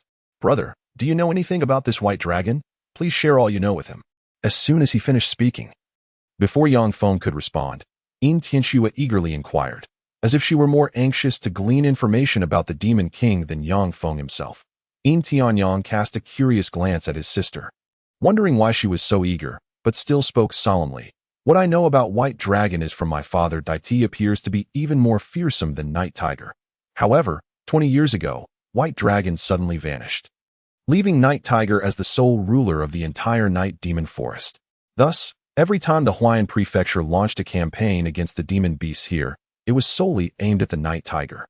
However, last year, when the head of the Shimen family collaborated with various clans to purge the demon beasts in the Night Demon Forest, even with his peak first-tier combat prowess, he could not defeat the Night Tiger, let alone escape its clutches. Yet, his entire family perished within the Night Demon Forest, leaving only Shimen Zun alive. My father speculates that it might be the hidden White Dragon that has emerged. So, does that mean the White Dragon is far more perilous than the Night Tiger? Upon hearing this, Tianxue immediately gazed deeply at Yang Feng, her face filled with concern, saying, "You must be cautious and not underestimate it. The White Dragon is not to be compared with the Night Tiger. Perhaps I should accompany you." Chi rolled her eyes, and the others, witnessing her anxious demeanor, involuntarily twitched their lips. Sister, with Brother Feng's ability to dispatch the Night Tiger with a single strike, how could the White Dragon possibly threaten his life? Why worry? Accompanying him would only be a burden to it as we, the remnants of the defeated, who should be concerned about our safety in the Night Demon Forest. Yang Feng could not help but let out a hearty laugh, saying, "Rest assured, the creatures within this Night Demon Forest are of no concern to me. Rather, it is the condition of the people here, many of whom are lightly or severely injured, that troubles me. From now on, you and Ganglai should escort them out of the forest. I shall return shortly." Whoosh! With that, Yang Feng took off in the direction the two quasi-demons had fled. Tianxue wished to say something further, but before she could speak, he had already vanished from sight.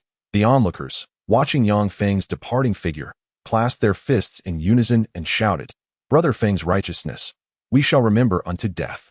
Meanwhile, beside a clear, cold mountain spring, a gray bear over 3 meters tall, its back bristling with sharp spikes, was impaled by a steel spear, its blood staining the smooth pebbles of the spring. A pair of icy eyes glared at it, gritting its teeth as it demanded, "Speak, where exactly is the lair of the White Dragon?" I do not know." Thud! With a muffled sound, the quasi-demon's words were cut short as the steel spear pierced through its skull in an instant. Its eyes rolled back, and it breathed its last. Shimen Zun did not spare it a glance, retracting the steel spear and gradually vanishing into the shadowy forest, leaving no trace behind. Chapter 25. We are the monsters. The following morning, a thick mist enveloped the entire forest. All the trees were shrouded in a veil of white, obscuring their forms. Shimen Zun, his eyes as cold as ice, walked steadily along the rugged mountain path. The steel spear in his hand stained crimson with the blood of demon beasts, exuding a strong metallic odor. Suddenly, his steps faltered, and he halted, raising his gaze to behold a cave towering over 20 meters high, encrusted with dark ice, emanating an oppressive chill. "At last, I have found it, the White Dragon's lair." A smile, rare for Shimen Zun, played on his lips, yet it was laced with an overwhelming intent to kill, sending a shiver down the spine of anyone who beheld it. He inhaled deeply, then bellowed into the cave, "White Dragon, come forth and meet your demise." Hiss! A soft hiss echoed as the cave began to tremble inexplicably, accompanied by a sinister chuckle that echoed, "Who dares to disturb me? Knowing full well I am here in seclusion, you have the audacity to speak so brazenly?" Boom! As the words fell, the entire mountain range quaked violently, and with a deafening roar, a massive white figure erupted from the ground, soaring into the heavens. Shimen Zun's pupils contracted, and he hastily leaped back as the ground where he had stood exploded. A long white tail lashed out, coiling amid the debris. When Shimen Zun landed and looked ahead, he beheld a gargantuan white python, over 30 meters long, its body adorned with dark ice, glistening like crystal.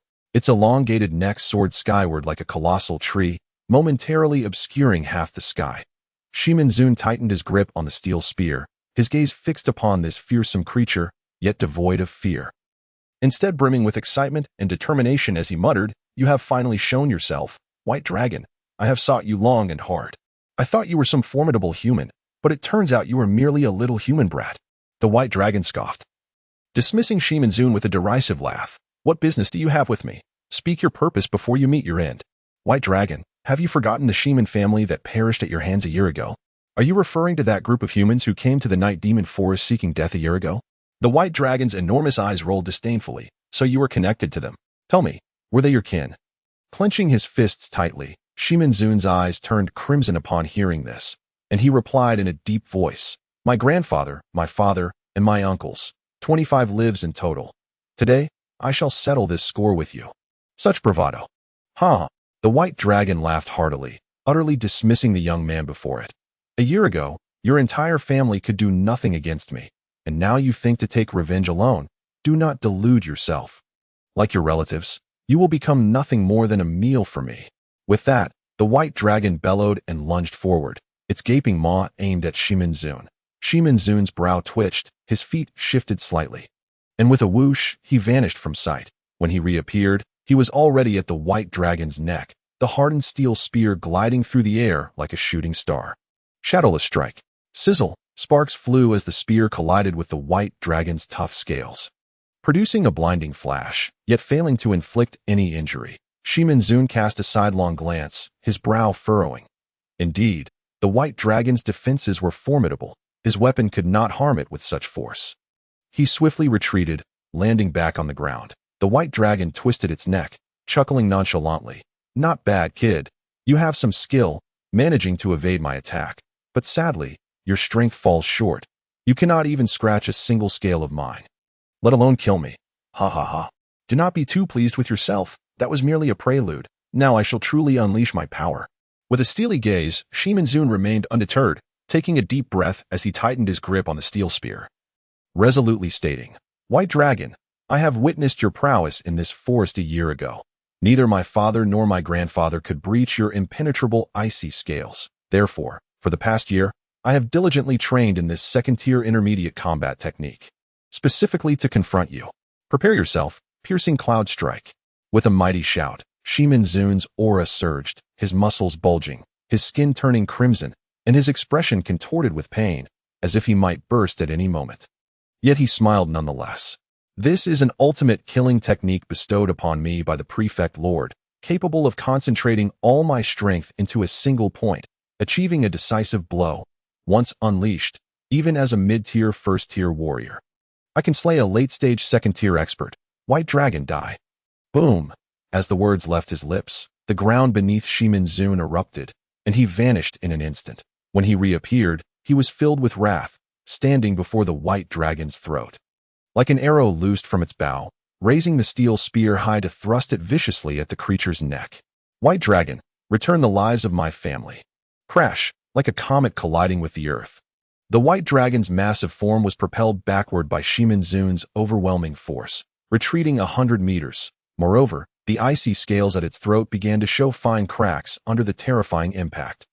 The White Dragon's eyes widened in disbelief. "How is this possible? This little brat possesses such terrifying strength. White Dragon, this time you are doomed. Ha ha." Shimen Zun's eyes gleamed with a fierce grin, roaring, as if he were on the verge of avenging his family.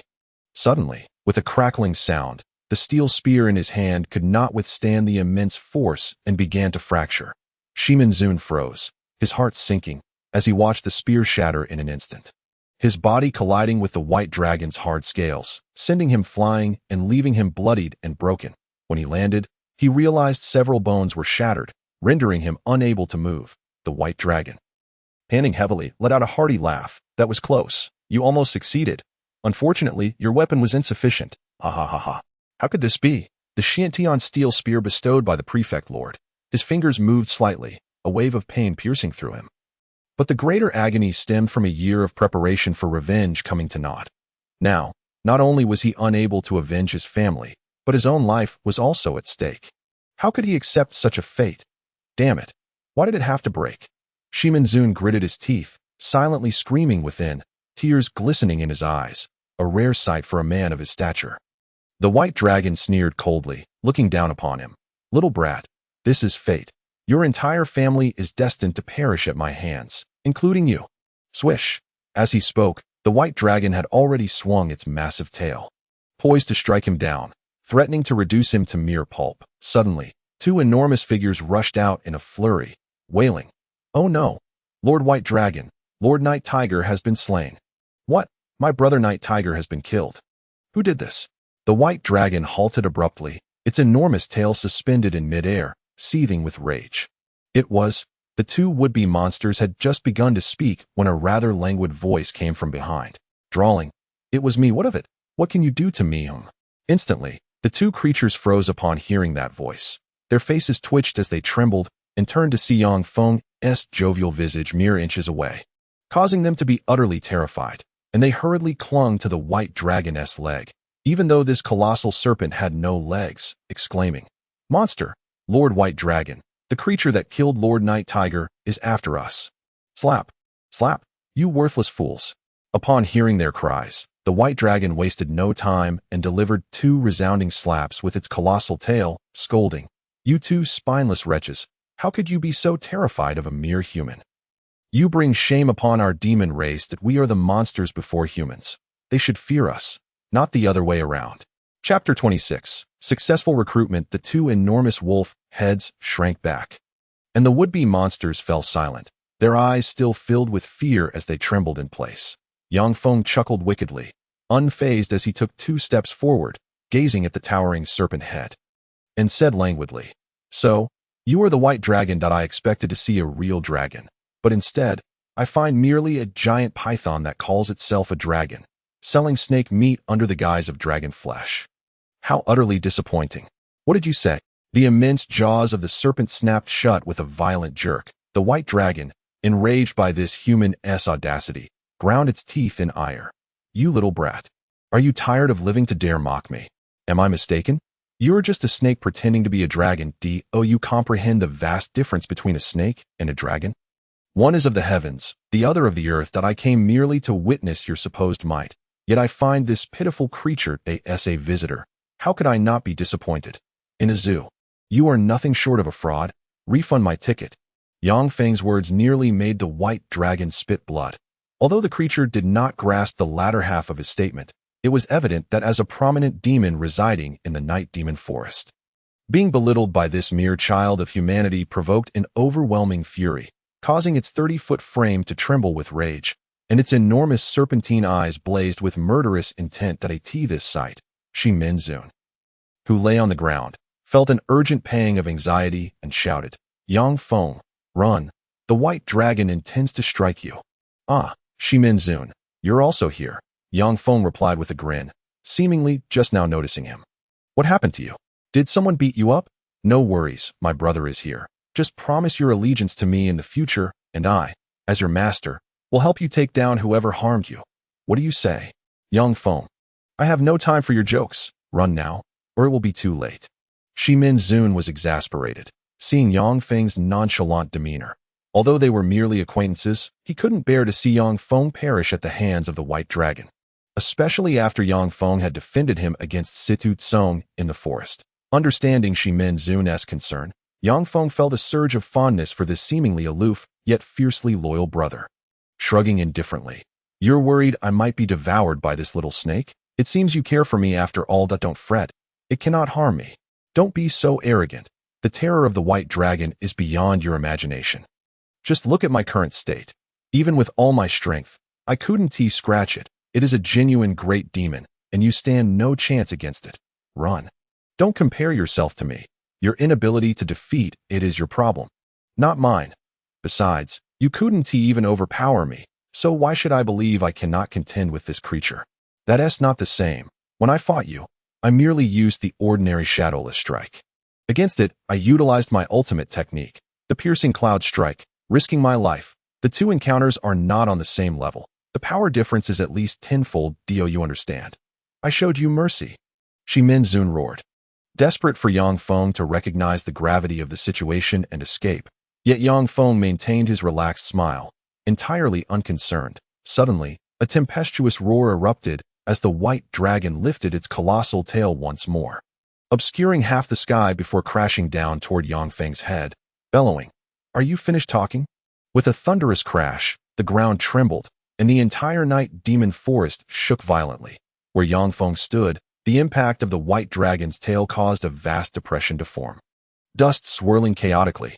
Yang Feng, Shimen Zun gasped in shock, unable to suppress his cries. But no response came from beneath the colossal tail. In despair, he closed his eyes, his heart plummeting. Having just witnessed, he knew Yang Feng had not evaded the strike. How could a mere human body withstand such a lethal blow from a demon? The white dragon shared this sentiment, a mocking smile spreading across its face as it lifted its tail, revealing a cloud of dust and debris where Yang Feng had stood, disdainfully stating, "I thought this brat could kill Night Tiger, yet dared to boast before me. How pitifully weak. A Lord White Dragon is magnificent. Avenging Lord Night Tiger in the heavens will surely be grateful. Indeed, Lord White Dragon is deeply skilled, far beyond this human child's capabilities. Long live Lord White Dragon." The two would-be monsters, initially stunned, then erupted into frenzied cheers, though they were somewhat perplexed. How had this boy suddenly become so weak? Last night, he had defeated Lord Night Tiger with a single strike. Why could he not withstand even one blow from Lord White Dragon during the day? Did he perhaps weaken in sunlight? Having never witnessed Yang Feng's prowess against Night Tiger, the White Dragon did not ponder such things. Yang Feng was merely an ordinary human, lacking any remarkable strength. It presumed Night Tiger's demise was due to a surprise attack or encirclement. Thus, it dismissed the matter and raised its massive tail again, directing it at Shimen Zun, saying, "Little brat, your friend has already gone ahead of you. Now, I shall send you to join him. No thanks necessary. White Dragon, I, Shimen Zun, will not harbor resentment for failing to avenge my great grudge today. It is merely a matter of lacking skill. But heed my words, even as a ghost, I shall not spare you. Even in my next life, I will seek you out to settle the score and flatten every demon in the night demon forest." With unwavering hatred in his eyes, Shimen Zun glared at the creature and then glanced at the desolate ground where not even a corpse remained, laughing heroically. "Yang Feng, we are fortunate to be buried together in this life. In the next, we shall be brothers. Ha!" His laughter echoed through the heavens, filled with a tragic heroism. The white dragon shot him a cold glance, disdainfully curling its lip, and brought its massive tail crashing down once more. "If that is the case, I shall await your next life to return to the night demon forest and perish. Why wait for the next life? This life is sufficient. I still have time to rescue myself." However, just as it finished speaking, a hand suddenly emerged from the ruins, causing the white dragon's colossal tail to freeze midair. Its enormous serpent eyes widened in disbelief. How is this possible? He is not dead. The two would-be monsters quivered in fear, hastily hiding behind the white dragon, their bodies curling in terror. They had known this human monster wouldn't die so easily, and indeed, it proved true. Shimen Zun, equally astonished, stared at the gray hand emerging from the rubble, unable to comprehend how a human could withstand the ferocious onslaught of a great demon. Crack. Then, with a push from that hand, accompanied by the sound of shifting earth, a figure covered in dust and grime emerged from the ground. Yang Feng brushed off the dirt from his body, appearing entirely unscathed despite being somewhat dirty. Witnessing this scene, the onlookers were once again left in shock. Not only Shimen Zun, but even the white dragon was rendered speechless. Who on earth was this person with such resilience? Had its previous strike missed entirely, or what? How could he remain unharmed? My word, that strike was truly powerful. It sent me crashing into the ground, seemingly indifferent to the astonished gazes of those around him. Yang Feng merely continued to dust off his clothes, murmuring to himself. Then, as if casually, he turned to Shimen Zun and inquired, "By the way, my friend, does what you just said still count? If it does, then we are brothers that I have vanquished this white serpent for you, so you shall come to my side and assist me henceforth." Shimen Zun's expression abruptly hardened. He remained silent, fixated on Yang Feng with unwavering intensity. At that moment, he finally comprehended the extent of Yang Feng's strength. It became clear that not only was he incapable of injuring Yang Feng, but even the white dragon could not harm him in the slightest. What, then, was the true measure of Yang Feng's power? After a moment of contemplation, Shimen Zun's eyes narrowed, and he bellowed, "Brother Yang, as long as you help me avenge this great grievance today, I, Shimen Zun, vow to serve you faithfully for the rest of my days, without any treachery.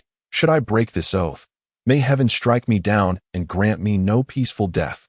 Very well, I shall assist you." With a sudden intensity in his gaze, Yang Feng's lips curled into a satisfied smile. The foremost young man of Huayan Prefecture, Shimen Zun, had been successfully recruited. Chapter 27. The Demise of the White Dragon. You insolent brat, do not get too cocky. Just now, I merely miscalculated, allowing you to escape with your life.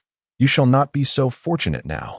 With a roar, a tempest arose. The white dragon could scarcely believe that such a mere human child possessed such formidable strength. Despite unleashing his full might, he could not inflict even a scratch upon his opponent. Thus, he swung his tail once more, channeling tenfold the power of before, and struck fiercely towards Yang Feng's head. In an instant, the ferocious pressure caused the trees of the night demon forest to sway violently, while the dust on the ground defied gravity, soaring into the sky, forming terrifying whirlwinds that swept across the surroundings. Shimen Zun, filled with trepidation, urgently shouted, "The white dragon is truly enraged. Brother Yang, be cautious." Merely a trivial technique, hardly worth mentioning. Unfazed, Yang Feng shrugged dismissively, not even glancing at the massive tail above him. Instead, he calmly raised a fist towards the heavens, declaring, "Ordinary basic punch." With a resounding crash, akin to a volcanic eruption, the sound thundered in his ears. In the very moment the white dragon's colossal tail collided with Yang Feng's small fist, the dragon had yet to comprehend what had transpired when it witnessed its entire tail shatter into fragments. Blood rained down like a torrential downpour, staining the ground for miles around. The once impenetrable scales, forged from a millennium of ice, were instantaneously sent flying in all directions, cleaving ancient trees that had stood for millennia in half. Yet not a single hair on Yang Feng was harmed. Yang Feng stood there, unperturbed, with his fist raised high, a serene smile perpetually gracing his lips. Shock and unimaginable astonishment engulfed the scene. Even though Shimen Zun had acknowledged Yang Feng's strength as surpassing his own, sufficient to contend with the white dragon, it was now evident that he had vastly underestimated him. Yang Feng resembled an unfathomable abyss, forever beyond reach. Who could have foreseen that the white dragon, clad in a millennium of ice scales, impenetrable even to the fourth-grade battle weapon, the Xiantian steel spike, crafted at great expense by the lord of the Sidu Manor, would be shattered to pieces by Yang Feng's mere fleshly fist? Moreover, it appeared that Yang Feng had not even exerted his true power. What, then, must be the true extent of Yang Feng's might? Swallowing hard, Shimen Zun, though aware that Yang Feng was aiding him, could not suppress the trembling fear that gripped him in the face of such unprecedented power. No wonder those two quasi-monsters referred to Yang Feng as a monster. Indeed, he was a being far more terrifying than any demon. Was he truly human? Shimen Zun bit his lip, rendered speechless by the sheer astonishment. Shimen Zun, his ally, stood in shock at the breathtaking scene. The two quasi-monsters, witnessing Yang Feng unleash his might once more, had long since cowered in a corner, trembling in fear. With a mournful howl, the white dragon felt an agonizing pain deep within, unable to suppress a roar that echoed through the skies, its expression shifting drastically as it dragged its injured tail in a hasty retreat. Its gaze towards Yang Feng was filled with dread, akin to that of the two quasi-monsters, as if regarding a true monster, brimming with fear and resentment. These two fools, why did they not warn me sooner of this brat's strength? Had I known, I would have fled earlier and would not have been so grievously wounded.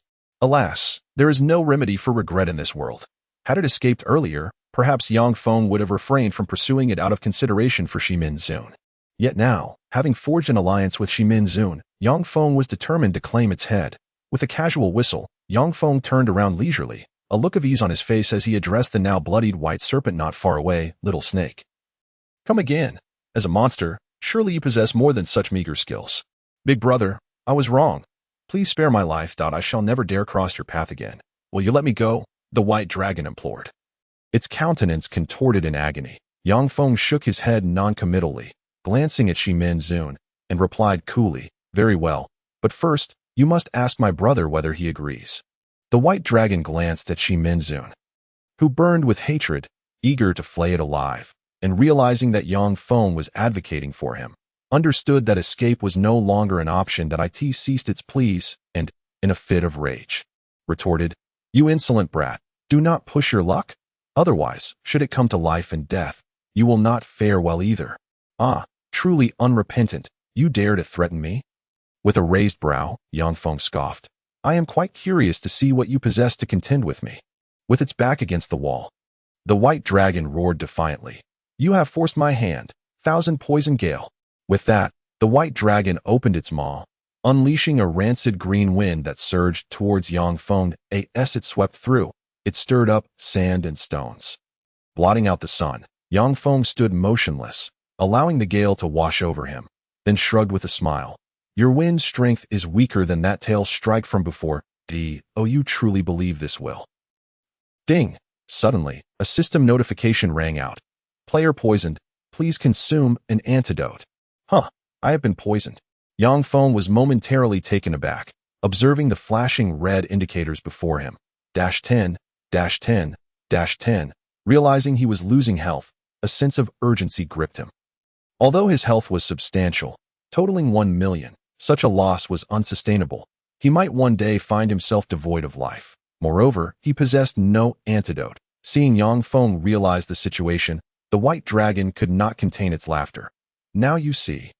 This is my demonic magic. Most assume I am an ice-type monster, relying on my Millennium Ice scales, but my true power lies in the wood element, proficient in the use of poison. You are already poisoned. Prepare to meet your end." Ha ha ha. Brother Yang, how are you faring? Upon hearing the white dragon's taunts, Shimen Zun grew anxious.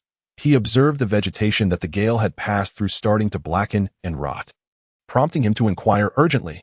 Yang Feng remained silent, as he too was uncertain of how to proceed. Suddenly, a series of green glows flashed before his eyes. 10, 10, 10. Yang Feng realized he was recovering health, and soon his health would be fully replenished. The rate at which he lost health could not match the speed of his recovery. In no time, the loss of health ceased. Ding! The system chimed once more. Congratulations, player. With strong resistance, the toxins within your body have been self-eliminated. Yang Feng rolled his eyes, suddenly enlightened. After all, he was a level 200 archmage. Typical poisons posed no threat to him. His magical and physical defenses were top tier. The white dragon, merely a level 20 creature, could hardly threaten him with its poison. With this realization, Yang Feng burst into laughter, nonchalantly shrugging. "Can your pathetic poison truly harm me? If you have the gall, spit out some more and see if I care." "How is this possible? He hasn't been poisoned." The white dragon's lips twitched in disbelief. How could it have anticipated that Yang Feng's body would possess such formidable resistance? Its self-proclaimed lethal poison had utterly failed to affect him. With its last resort rendered useless, panic surged within it, and it turned to flee. Yang Feng's gaze sharpened. He retrieved the Xian Wang blade from his bag, which he had found in the night tiger's lair, and hurled it at the white dragon's head with forceful intent. Thinking to escape? Not so easily. Swoosh! The blade soared like a meteor, cleaving the white dragon's enormous head in two. Blood poured down like rain, and the white dragon trembled, collapsing helplessly to the ground, sending shockwaves through the entire night demon forest. Chapter 28. The Xianbing Staff. Lord White Dragon has also been slain by that human monster. The two quasi-monsters could not contain their terror as they witnessed the scene unfold. Screaming in fright, as Shimen Zun approached the massive corpse, a look of satisfaction blooming on his face as he beamed with joy. Yang Feng leisurely approached the two quasi-monsters, now rendered speechless by fear, and murmured, "Hey, you two, what are your plans from here on out? Please, do not kill us, we beg of you." Stumbling back in fright, the two quasi-monsters heard Yang Feng's voice draw near, causing them to collapse to the ground in terror. Kneeling before him, their 3-meter-long bodies repeatedly bowed to the 7-foot figure, weeping uncontrollably. Yang Feng shook his head ambiguously, not even casting a glance at them, and said indifferently, "Make a choice, surrender or die." What? What did you say? I mean, we are lacking 2 fierce guard dogs at our doorstep. Would you two like to serve as my watchdogs? You want us, who are on the verge of breaking through to become top-tier monsters, to be your guard dogs? The corners of their mouths twitched, and the two were momentarily stunned. Seeing their hesitation, Yang Feng couldn't help but scoff. If you are unwilling, that's fine. Without guard dogs, I can just bring back some dog meat for a feast. We will do it. Mastered, as long as you don't kill us. We shall be your loyal dogs from now on. Woof woof. The two were so frightened by Yang Feng that they shivered, hurriedly nodding their heads, even sticking out their tongues and imitating dog barks. If this scene were witnessed by other monsters, they would undoubtedly be ridiculed. After all, monsters possess intelligence, especially those on the verge of evolving into creatures. Their wits are comparable to that of humans. To become mere watchdogs for a human is something that would surely infuriate their ancestors. However, given the circumstances, they had no choice. Upon receiving their agreement, Yang Feng's face lit up with joy as he affectionately stroked their chins. Akin to playing with a dog, from this moment on, he would be a pet owner, just like collecting spirit pets in a game. Moreover, he planned to gather even more powerful spirit pets to fight alongside him. Imagining a future where he would be accompanied by a group of high-level divine beasts, exuding power and majesty, with everyone bowing in reverence upon seeing him, his heart swelled with delight. Then, he glanced towards the lair of the white dragon. Contemplating the treasures hidden within the night tiger's lair, the white dragon's cave must harbor equally valuable items, he inquired. Do you know what treasures lie within this cave? Master, this is the lair of the great white dragon. The beasts of the night demon forest have never dared to step inside, and neither have we. Therefore, we have no idea what treasures it holds, but they must be valuable. Oh, you don't know? How can you be so certain? Yang Feng raised an eyebrow. Looking at them curiously, the two smiled ingratiatingly and continued. Master, you may not be aware, but the white dragon and the night tiger are the lords of the entire night demon forest, and they have a penchant for treasures. Over the years, they must have collected quite a number, especially the white dragon, who has been in seclusion since discovering this cave 20 years ago, forbidding any beast from approaching. Such a high regard surely indicates that there are remarkable treasures inside. Indeed. Where there's smoke, there's fire. I must go take a look. Nodding lightly, Yang Feng pointed towards the west entrance and instructed, You two, guard my brother well while I'm inside if anything happens to him or if you two decide to flee. We wouldn't dare. Mastered, we will ensure the task you assigned is accomplished.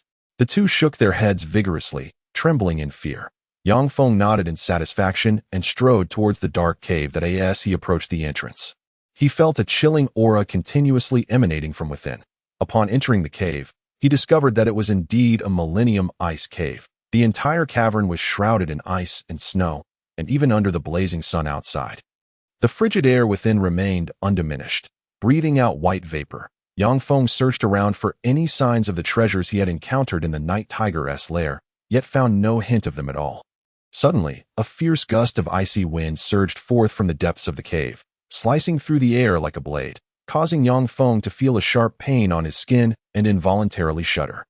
It was worth noting that he was a level 200 mage, impervious to blades and bullets, and even a sweeping tail from the level 20 monster, the white dragon, would not inflict pain upon him.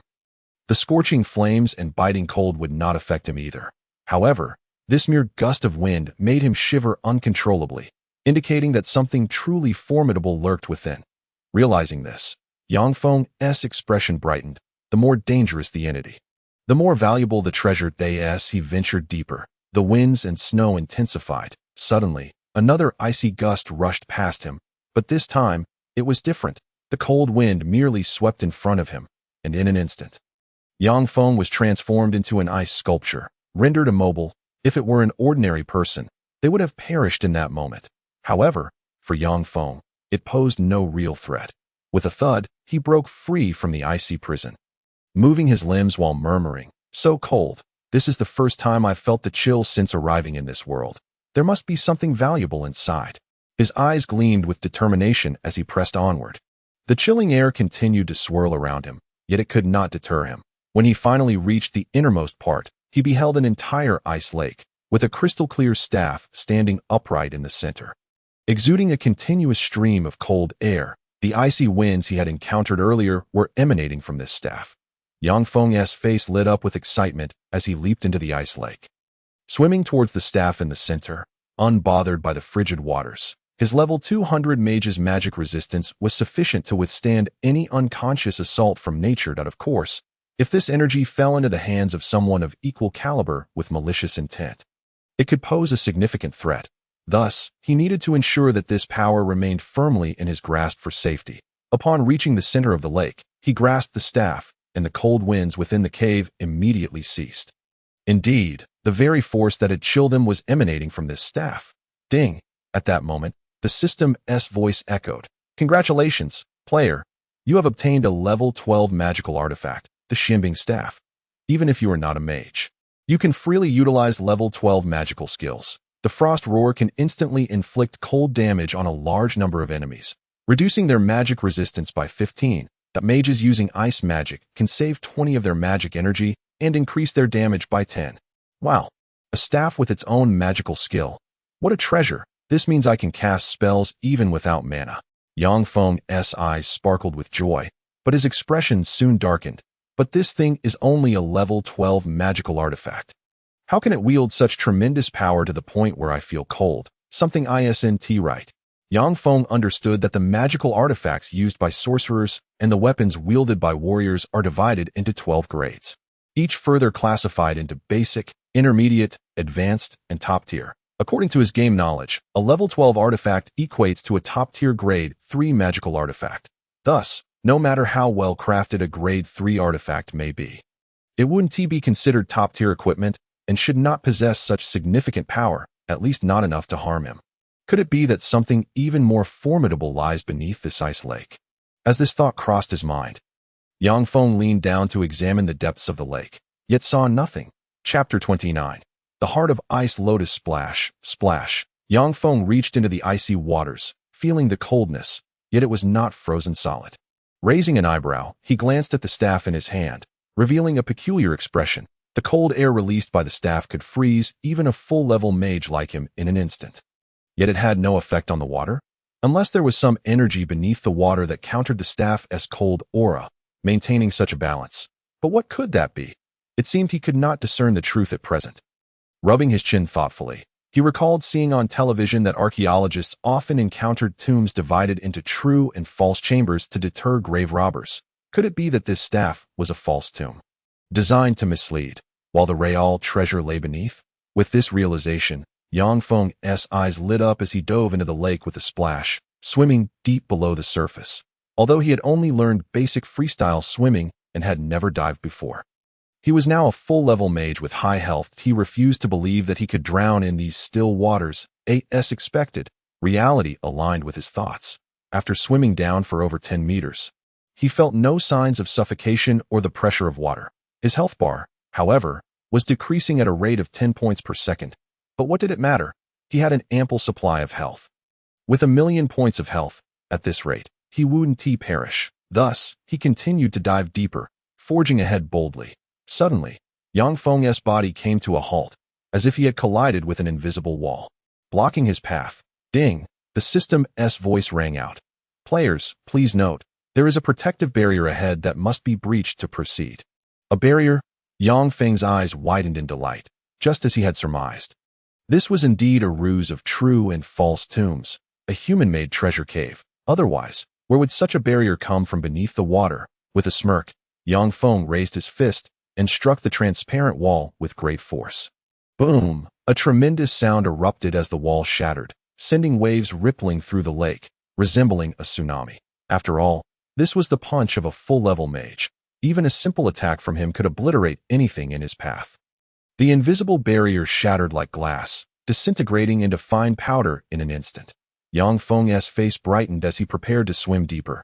But suddenly, a surge of intense heat erupted from below, causing the entire ice lake to evaporate in an instant, transforming into steam and swirling mist. The icy lair of the white dragon suddenly erupted from its entrance, unleashing searing flames that transformed it into a fiery abyss in an instant. The two nearby creatures, caught off guard by this unexpected spectacle, were startled and hastily retreated to a safe distance, not forgetting to carry the severely injured Shimen Zun with them.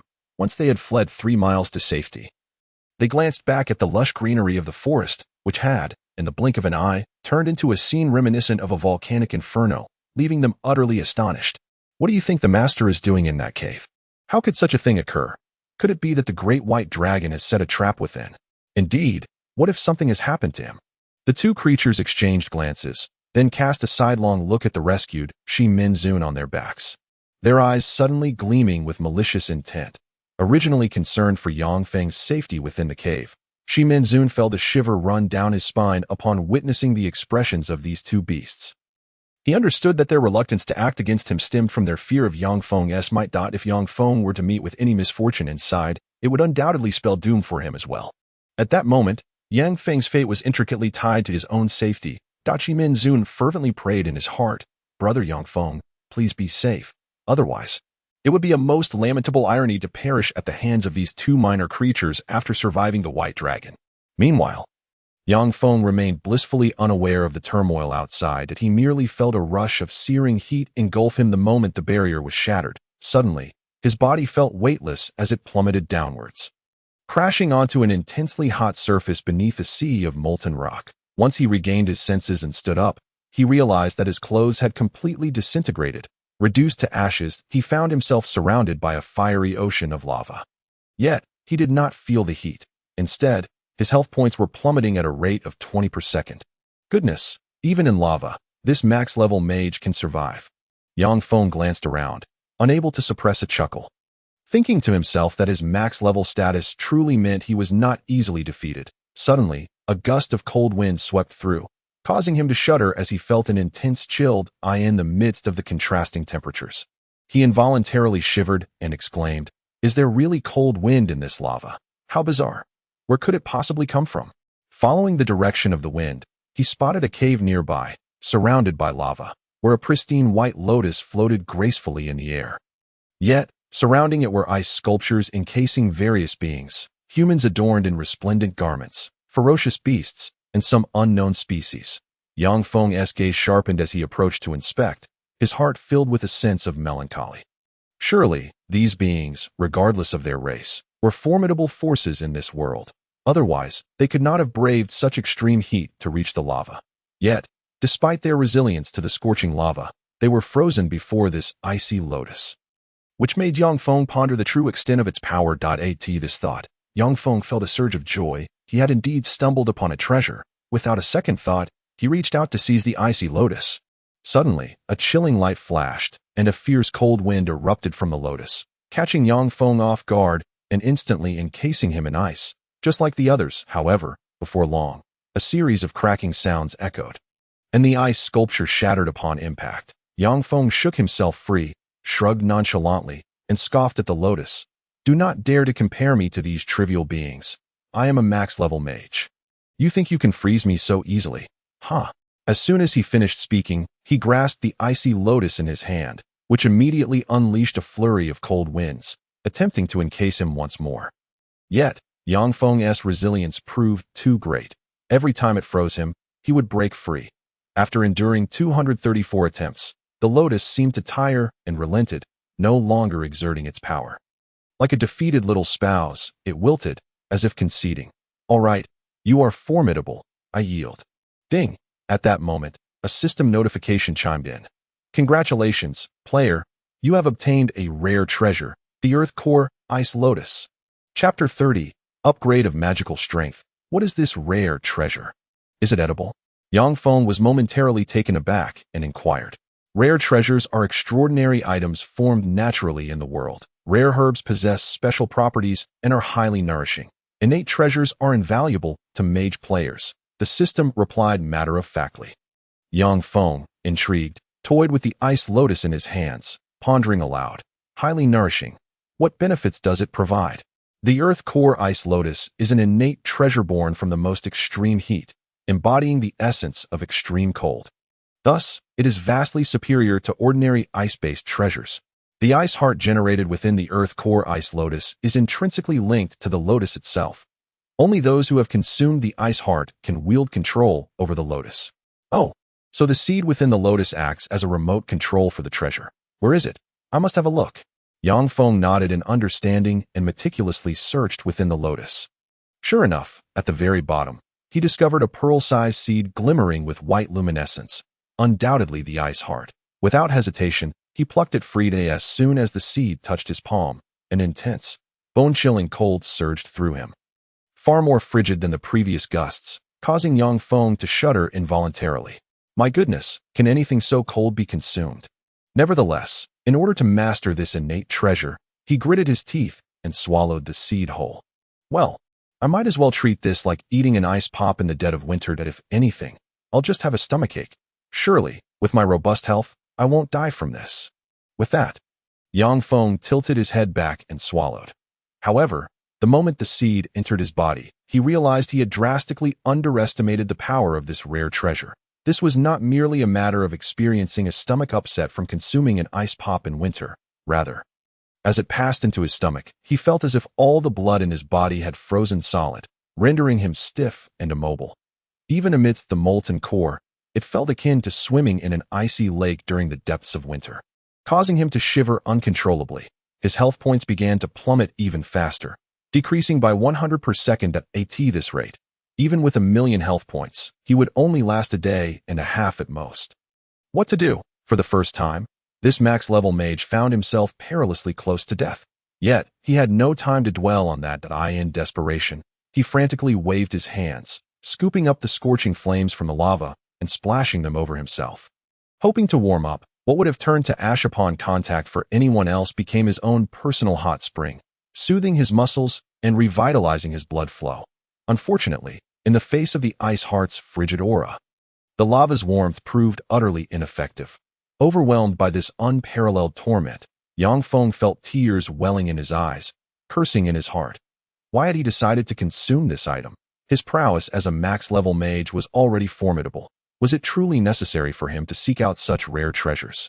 It was a bad habit formed during his gaming days, never passing up anything, always searching for more. Now he found himself akin to an old man consuming arsenic, seemingly inviting death upon himself. He had often read about protagonists in novels who endured excruciating struggles for days on end to refine such treasures. He never imagined he would find himself in a similar predicament. Yet, 10 seconds later, Yang Feng, who had been shivering uncontrollably, suddenly found himself at ease. The blood loss ceased, and a refreshing coolness enveloped him, bringing immense relief. Moreover, he felt an inexplicable connection to the ice lotus, as if it had become an extension of himself, fully under his control. Ding! The system chimed once more. Congratulations, player. You have successfully refined the Earth Core Ice Heart. Your ice-based magical strength has been upgraded to the Earth level. Refined so quickly, Yang Feng was momentarily stunned. Having expected the process to be fraught with agony and struggle, it appears that the speed of refinement is related to the player's magical resistance. The system continued, clarifying his confusion. The higher your magical resistance, the better you can withstand attribute attacks, leading to faster refinements. Oh, so it isn't too difficult after all. Ha ha ha. Yang Feng's face lit up with joy, unable to resist a triumphant laugh, fully realizing that the protagonists he had read about were often weak and vulnerable during their struggles to refine such dangerous treasures. However, as a max-level mage, he found the process to be rather trivial. But soon after, he recalled the system's notification and asked, "You mentioned my magical strength has upgraded. What does that entail?" Magical strength represents the attribute damage a mage inflicts when casting spells. The Earth Core Ice Heart is an object of extreme cold. Once refined, it enhances the attribute power of your ice-based spells. Goodness, I haven't even unleashed a single spell yet, and my magical strength has already increased. Has the system gone awry? With a resigned roll of his eyes, Yang Feng shook his head and forced a bitter smile, silently cursing. This troublesome system insisted that he gather some sort of faith power to unlock various spells. But was it truly so easy to collect this faith power? After enduring countless hardships, he had only managed to gather a meager amount, which he had now completely exhausted, reverting back to being utterly broke. It was akin to his previous gaming experiences, watching others flaunt their top-tier equipment while he lacked the funds to recharge, leaving him in a tight spot, forced to grind for levels. Yet the crux of the matter was that he had already reached maximum level, yet still lived in such poverty. Was that reasonable? Pouting in indignation, having acquired the treasure, Yang Feng prepared to depart. The Earth-Heart Ice Lotus resonated with his intent, shimmering briefly before vanishing into his body. Yang Feng observed this with curiosity, but felt no doubt about where that little thing had concealed itself. as he could distinctly sense the icy chill emanating from his dantian, precisely where the ice lotus resided. Retracing his steps, he made his way back, passing through rivers of steaming lava. However, protected by the ice lotus, Yang Feng felt no trace of the lava's searing heat, even swimming through it without losing health. The refinement of the earth vein's ice heart not only enhanced his ice-based magical strength, but also rendered him completely immune to the attributes of both ice and fire. Upon returning to the surface and emerging from the cave, he found that the moon hung high, and the stars were sparse, signaling the arrival of deep night.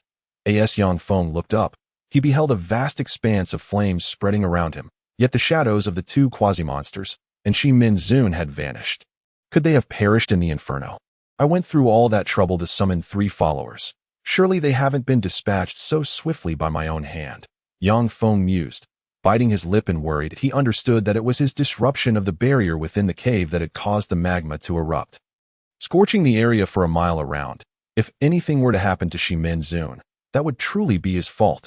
Truth be told, he had grown quite fond of this straightforward and loyal man. After all, finding subordinates stronger than him would be relatively easy, but finding one as loyal would be a far greater challenge. With that thought, Yang Feng's gaze sharpened, and he donned a set of garments he had discovered in the Night Tiger Cave before plunging into the vast night in search of his loyal subordinate. Meanwhile, 3 miles away in an open field near the White Dragon Cave, the two quasi-monsters were stoking a fierce blaze, encircling the bound and exhausted Shimen Zun with gleeful malice. It seems the human monster hasn't emerged for quite some time. Perhaps he truly met his demise. Now we have nothing to fear. Let us roast this little fellow for dinner. Ha ha ha. Chapter 31. The Healing Treasure. Don't humans enjoy barbecues? Let's feast on you using this method. Hee hee hee. Add a sprinkle of chili powder and salt. Tonight we shall dine on this little one in the human style. Ha. The two quasi-monsters danced around the campfire, their laughter ringing with unrestrained joy, as if celebrating their newfound freedom. Shimen Zun regarded them coldly, his face etched with frost, yet devoid of fear. Deep within his eyes lay a simmering resentment. Suddenly, he threw his head back and roared, "Brother Yang Feng, in this lifetime, I, Shimen Zun, have no chance to share a drink with you. Let us meet again in the next life. Wait for me ahead, brother. I shall be there shortly. Ha ha ha. Hey, this kid is facing death yet can still smile? Is he out of his mind? Who cares if he's mad or not? He's about to be roasted. Come, lend a hand and carry him to the fire." With a loud crash, one of the quasi-monsters swiftly struck down the tree to which Shimen Zun was bound. Then, each monster grasped an end of the trunk and began their march towards the fire. Shimen Zun closed his eyes deeply, his expression one of resignation. Just then, a melodious voice broke through. "Oh, having a barbecue, are we? What are we roasting? Count me in. We're roasting a person. This is just for my brother and me, if you want to eat. Catch your own." Without even glancing back, the two quasi-monsters continued towards the fire, grumbling. The newcomer could not help but chuckle. "Roasting people is no good. I think it would be better to roast the two of you huskies instead. Whether it's wolf meat or dog meat, I could make do with either. Hey, you have some nerve. Do you even know who my brother and I are? Are you looking to die?" Upon hearing this, the two quasi-monsters were instantly enraged, dropping their intended meal and turning to glare menacingly at the source of the voice. Yet as they laid eyes upon the figure, their expressions froze in disbelief. In an instant, the two monsters collapsed to the ground as though they had lost a beloved relative, wailing, "Master, you've returned. We were so worried. We thought you perished inside. Wah. You two were worried about me.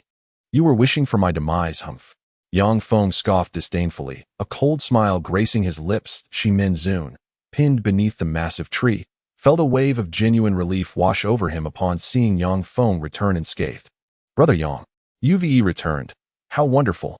You are still alive. Rest assured, as long as I draw breath, you will certainly be safe." Yang Feng waved lightly at Shimen Zun, offering a gentle smile before turning to the two quasi-monsters. "Did you see that? Now this is what it means to genuinely wish for my return. And what were you two doing just now? Why was Shimen Zun bound to a tree? Who were you planning to roast?" "Oh, we were just letting him warm himself. You see, the winds in the night demon forest are terribly cold at night, and we were worried he might catch a chill." The two quasi-monsters exchanged glances, hesitating for a moment before one finally looked up at the clear night sky and fabricated a lie. Yang Feng could not help but laugh. Who are you trying to fool? It's the height of summer. And the magma just erupted. Where would this forest find cold winds? About that. Hurry up and untie Shimen Zun. Yang Feng's anger surged, an unprecedented chill radiating from him, freezing them to the core. The two quasi-monsters immediately shrank back, nodding frantically as they approached Shimen Zun, gnawing through the ropes, and carefully lifted him onto their backs. Trembling, they scurried to Yang Feng, pleading for forgiveness. Master, forgive us. We never intended to harm young Master Shimen. In fact, it was we who saved him when the magma erupted. Yang Feng remained silent, turning his gaze to Shimen Zun. Taking a deep breath, Shimen Zun nodded slightly. Brother Yang, you saved me once more. I owe you another life. We are brothers. No need for pleasantries. How do you wish for me to deal with these two dogs? Yang Feng waved his hand lightly, his gaze as frigid as frost directed at the two quasi-monsters. They immediately faltered, falling to the ground in a prostration, their heads bobbing like garlic being crushed as they cried. Master, spare us. Please spare us. We will never dare to have ill thoughts again. Brother Yang, while they may have intended to harm me, they did indeed save my life during the eruption.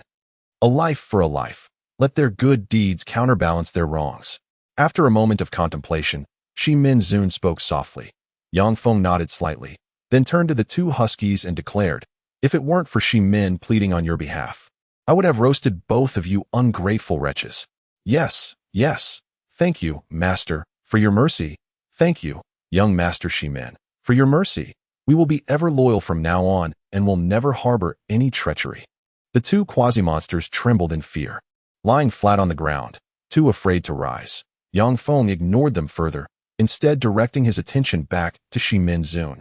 How is your injury, Shimen?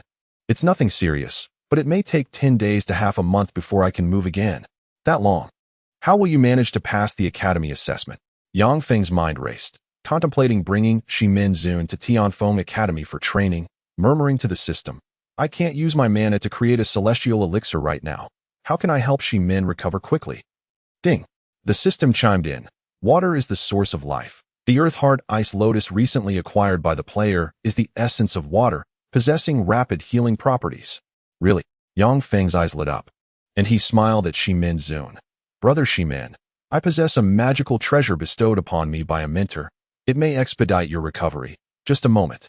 Magical treasure? Shimen Zun was momentarily taken aback, unsure of what was meant, when suddenly a white light flickered, and a white lotus floated gracefully out from within Yang Feng. The lotus radiated a soft glow akin to moonlight, cascading its luminescence upon him. Instantly, Shimen Zun felt all traces of pain throughout his body dissipate, replaced by a soothing coolness enveloping him. After a few moments, when the white lotus returned to Yang Feng, Shimen Zun discovered he felt no lingering pain from his injuries. He attempted to support himself and found he could spring up effortlessly, the severe wounds inflicted by the white dragon now non-existent. Astonished, he gazed at Yang Feng, unable to contain his admiration. Brother Yang, this truly is a remarkable treasure. So, have all your injuries healed? Is there any lingering discomfort? Yang Feng smiled and continued to inquire. Shaking his head, Shimen Zun stretched his fists and feet, stating, aside from the excessive consumption of my primordial energy that has left me somewhat weakened, all my injuries have indeed healed. I can scarcely believe that, in such a brief moment, my grievous wounds could be mended. Brother Yang, may I inquire as to the identity of your esteemed master? Oh, well, you shall find out in due course. The key point is that you can now accompany me to the imperial capital's Tianfeng Academy, where we shall carve out our own dominion.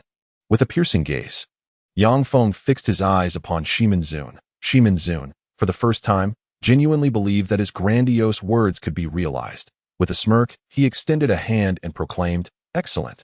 With a resounding clap, their resolute hands clasped fiercely together. Meanwhile, Tu Ganglai and In Tianxue, accompanied by a group of remnants from various noble families, were making their way towards the periphery of the Night Demon Forest. Just as they were about to exit the forest, over a dozen figures clad in black suddenly emerged, blocking their path. With a metallic clang, all the black-clad individuals drew their blades, their icy eyes reminiscent of millennia-old glacial ice, exuding a chilling murderous intent. By the command of the young master, all participants in the Tianfeng Academy selection are to be slain without mercy. Chapter 32, The Shadow 13 Guards, Who Are You? And what do you want blocking our way?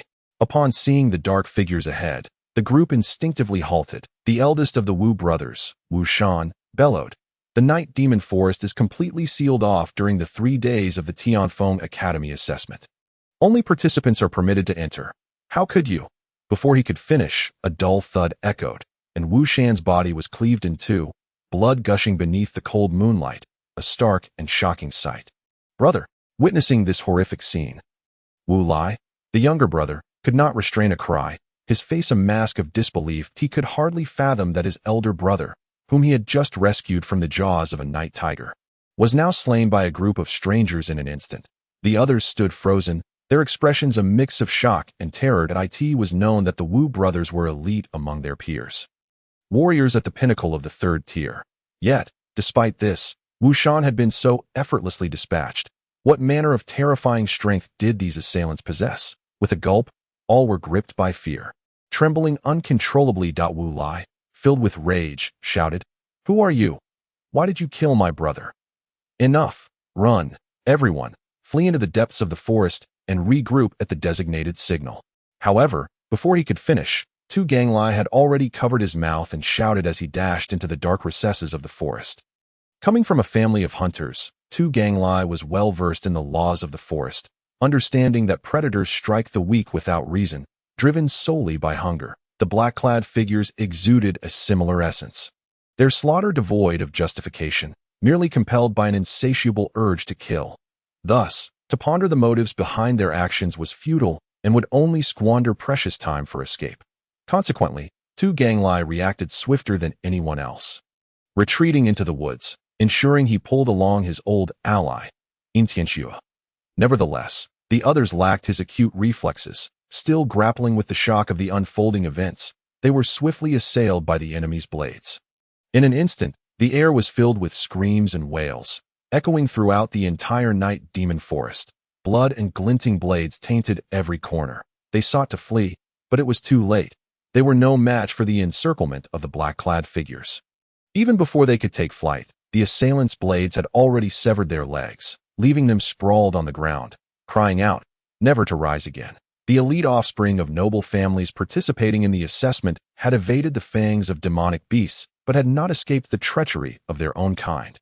This massacre was not a confrontation between humanity and demons, but rather a brutal internal struggle, far more merciless than battling beasts, leaving no room for mercy. Not far away, Situ Tsung observed this carnage with a smug grin.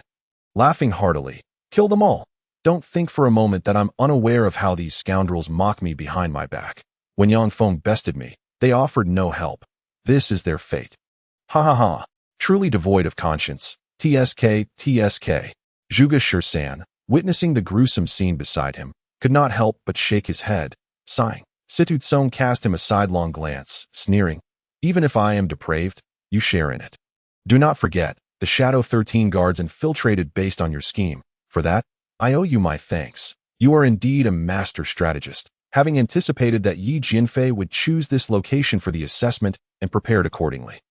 Otherwise, I would have had no means to deal with these scoundrels. Keek keek. I allowed them entry to ensure your safety, not to have you slaughter these noble science." Gripping his feather fan tightly, Zhuge Shursan's expression darkened slightly. Situ Tsung smirked at him, teasing, "Mr. Zhuge, are you not the oracle? How could you not foresee my intentions? Am I truly more astute than you? I can predict the thoughts of an average person, but not those of a madman." Exhaling a long breath, Zhuge Shursan lamented, "Do you realize the trouble this will bring the lord of the manor? Even if those noble families exhibit reverence towards him, should their most elite progeny perish at your hand, they will not let it go easily. Once word spreads and the families unite to petition the court against the lord, his position will be untenable, perhaps even leading to his demise. Have you considered this? That is precisely why I must ensure none of them escape. If the news does not get out, then all will be well. However, that girl must be spared. I shall take her back and train her well that I fear not her disobedience." Ha ha. Situ Tsung laughed triumphantly, his face brimming with arrogance. Zhuge Shursan shot him a disdainful glance, inwardly thinking, "Had you decided to kill that girl as well, I might have deemed you a formidable figure. Instead, humph, if you allow even one to survive, This affair will inevitably leak, and your father will be your downfall. Waving his fan, Zhuge Shursan observed the chaos of slaughter, yet his mind was preoccupied with another individual. How would Yang Feng handle such a dire situation? To dominate the world is no mere boast. Let me see if you possess the qualifications of a ruler. But first, you must survive the clutches of the Shadow 13 guards. The night of slaughter continued until dawn. With the corpses of noble youths piled high, blood saturating the earth like a river. With the strength of the Shadow 13 guards, these first- and second-tier warriors stood no chance of escape. Only a few peak third-tier experts managed to flee. Tu Ganglai, along with Yin Tianxue, Yin Tianyang, Wu Lai, and a handful of others, gasped for breath as they arrived at an open area, pausing to catch their breath. Each face bore an expression of lingering terror, while Wu Lai, in utter despair, choked out. What in the world were those people? Killing at will. What did we do to provoke them? These individuals possess unfathomable strength, at least above warrior rank, perhaps even more formidable than Shimen Zun. They are far from ordinary. Gulping down air, Yin Tianyang spoke gravely. Had it not been for the darkness and 2G's knowledge of the forest's terrain, we might not have escaped the blades of those fiends. We owe our gratitude to 2Go. Do not mention it. We are all in the same boat, and no need for gratitude. Tu Ganglai waved his hand dismissively, then furrowed his brow in thought. Moreover, judging by their skills, they are likely what? Hearing his words, the group inquired in unison, have you discerned their identities? Indeed, nodding solemnly, Tu Ganglai replied, if my guess is correct, they are none other than the infamous personal guards of the Lord of Huayan. The Shadow 13 Guards. Chapter 33, The Savior Arrives. What? They all exclaimed in disbelief. Why would the Shadow 13 Guards appear here? Shimen Zun previously informed Brother Feng that Sidu Zheng had arranged for the Shadow 13 Guards to be positioned in the Night Demon Forest to protect his son. Yet, that scoundrel Situ Zheng commanded them to take Brother Feng's head. We thought Shimen Zun was lying since we hadn't encountered them until now. It seems he spoke the truth. Damn Situ Zheng. That spoiled brat. If it weren't for his father's protection, I would have dispatched him long ago. Clenching his fist tightly, Wu Lai seethed with rage, while the others exchanged glances, equally incensed. Only Yin Tianyang, ever the strategist, murmured, now is not the time for revenge. We must secure our escape and confer with our families. The pressing matter is how to evade the likes of the Shadow 13 Guards. Indeed, how to escape. Upon hearing this, the group furrowed their brows in unison, uncertain of what to do. They knew they could not contend with the power of the Shadow 13 Guards in the slightest. At that moment, Yin Tianxue's eyes flickered, and she hastily exclaimed, we must find Yang Feng. With his prowess, he will undoubtedly be able to overcome the blockade set by the Shadow 13 Guards, even if he cannot escort us to safety. He can at least go out and send word. Indeed, we should seek out Brother Feng. How could I have forgotten our savior? He was the one who single-handedly dispatched the Night Tiger. Suddenly, a glimmer of hope ignited within Wu Lai and the others. Just then, a fierce beastly roar echoed, causing everyone to stumble slightly and collectively turn to the source of the sound, only to behold two towering wolf-headed creatures looming above them, their savage eyes fixed upon the group. This is not good. Those are the two quasi-monsters that accompany the Night Tiger. Prepare for battle. Startled, the group quickly armed themselves, standing at the ready. However, they were interrupted by a voice emanating from behind the quasi-monsters. Oh, why are you still here? Did I not instruct you to leave? Are you reluctant to part with the demon cores of the Night Demon Forest and return to hunt? Ah, that voice. The group froze momentarily, caught off guard at that moment. The two quasi-monsters lowered their heads slightly, revealing two figures riding upon their backs. Upon seeing this, the crowd was initially stunned, followed by a surge of joy as they called out, Brother Feng, you're back. This is wonderful. Please save us. Save you? What? Which beast has attacked you this time, leaving you in such dire straits? Yang Feng questioned, puzzled as he regarded them. Logically, he had already dealt with the two most formidable monsters in the Night Demon Forest. So it seemed improbable that such a large group, including Tu Ganglai and others, could encounter any formidable foes. Yang Feng then cast a frosty glare at the husky beneath him and said, you too. Have you concealed something from me? Are there only two demon kings in the Night Demon Forest? Reporting to the master, there are indeed just two. We would not dare to deceive. The two quasi-monsters shrank back their necks and trembled. Upon hearing the quasi-monster's address of Yang Feng, The group was collectively taken aback. Master, could it be that Brother Feng truly has tamed these two quasi-monsters? Astonishing. Quasi-monsters are about to break through to the pinnacle of demon beasts. Notoriously proud and not easily yielding to humans. Even when defeated, they would rather die than submit that in fact. It is exceedingly difficult to tame ordinary demon beasts to serve humans. No major family in Hawaiian prefecture dares to raise demon beasts, fearing the potential chaos that could ensue. Yet now, Yang Feng had managed to tame these two quasi-monsters in the span of just a day. Witnessing this scene, the onlookers were utterly dumbfounded, unable to regain their senses for quite some time. However, what they did not realize was that the ability to tame such creatures varies from person to person. Their families were unable to tame demon beasts due to their inadequate strength.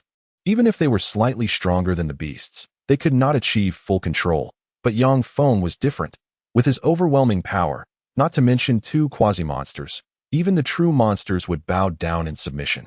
Too fearful to act out, the two proud wolf-headed creatures lowered their heads gracefully as Yang Feng and Shimen Zun descended with an air of defiance, observing the astonished expressions of the crowd. Yang Feng could not help but chuckle.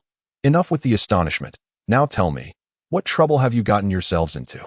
Brother Feng, it's a relief to see you back. We've encountered the Shadow 13 guards. They intend to kill us. As Tu Ganglai spoke, he mechanically raised his fallen jaw, snapping back to reality from his earlier shock. Yang Feng's brow furrowed as he exchanged a glance with Shimen Zun and said, "You encountered the Shadow 13 guards in pursuit? Aren't they here to kill me? Why are they targeting you?" "We do not know, but they blocked our path on the way back, attacking anyone they came across. Now, we cannot even escape the forest," someone else chimed in. "Yes, my elder brother and several others from different families have already been killed by them. Woe is us. Brother Feng, we can only rely on you this time. Otherwise, we shall all perish here." Tu Ganglai's face was grave as he spoke, and the remaining members, upon hearing this, began to lament as well. Yang Feng regarded them with a solemn expression. Such indiscriminate slaughter was intolerable to him. He then turned to Shimen Zun and asked, "What do you think, Brother Shimen? Strange that I only heard that the young master issued an assassination order against you. Yet I did not expect the Shadow Guards to take action against members of other families. What is the young master trying to accomplish? Did Zhuge Shi-san not advise him?" Clearly, Shimen Zun also recognized the severity of the situation, his expression growing considerably darker. Yang Feng let out a cold laugh, disdainfully curling his lips. "That fool, Situ Tsong, the son of the prefectural lord, I can understand him seeking revenge on me due to our past grievances, but his indiscriminate killing of innocents is simply unacceptable. He behaves like a deranged killer, slaying without regard for justice. Brothers, follow me. With Brother Feng here, I will seek justice for you." Yang Feng's shout resonated, and the crowd immediately raised their fists in unison, shouting fiercely, fueled by anger, their spines straightening as they finally had someone to support them. However, before they could make their move, several piercing sounds sliced through the air. Whoosh! In an instant, a group of black-clad figures descended before them. Upon closer inspection, there were indeed 13 of them. The blades in their hands still bore the fresh blood of their recent slaughter. The Shadow 13 guards. The group involuntarily froze, stepping back in fear. Only Yang Feng and Shimen Zun remained coolly fixed on the figures. Motionless, Shimen Zun then stepped forward and demanded, "Shadow 13 guards, who ordered you to kill these young heirs? Do you understand the consequences of your actions? We are merely following orders. Beyond that, we cannot speak." The leader, his face pale and rigid, replied indifferently. Chapter 34. "Then I shall ensure your demise." Shimen Zun's brow twitched, finally coming to a realization. Is this truly an order from the young master? And what of it? "Shimen Zun, where have you been these past 2 days? You were supposed to be here to protect me. Abandoning your post warrants punishment." As soon as the words left his mouth, a familiar, noisy voice rang out. The crowd turned to see Situ Tsong, accompanied by Zhuge Shi-san, sauntering over with a smug grin on his face. Upon seeing him, the crowd gritted their teeth, their fists clenched tightly, nearly bursting with rage, wishing to rush forward and slay him. Yet they refrained due to the strength of the Shadow 13 guards. Shimen Zun suddenly knelt on one knee, saying calmly, "Young master, forgive me. Since the Shadow 13 guards are here to protect you, I presumed you no longer required my presence. So I went to attend to personal matters in the depths of the forest. Personal matters? Shimen Zun, you are but a dog raised by the Situ family. Without my permission, you dare to attend to personal matters? You have gone too far. Situ Tsung sneered condescendingly. Shimen Zun remained silent, bowing his head without a word.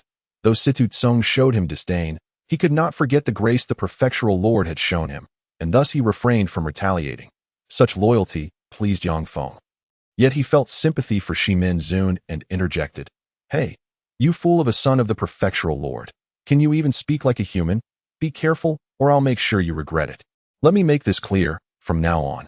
Shimen Zun is working for the Yang family, and he will have no further ties to the Situ family. You no longer have the right to speak to my brother in that manner." Understood.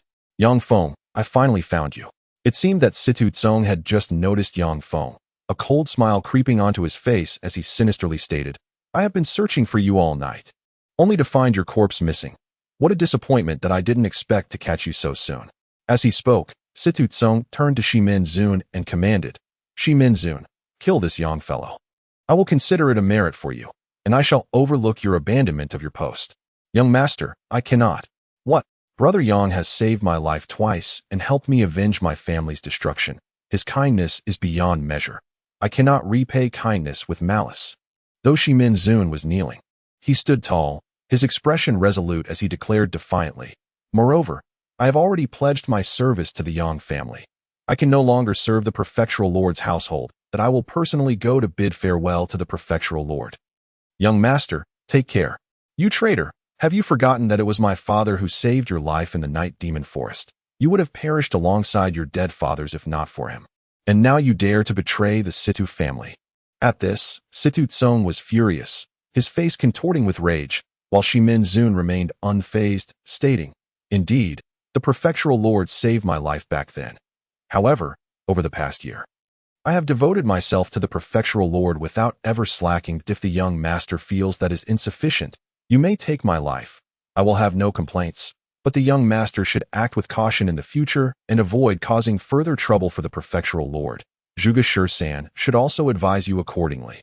After saying this, Shimen Zun respectfully placed the broken steel spike on the ground and prostrated himself, as if bidding a final farewell. Situ Tsung's face twitched in fury, and Zhuge Shi-san, observing him, could not help but shake his head and chuckle. Sighing, "You overestimate me. While I can advise the prefectural lord, I cannot sway the young master." "Righteousness." Yang Feng silently nodded, approving of the scene, Shimen Zun's unwavering loyalty to his former master, who regarded him with disdain, assured Yang Feng that he would be 100-fold loyal to this considerate new master. This subordinate of his is indeed invaluable. At the very least, his loyalty is unparalleled, rivaling even that of his second brother. "Yang Feng, you scoundrel, how dare you even pry at the corners of the lord's estate? If I do not eliminate you, this grievance shall never be swallowed by me." At that moment, feeling his pride wounded, Situ Tsung suddenly glared at Yang Feng and bellowed. Yang Feng, with an evil grin, looked down at him disdainfully and mocked. "Oh really? Then allow me to let you choke on that indignation. Spare us your futile gasps that tarnish this fine air." "Humph! Shadow 13 guards, heed my command. Slay Yang Feng and this traitor without mercy. Leave not a single one alive." In a fit of rage, Situ Tsung roared at those present. Upon hearing this, the shadow guards unsheathed their blades with a metallic clink, their edges gleaming ominously under the scorching sun. A collective apprehension gripped the crowd, prompting them to involuntarily step back. Yang Feng, however, remained unfazed, a wicked smile playing on his lips as he effortlessly brandished the Xianbing staff, eager to test its might. "Very well, I shall see how my third-tier staff fares against you merciless brutes who kill indiscriminately." "A staff? Brother Feng, are you not a warrior? Why resort to a staff?" Tuo Ganglai asked, confused by the scene. Yang Feng smirked. "I just found this treasure in the forest, a top-tier Xianbing staff that can automatically unleash third-tier spells, usable even by non-mages." "Humph, you think a mere third-tier spell can contend with us?" The Shadow 13 guards. "Kid, you are far too arrogant." The leader of the black-clad figures scoffed. While mages possess spells far superior to a warrior's techniques, a third-tier spell, even at its peak, is merely equivalent to the strength of a pinnacle third-tier mage. We are all above second-tier warriors. Do you truly believe you can withstand us? Then let us find out. I merely wish to release a spell for fun. Whether it can contend with you is of no concern to me. I am simply curious about the outcome. Yang Feng shrugged nonchalantly, a playful smile adorning his face, akin to a child joyfully lighting fireworks during the spring festival, utterly carefree. His demeanor, however, incited a collective fury among the shadow guards. Did this insolent brat truly believe he could face off against their esteemed team? The Shadow 13 guards of Huayan Prefecture, with his meager strength? Otherwise, why was he so relaxed, as if they were inconsequential? Even the heads of major clans would not dare to underestimate them in such a manner. Narrowing his eyes slightly, the leader of the Shadow Guards bellowed, "Third, go and take that brat's head. Let him know just how terrifying we, the Shadow Guards, truly are before he dies." Understood. With a roar, a black-clad guard charged forward, exuding an aura of relentless killing intent, his blade gleaming ominously. Witnessing this, the crowd gasped in horror. "Brother Feng, be careful." "No worries. Watch me unleash my third-tier spell, Frost Wind Roar." With a smirk, Yang Feng remained unperturbed, twirling the Xianbing staff and pointing it at the approaching assailant. Chapter 35. The power of the Xianbing staff roar. Suddenly, the white diamond atop the staff glimmered with a chilling light, and an unparalleled whirlwind surged forth like an icy dragon, charging toward the shadow guard. The guard, seeing this, smirked disdainfully, swinging his long blade with conviction, laughing. "A mere third-tier spell cannot possibly withstand my warrior's strike. Watch me cleave your ice dragon in two." Clang! The clash of blade against icy wind produced a resounding metallic ring. Yet contrary to expectations, the frigid gale did not dissipate. Instead, the shadow guard trembled, his expression transforming into one of terror as he exclaimed, What kind of wind is this?" Whoosh! Before he could finish his sentence, the chilling wind surged around him, swiftly encasing him in an exquisitely transparent ice sculpture, rendering him immobile. Only his terrified eyes remained, seemingly narrating the horror that had seized him in that fleeting moment. Third, the onlookers could hardly believe their eyes. A seasoned second-tier warrior of the Shadow Guards had been frozen by a mere third-tier spell. The crowd, particularly those previously brimming with arrogance, stood in stunned silence at this bizarre turn of events. The leader of the Shadow Guards rushed to the frozen comrade, intent on breaking the ice. But upon touching the frigid sculpture, he shivered uncontrollably and quickly withdrew his hand, feeling the cold radiating from it. "Leader, what is wrong with you?" the other guards inquired with concern. Yet the leader, shuddering, stammered, This ice is exceptionally sinister. Something is amiss." "What?" The others' faces froze in shock, their hearts racing. The leader, a peak second-tier warrior on the verge of ascending to third tier, was typically impervious to ordinary spells. Yet now, he could not even withstand a touch of this ice. Gazing intently at his comrade encased in ice, one shadow guard shouted, "Smash the ice and rescue third." Yes. At the command, the rest drew their weapons, striking the icy prison with all their might. However, after relentless efforts, their weapons shattered, leaving the ice surface unscathed, as hard as diamond, if not harder. Witnessing this, the shadow guards were left utterly dumbfounded, while Tuogang Lai and the others wore expressions of disbelief, glancing enviously at the staff in Yang Feng's hand. Indeed, Brother Feng possessed a divine artifact. Only Shimen Zun appeared somewhat familiar with the scene, murmuring, "White dragon." Indeed, at this moment, the iciness of the frost wind roar was reminiscent of the impenetrable scales of the white dragon, glistening with frost and impervious to blades. However, unbeknownst to him, this Xianbing was far more resilient and frigid than the dragon's scales. After all, when the white dragon discovered that cave, it had trained its icy scales using the cold essence within, ultimately forging a body harder than diamond. Yet, it had only dared to linger at the cave's entrance, fearing the chilling winds that would freeze it. Thus, it had only acquired a fraction of the Xianbing attributes. Conversely, this Xianbing staff had absorbed the cold energy of the earth core ice lotus for years, embodying a substantial 5 parts of Xianbing power. Although it could only unleash third-tier spells, the penetrating cold of its ice attributes was not something ordinary individuals could easily withstand. Not to mention these warriors, even a battle king or battle emperor would hesitate before such a frigid gale. While the frost wind roar itself might seem insignificant, the lethal cold it harbored was truly insidious, evading all defenses. Could this be the power of ice attributes? Yang Feng mused, stroking the formidable staff, His eyes gleaming with realization, he then looked at the shadow guards with a smug grin and scoffed. Hey, who was it that looked down on my third-tier spell? Step forward. Allow me to teach you a lesson. Ha ha ha. Hiss! A shiver ran down the spines of the shadow guards at his words. When they looked at him again, their expressions were devoid of derision, now filled with profound fear. Yet, it was not merely fear of him. They trembled at the sight of the staff in his grasp. The leader of the shadow guards wore an unprecedentedly grave expression, glaring fiercely at the Xinbing staff before turning his gaze back to Yang Feng's playful demeanor, bellowing, "That brat only appears formidable due to that staff. Men, form the four symbols formation." Formation. Yang Feng was taken aback, perplexed by their sudden shift. Aren't formations typically the domain of mages or sorcerers? When did warriors start employing formations? Before he could ponder further, a shadow darted toward him with lethal intent. Yang Feng chuckled, shaking his head, and once more brandished the staff, pointing it at the assailant. "Fool, have you not yet learned the might of my staff? Do you seek death by charging so recklessly?" Frost wind roar. Whoosh! As his words fell, the staff flashed with white light, and a torrent of icy wind surged forth, striking the charging figure. Yet, the assailant displayed no fear, charging forward relentlessly until, like the previous third, he too was encased in ice, lifeless. However, through the crystalline ice, one could still see the twisted smirk on his lips before he was frozen. Perplexed, Yang Feng furrowed his brow slightly. Did this man genuinely desire death? Why did it seem as if his wish had been granted? Before Yang Feng could process this, a series of whooshing sounds echoed in his ears, and he suddenly found 3 shadow guards closing in from all directions, their blades glinting menacingly with palpable intent to kill, ready to rend him asunder. Witnessing this, the crowd gasped in alarm, shouting, "Brother Feng, be careful. Is this the four symbols formation of the shadow guards? It is not a sorcerer's formation, but rather a battle array coordinated by 4 individuals to sever the enemy's head. Is it a deliberate sacrifice of one?" Shimen Zun murmured, his eyes flickering.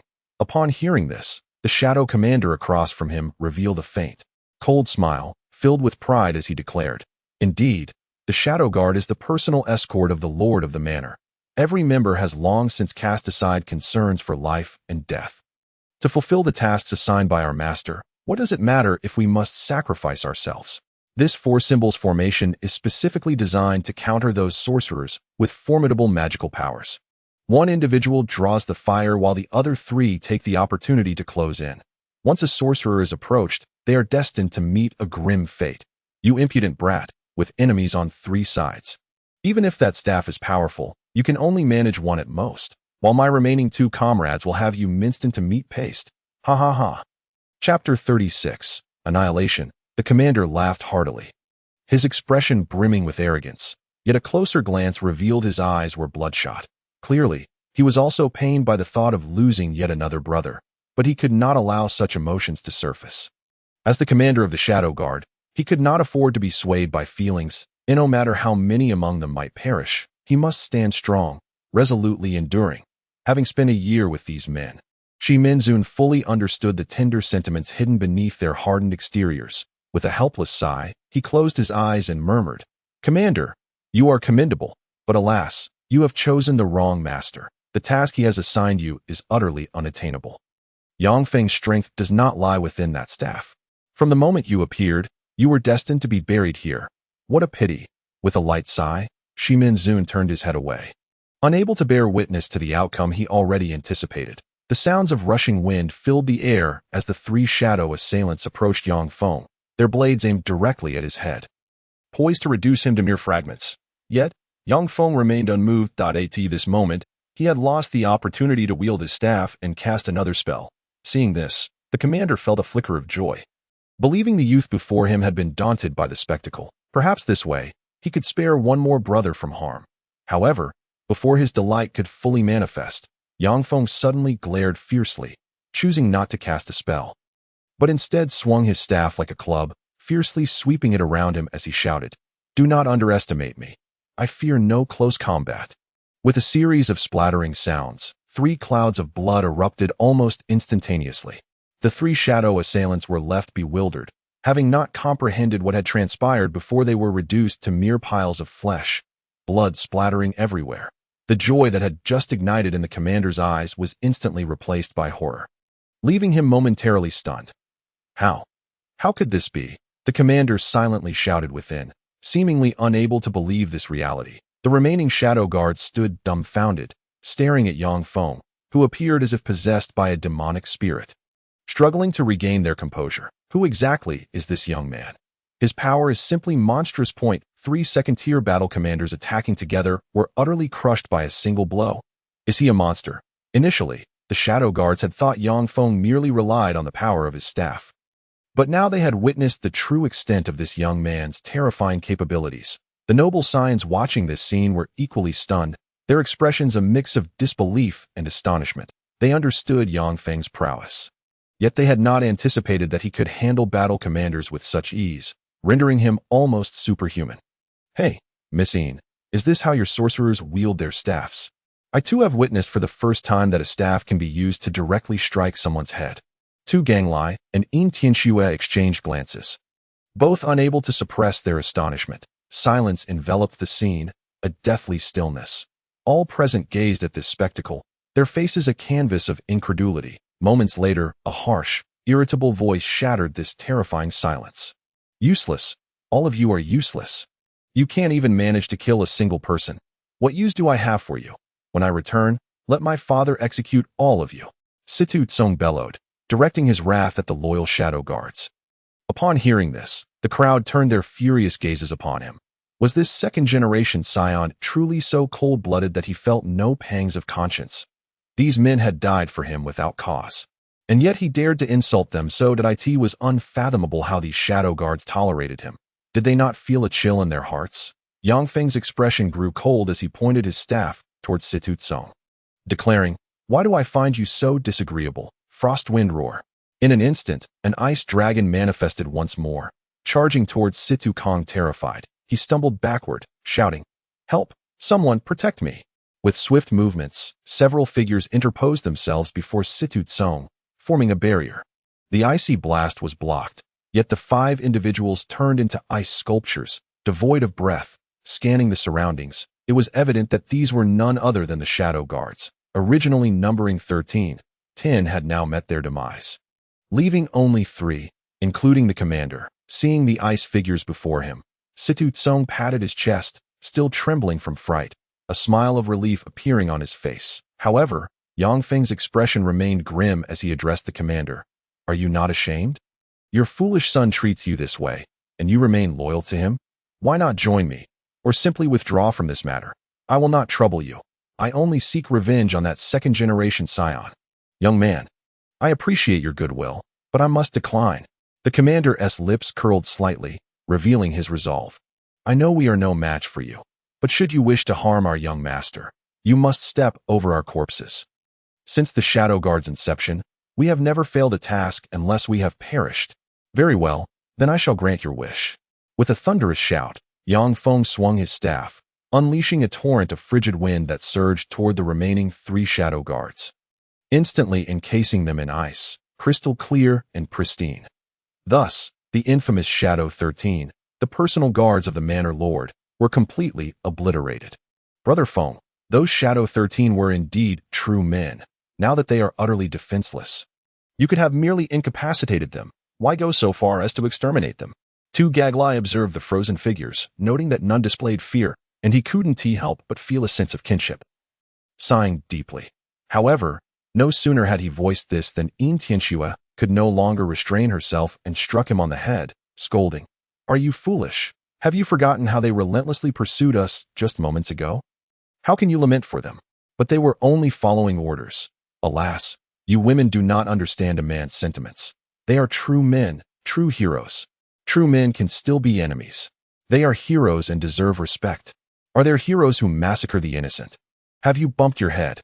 As Tu Ganglai and Een Tianxue engaged in a noisy debate, Yang Feng remained silent, his face more somber than ever. At that moment, Shimen Zun approached Tu Ganglai and the others, gesturing for them to cease their argument. "Enough. Brother Tuesday just now, Brother Yang has liberated them. They should be grateful to him." "Liberated? Indeed. Otherwise, just look at the expression on the commander's face within that ice."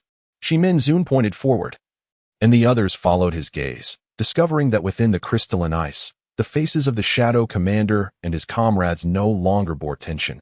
Instead, they revealed a trace of relief and contentment.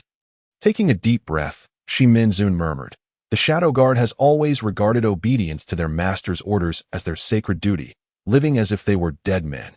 Even if they are unwilling to perform certain tasks, they must do so to the best of their ability. This is their code of loyalty. Now, Brother Yang has decisively ended their lives, preventing them from committing acts against their will, while also honoring their loyalty. In essence, he has granted them liberation. Therefore, in the end, the commander and the others offered no resistance, for resistance was futile. It was far better to embrace a peaceful death than to endure the torment of living." Upon hearing his words, the crowd nodded in understanding. Yang Feng took a deep breath and solemnly cast one last glance at the ice sculptures, his heart a tumult of emotions. These were steadfast men of unwavering loyalty. Yet their devotion was misguided. What a pity. Chapter 37. The Strategist. Suddenly, as he pondered, a rustling sound broke through the air. Following the noise, Yang Feng spotted Situ Song stealthily tugging at Zhuge Shursan's sleeve, attempting to slip away into the underbrush. With a cold smile, Yang Feng twirled his staff and strode forward, declaring, "Foolish boy, where do you think you're going?" Stumbling to a halt, Situ Song froze in place, beads of cold sweat cascading down his forehead. The others, realizing they had almost forgotten the true instigator, quickly closed in, encircling Situ Song with eyes ablaze with fury. "Zhuge Shursan, you go." Situ Song licked his dry lips, directly shoving Zhuge Shursan to the forefront. Zhuge Shursan rolled his eyes in exasperation, gently waving his feather fan as he chuckled. "Young master, I am a scholar, not a warrior. I cannot fight them. Pushing me forward is futile. You can't fight and yet remain so calm. Zhuge, what grounds do you have?"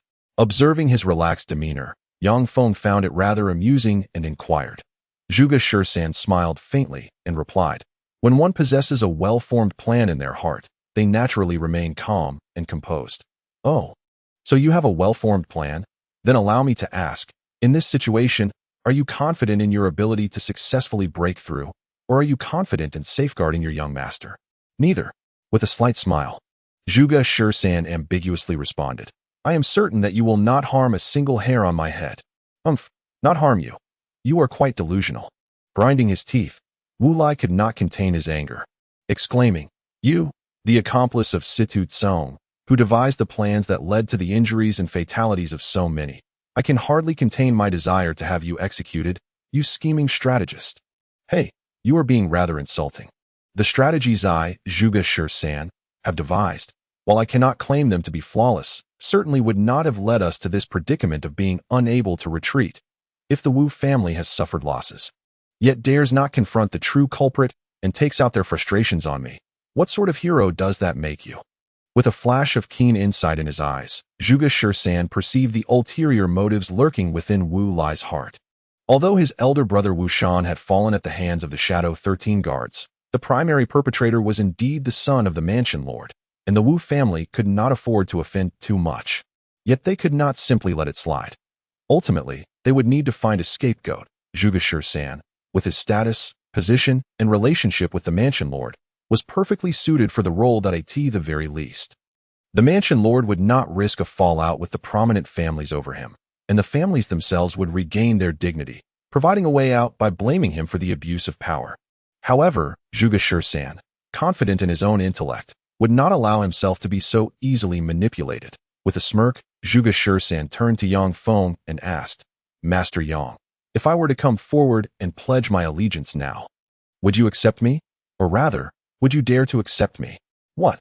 Upon hearing this, everyone gasped in astonishment. Wu Lai could not help but interject, "Brother Yang, do not be swayed by this cunning deceiver's tricks. He is merely using your Yang family as a refuge. To be frank, he cannot escape culpability in this matter, so do not bring disaster upon yourself." Indeed, nodding knowingly, Zhuge Shursan did not conceal his intentions, stating plainly, "Given the casualties among the families, someone must take responsibility. The scapegoat will certainly not be the Mansion Lord's son. It will undoubtedly be me. In other words, I am now a hot potato that if you take me in, it would be tantamount to opposing the entire Huayan Mansion and its lord. Do you dare to do so?" Zhuge Shursen stared intently at Yang Feng, his eyes as tranquil as a lake. Yet Yang Feng could sense the underlying anticipation and confidence within him. It seemed that Zhuge Shursen had already formulated a strategy for this situation, merely testing whether Yang Feng possessed the qualifications to be a wise leader. Moreover, if Zhuge Shursen truly possessed the brilliance of Zhuge Liang, he would be worth the exchange of 10 cities. What if he offended the mansion lord? What if he offended the emperor? With a devilish smirk, Yang Feng proclaimed with pride, "What does it matter if I offend the various families of Huayan Mansion and its lord? I, Yang Feng, have never regarded these mere village rookies with any respect. As long as you are willing to come, I, Yang family, will certainly welcome you with open arms. I invite you, esteemed sir, to join my Yang family as an advisor, so that together we may strive for supremacy over the world." With that, Yang Feng respectfully bowed in deference. Zhuge Shursen's expression grew serious, and he returned the bow deeply, stating earnestly, "My lord, I shall undoubtedly live up to your expectations." Thus, Zhuge Shursen became the chief strategist under Yang Feng's command.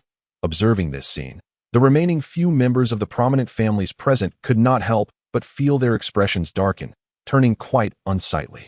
After all, while the mastermind behind the deaths of their brothers was Situ Tsong, the fact remained that his father was the mansion lord, and they were not prepared to confront him just yet.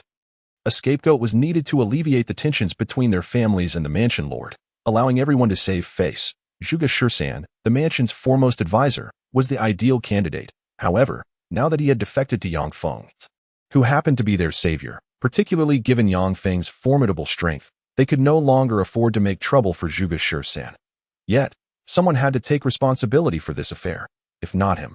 Would they allow the prominent families to truly pin the blame on Situ Tsong and confront the mansion lord head-on? Consequently, a thick cloud of discontent cloaked their faces, leaving them at a loss. Even though their kin had been slain, from the perspective of the families, they were compelled to consider the overall interests and dared not easily provoke a conflict with the mansion lord. Fully understanding their thoughts, Zhuge Shursen could not help but let out a faint laugh, gently waving his feather fan, saying, "If I were in your position, regardless of familial loyalty or personal considerations, I would act immediately and eliminate Situ Kong. Otherwise, this threat will linger, and you will inevitably face the annihilation of your clan in the future." Zhuge Shursen, you are incredibly bold, not only betraying the Situ mansion in the heat of battle, but also daring to incite these ruffians to kill me. My father will never let you off the hook. Upon hearing this, Situ Tsong was instantly filled with rage and humiliation, exploding in fury. The others remained silent, hovering between the two, seemingly deliberating. Only Yin Tianyang, after a moment of contemplation, solemnly remarked, "Mr. Zhuge, are you attempting to exonerate yourself and your new master, the Yang family? If we do not kill Situ Tsong, but instead make you the scapegoat, we can alleviate our conflicts with the mansion lord. However, if we were to kill his son, there would be no turning back. In such a case, you and the Yang family would be the ones to benefit the most, correct?" "Precisely. I hope that everyone can unite to face the threats posed by the mansion lord, rather than allowing only the Yang family to shine alone. Of course, I also have my own survival to consider." But, with a slight smile, Zhuge Shursen maintained his leisurely demeanor, yet soon his gaze sharpened, resolutely stating, "Aside from this path, you have no other options. You truly believe that by sending me, the strategist, to the slaughter, your families will emerge unscathed. You would only suffer a worse fate." Humph. "Oh, how so?" Startled, the crowd listened intently. Even though they had initially considered making Zhuge Shursen the scapegoat, they were still eager to hear the insights of Huayan's foremost strategist. Yang Feng also smiled as he looked toward Zhuge Shursen, curious to see how he might single-handedly turn the tide. With a calm smile, Zhuge Shursen's eyes sparkled with profound insight as he stated, "Situ Tsong is destined to die today for 3 compelling reasons. First, this fellow's temperament is exceedingly vile, as you have all just witnessed. Over trivial matters, he is capable of exterminating you without a second thought, completely disregarding the consequences. Moreover, today he has lost all face and suffered great humiliation. Even if you were to let him go, would he spare you in the future? Indeed, this fellow's character is utterly unreliable. He is not one to show gratitude, but rather to repay kindness with malice." They nodded in agreement, exchanging glances of mutual understanding. Zhuge Shursan continued without turning to face them. Secondly, do you think that by offering a scapegoat, you can maintain peace between your families and the mansion lord? A grave error. Even if this incident is brushed aside, the rift between you has already formed, and reconciliation is impossible. Situ Zheng is a ruthless and meticulous character who will undoubtedly seek to eliminate you all in the future, leaving no lingering threats from those who harbor grudges against him for killing his son and brother. A sudden tremor ran through the crowd, and their expressions darkened considerably if Zhuge Shursan's words held any truth. Then following this incident, regardless of the attempts at mending their relationships, the prominent families and Situ Mansion could no longer coexist peacefully, only to draw swords against one another. Yet they were reluctant to confront the mansion lord, given his formidable power and the backing of the imperial court, with a face as dark as thunder. Yin Tianyang urgently declared, Situ Zheng is, after all, a court official. Would he truly dare to act with such impunity against so many prominent families? Situ Zheng has always been bold and ruthless. With the enmity between you, there is over a 70% chance he will seek revenge. Zhuge Shursan smirked, casting a charming glance at the crowd, especially since this matter concerns his precious son. You all know how much he dotes on this second-generation heir. Even if he does not act for himself, he will surely eliminate any potential threats for the sake of his son. Consequently, the probability of him annihilating your families in the future reaches a full 100%. Their hearts sank in unison, panic gripping them. Initially, they had sought reconciliation, even after Situ Tsong's madness had led to the deaths of so many. But now, they realized that even the opportunity for reconciliation had slipped away, along with the safety of their families. Thinking of their loved ones, they began to pace anxiously, with the fierce and indignant Tu Ganglai hastily exclaiming, "What should we do now? If we kill this spendthrift, won't Situ Zheng come after us even more?" Indeed, a confrontation is inevitable. We cannot avoid it. We must seize the most favorable opportunity, which brings me to the third reason why Situ Tsong must die. With a sideways glance at the already quaking second-generation heir, Zhuge Shursan's eyes glinted coldly as he stated firmly, after Situ Tsong dies in the Night Demon Forest, we can claim he fell victim to a demonic beast, buying us some time before Situ Zheng learns of it. During this period, the various families can unite to strategize and regain the initiative, providing us with a glimmer of hope. However, should this foolish boy return, then Situ Zheng will undoubtedly be on guard, and there will be no chance of redemption. With that, Zhuge Shursan smiled subtly, ceased his words, and gazed leisurely at the clear sky, allowing them to ponder for themselves, refraining from further interference. Nevertheless, having articulated his thoughts to this extent, even if the group had previously considered reconciling and liberating this second-generation scion, they now dared not do so. After all, this matter involved the lives of their own families. Yang Feng cast a deep glance at Zhuge Shursan, silently nodding in agreement. This strategist was indeed an astute choice, possessing eloquence that rivaled that of Zhuge Liang himself. His words as resplendent as blossoming lotuses that in just a few utterances, he had managed to sway those who sought to kill him towards targeting others instead. It was no wonder he had remained so composed and self-assured moments ago. With such an ally to assist me, I should be able to effortlessly amass a significant amount of faith power. Ha ha ha. Yang Feng's heart brimmed with mirth, for now, with Zhuge Shursan's intellect and Shimen Zun's martial prowess. His entrepreneurial team had begun to take shape. It was time to unfurl their grand ambitions. Should we kill Situ Tsong? He is the son of the lord of the manor. What of the lord's son? He has slain so many of us. Besides, did Zhuge Shursan not just say that if we let him return alive, we will face even graver consequences? Zhuge Shursan is cunning and full of schemes. Is he not leading us into a trap? After all, he is the son of the lord. Shedding his blood would mean there is no turning back. A murmur of uncertainty arose among the crowd after hearing Zhuge Shursan's words. Yet they remained indecisive, hesitant to act. Zhuge Shursan cast a sidelong glance at them, a smirk of disdain gracing his lips. These indecisive fools were utterly useless, unfit for any significant task. Humph! Situ Tsong, trembling in fear, glanced at the assemblage, experiencing genuine dread for the first time in his life, for he could unmistakably perceive the unmasked intent to kill in their eyes, coupled with the instigation of that wretched traitor. Zhuge Shursan, these rabble-rousers might truly have the audacity to take his life. Suddenly, Situ Tsong shuddered, his bravado faltering as he exclaimed, "Do you truly dare to kill me? I am the son of the Lord. Beware lest your entire family be exterminated." The murmurs ceased, and the gazes directed at him were rife with hesitation. Just then, a metallic sound rang out. The crowd turned to see that, unbeknownst to them, Yang Feng had drawn a finely crafted dagger, idly toying with it. Noticing the glances cast his way, Yang Feng grinned, and without a moment's hesitation, he thrust the blade directly into Situ Tsong's abdomen. With a dull thud, blood gushed forth, and Situ Tsong felt a sharp pain in his lower belly as he wiped his hand across it. It was instantly stained crimson. Overcome with shock, he collapsed to the ground, rolling in agony and wailing. "Yang Feng, how dare you? You truly have the audacity to kill me. From this day forth, the Yang family shall cease to exist in this world." Yang Feng had indeed taken action. The others stood momentarily stunned, their expressions frozen in disbelief. Without glancing at their dazed faces, Yang Feng merely shook the bloody dagger and smirked. "In times such as these, I truly see no point in discussion. There is only one path to choose. As the most esteemed brother Feng in your hearts, I shall set an example by stabbing him. Those who wish to join my ranks, take this dagger and follow suit. From henceforth, we shall be brothers. Otherwise, you shall be my enemies." With that, Yang Feng extended the dagger towards them. The crowd stiffened, comprehending Yang Feng's intent. This was a declaration of loyalty. They were to choose between the Yang family and the Situ family.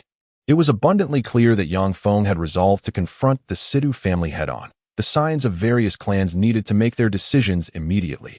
Anyone who chose the Yang family would bear the blood of Situ Tsong on their hands, rendering any betrayal impossible henceforth. Conversely, those who opted for the Situ family would find themselves declared enemies, likely facing a perilous fate in this forest, for with Yang Feng's might, none could hope to contend with him. Death would be the only outcome. The notion of neutrality was utterly out of the question in that instant. The assembly fell into hesitation once more. Though they were the core descendants of their respective families, destined for high positions within their clans, they were still but children, lacking the courage to choose sides on behalf of their families. Zhuge Shursan observed these indecisive noble youths, then turned his gaze to the resolute Yang Feng, silently nodding in approval. Admiration evident in his eyes in contrast to these cowards, Yang Feng's decisiveness and regal demeanor shone through brilliantly. "I shall go." After a moment of hesitation, as silence enveloped the crowd, a robust voice rang out. Tu Ganglai stepped forward, seizing the dagger from Yang Feng's hands, and declared, "Since entering the Night Demon Forest and teaming up with Brother Feng, I have resolved to follow him for life, though I am unaware of my father's stance. I am the future head of the Tu family, and I represent my clan in joining the Yang family's ranks." With that proclamation, Tu Ganglai plunged the dagger into Situ Tsong's chest, causing him to writhe in pain. Howling in distress, he then brandished the bloody dagger before the onlookers as a testament to his commitment. The others exchanged glances, still hesitant at that moment. A striking figure surged forth, seizing the dagger and thrusting it forcefully into Situ Tsong once more. It was none other than Yin Tianxue, the eldest daughter of the Yin family. "You thought you could covet what is not yours. I have longed to stab you for some time, Tianxue, you." Yin Tianyang's brow twitched in exasperation as he helplessly rubbed his forehead. His sister was aligning herself far too quickly, and he had yet to form a plan. Given that their opponent was the lord of the manor, with these two leading the charge, the remaining onlookers followed suit, each stepping forward to grasp a dagger and mercilessly stab the second-generation scion, turning Situ Tsong into a veritable porcupine, blood spurting forth as he wept and wailed. "You might as well put me out of my misery with one swift strike. Please, stop torturing me like this. I can't bear it any longer. Everyone, take your time, don't kill him all at once. Give the others a chance." Yang Feng remarked with a devilish grin, his voice ringing out. Upon hearing this, Situ Tsong rolled his eyes, nearly fainting from despair. "You devil, you shall meet a dreadful end." Once everyone had taken their turn, declaring their allegiance, Situ Tsong was left a bloodied mess, barely clinging to life. Witnessing this, Yang Feng nodded in satisfaction and addressed the assembly with a cupped fist. "Since we have collectively pledged our loyalty today, we are now brothers. Henceforth, in all matters, we shall advance and retreat together, never abandoning any clan. Should there be a traitor, let the heavens rain down judgment, and let all clans unite in their punishment. All will follow Brother Feng's lead." The crowd echoed in unison. solemnly clasping their fists in agreement that in that moment, they had irrevocably boarded the Yang family's ship. With no turning back at this juncture, Wu Lai turned to the still silent Shimen Zun, a frown creasing his brow. Shimen Zun, you have yet to take action. Go and give that second-generation scion a couple more stabs to demonstrate our sincerity in this alliance. The Lord of the Manor has saved my life. I cannot act against his son. You still hold the Situ family in high regard. You traitor. With a steely gaze, Wu Lai swiftly addressed young Feng. Brother Feng, we have now bound our fates together in this alliance against the Situ family. Yet, this man beside you harbors intentions contrary to ours, which raises concerns. Rest assured, having chosen to side with the Yang family, I shall never betray you. However, the Situ family is my former lord, and I cannot act against them. Therefore, I shall remain neutral in this matter. Shimen Zun replied coolly, his expression unyielding. Yang Feng sighed, understanding this proud man's nature and appreciating his loyalty. If Shimen Zun were to betray his former lord after swearing fealty to a new one, that would indeed concern him. Thus, Yang Feng waved dismissively. It's fine, that is just his temperament. Besides, he is one of my own, and since I have already acted, let us not force him. That will not do, Brother Feng. This matter involves the lives of dozens of families. We cannot afford any negligence. Otherwise, why would we even make this pledge of loyalty? We fear betrayal, do we not? Furthermore, Shimen Zun has served in the Situ Manor for a year. His loyalty remains in question. Today, he must make his stance clear. Or else. Wu Lai left the sentence hanging. Yet his intent was clear. Anyone who did not pledge loyalty must die here to prevent any leaks of information. Yang Feng found himself at a loss. Unsure how to persuade the steadfast man, yet he would not harm his trusted ally for the sake of appeasing outsiders.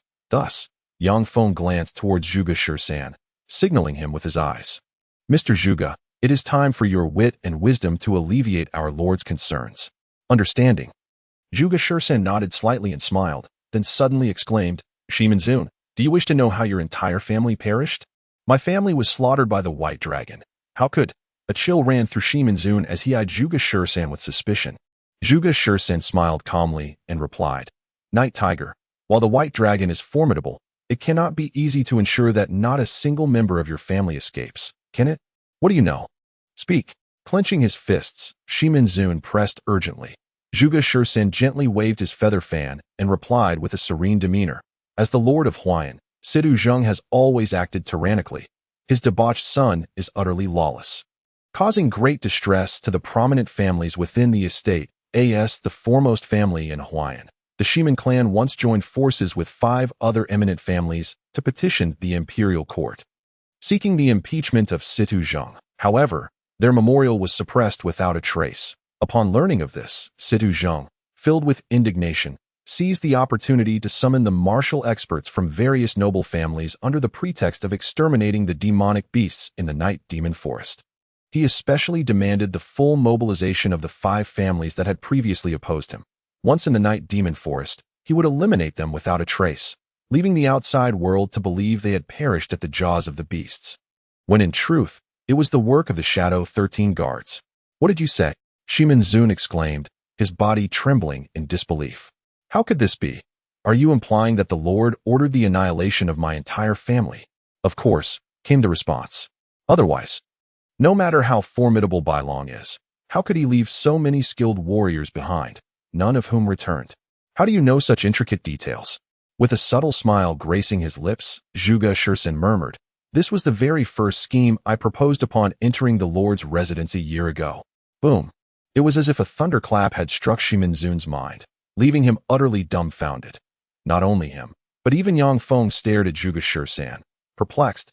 It was his first encounter with someone who could so brazenly and nonchalantly recount their past misdeeds.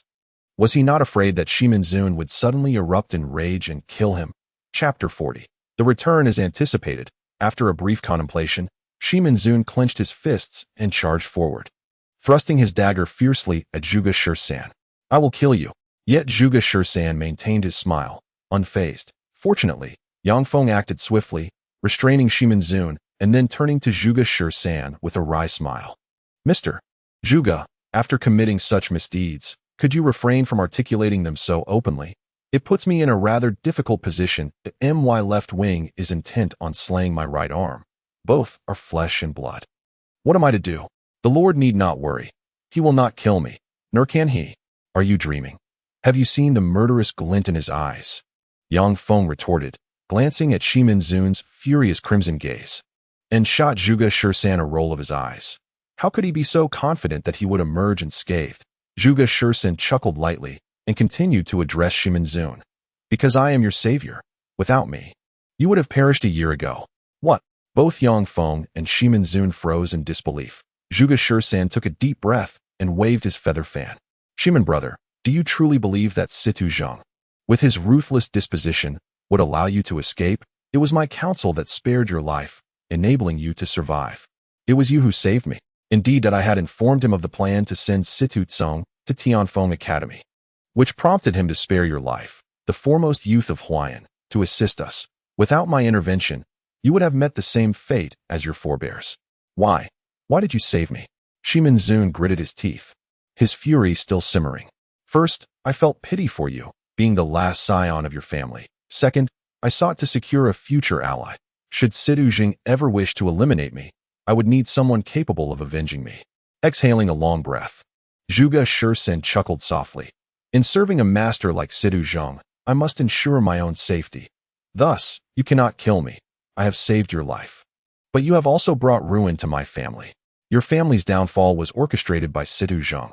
I am merely a strategist. As a loyal servant, I bear the burden of my lord's troubles, like the Shadow 13 guards, who live a life of loyalty and sacrifice. How pitiful they are if you can empathize with them. Why not extend the same understanding to me, your savior? Zhuge Shursan shook his head gently, adopting a pitiful expression. However, the onlookers could not help but grimace at his demeanor.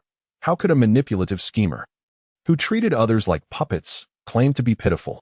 Moreover, where was his loyalty? Just moments ago, upon witnessing the demise of the Shadow 13 guards, had he not immediately betrayed his former master to ally with the Yang family?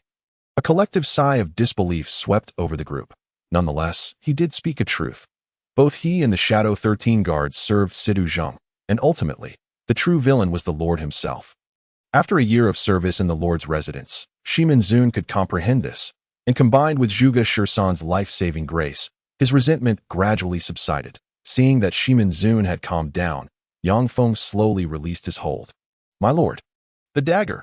Gasping for breath, Shimen Zun raised his hand.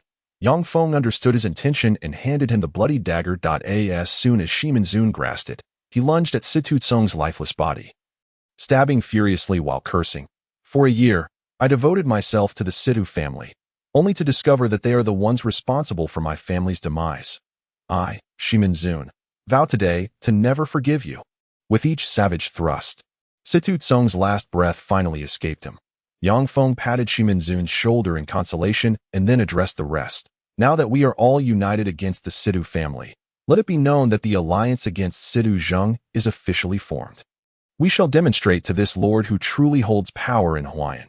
It is not Situ Zheng, but the noble families. Roaring, the group exchanged resolute glances, and after a moment's contemplation, they raised their fists in unison, shouting, Down with Situ Zheng, avenge our fallen brothers.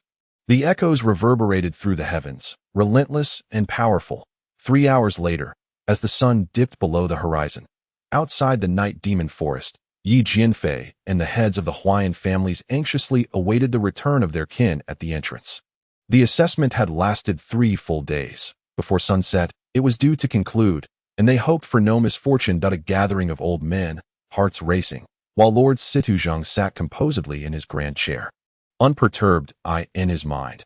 His son was under the protection of the Shadow 13 guards and would emerge unscathed. Suddenly, in the fading light, 2 massive figures appeared, resembling ferocious wolves. The heads of the families narrowed their eyes, adopting a battle-ready stance. The demonic beasts from the night demon forest have emerged. Prepare for combat.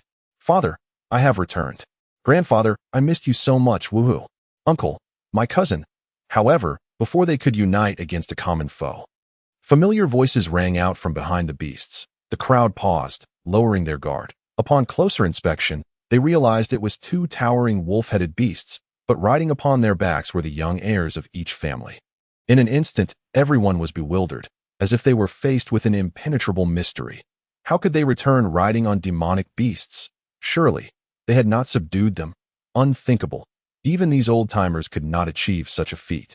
Let alone the young ones, shaking their heads in disbelief. The heads of the families reluctantly allowed the two beasts to approach.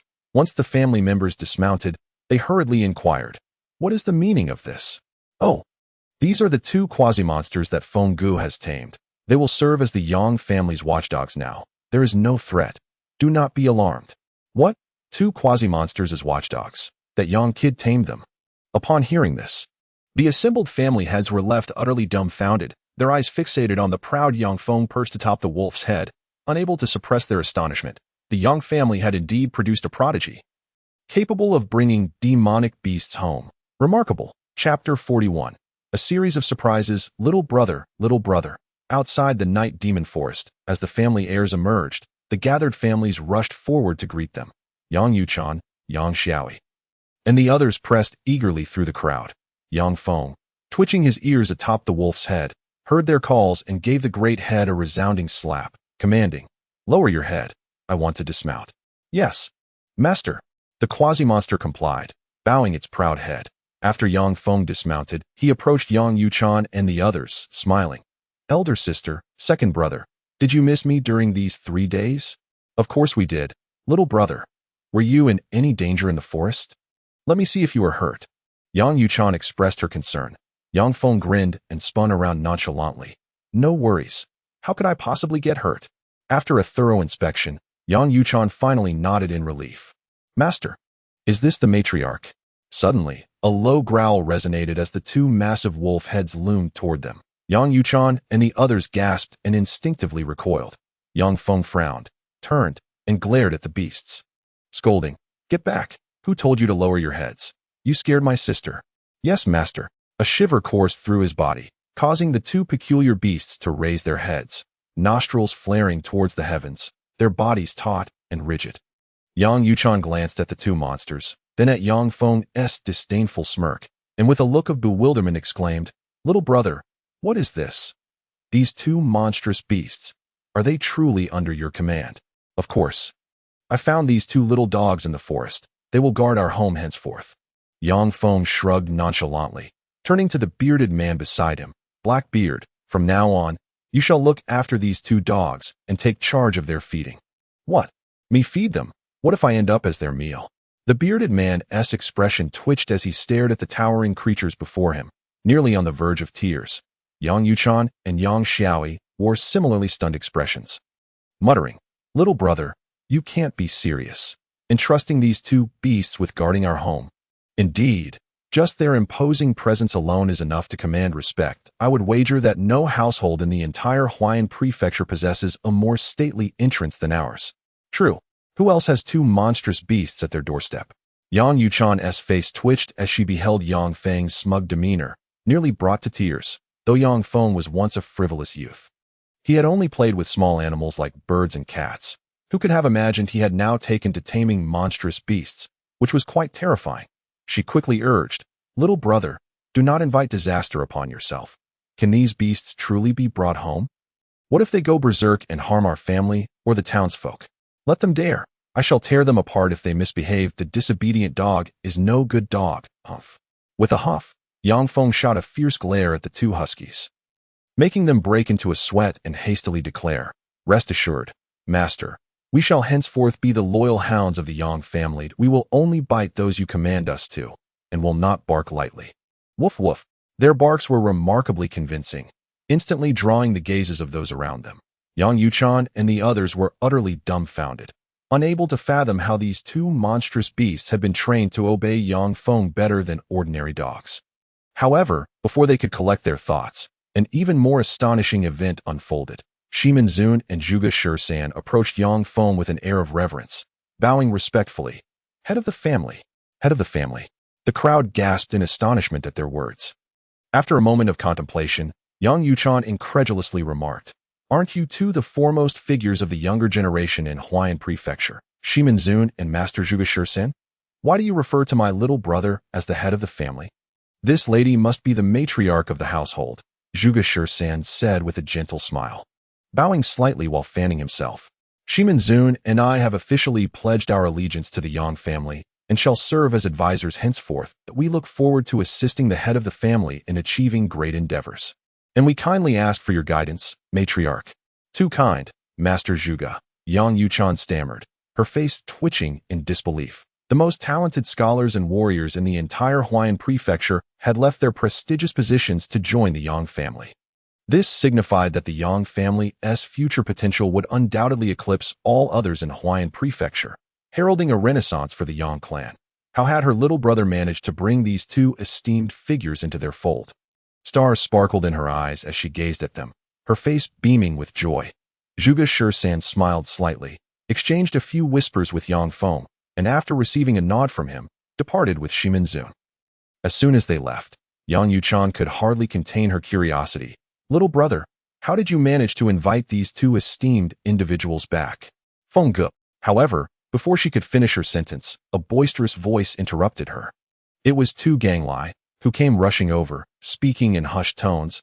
I've informed my grandfather about the events inside. He wishes to meet you. Yang Feng, my father wishes to see you.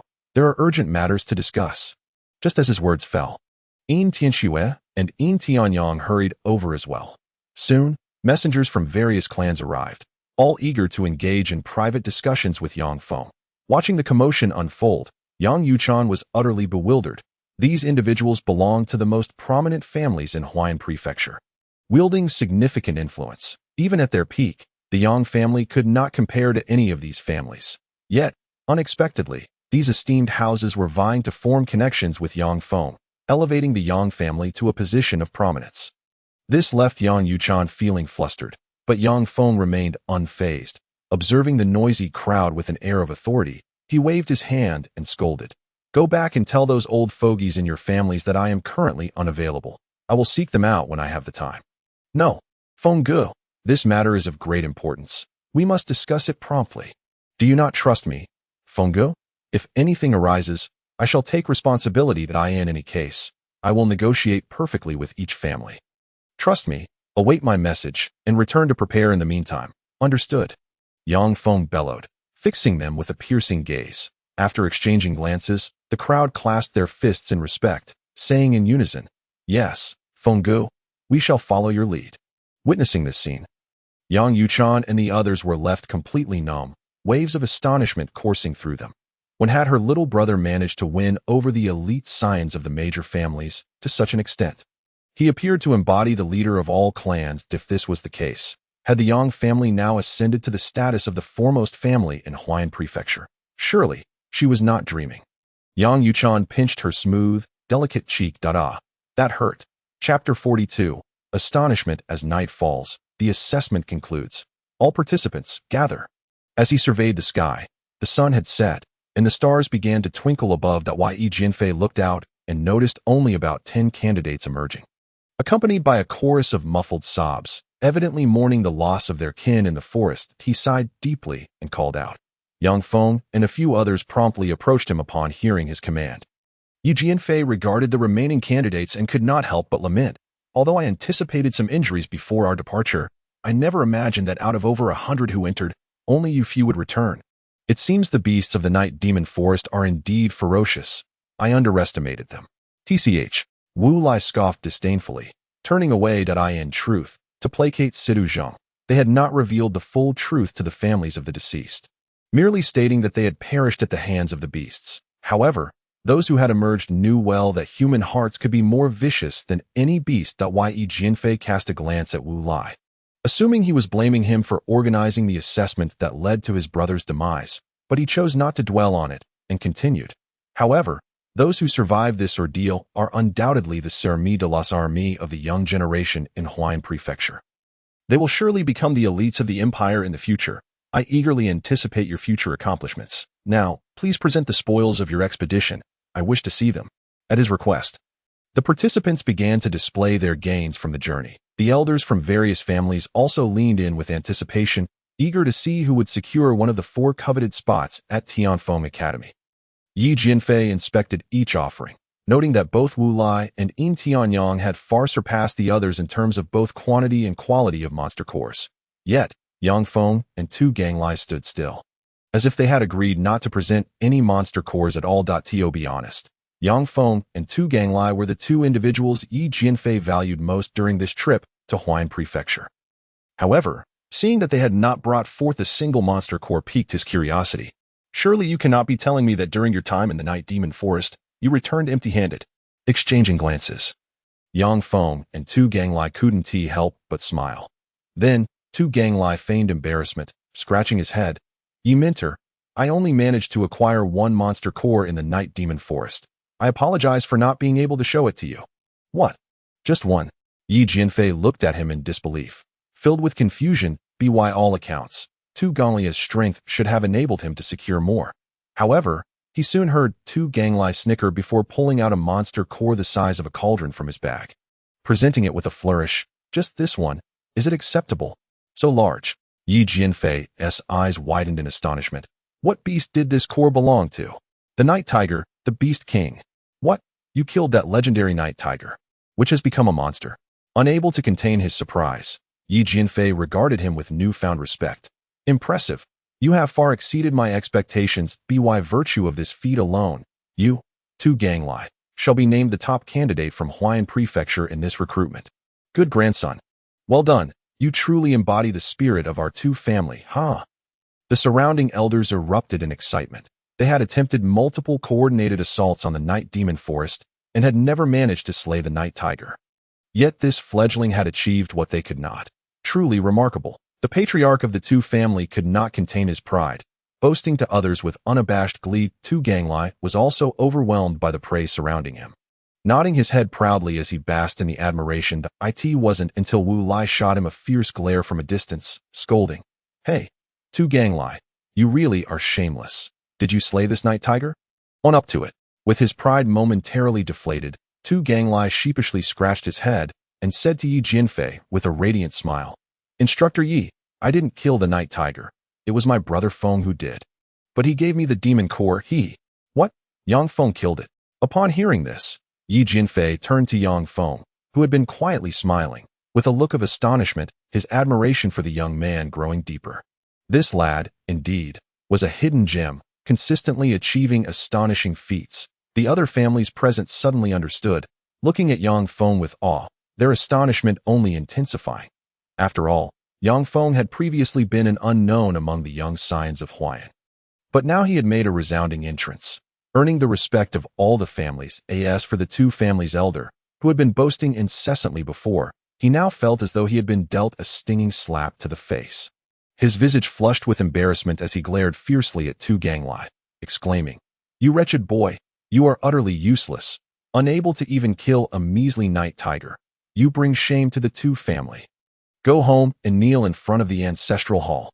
Cowering under his grandfather's furious gaze, Tu Ganglai dared not meet his eyes, muttering under his breath, as if you could have killed the Night Tiger yourself. If you could have slain it back then, would this demon king have been frolicking in the Night Demon Forest for decades? However, Tu Ganglai's voice, though low, boomed like a loudspeaker, immediately attracting the attention of everyone present. This prompted the surrounding families to burst into uproarious laughter, while the elder of the Tu family seethed with rage, his gaze toward his grandson filled with murderous intent, as if he were staring at a ferocious beast. It was evident that Tu Ganglai would face dire consequences upon returning home, potentially leading to a severe reprimand.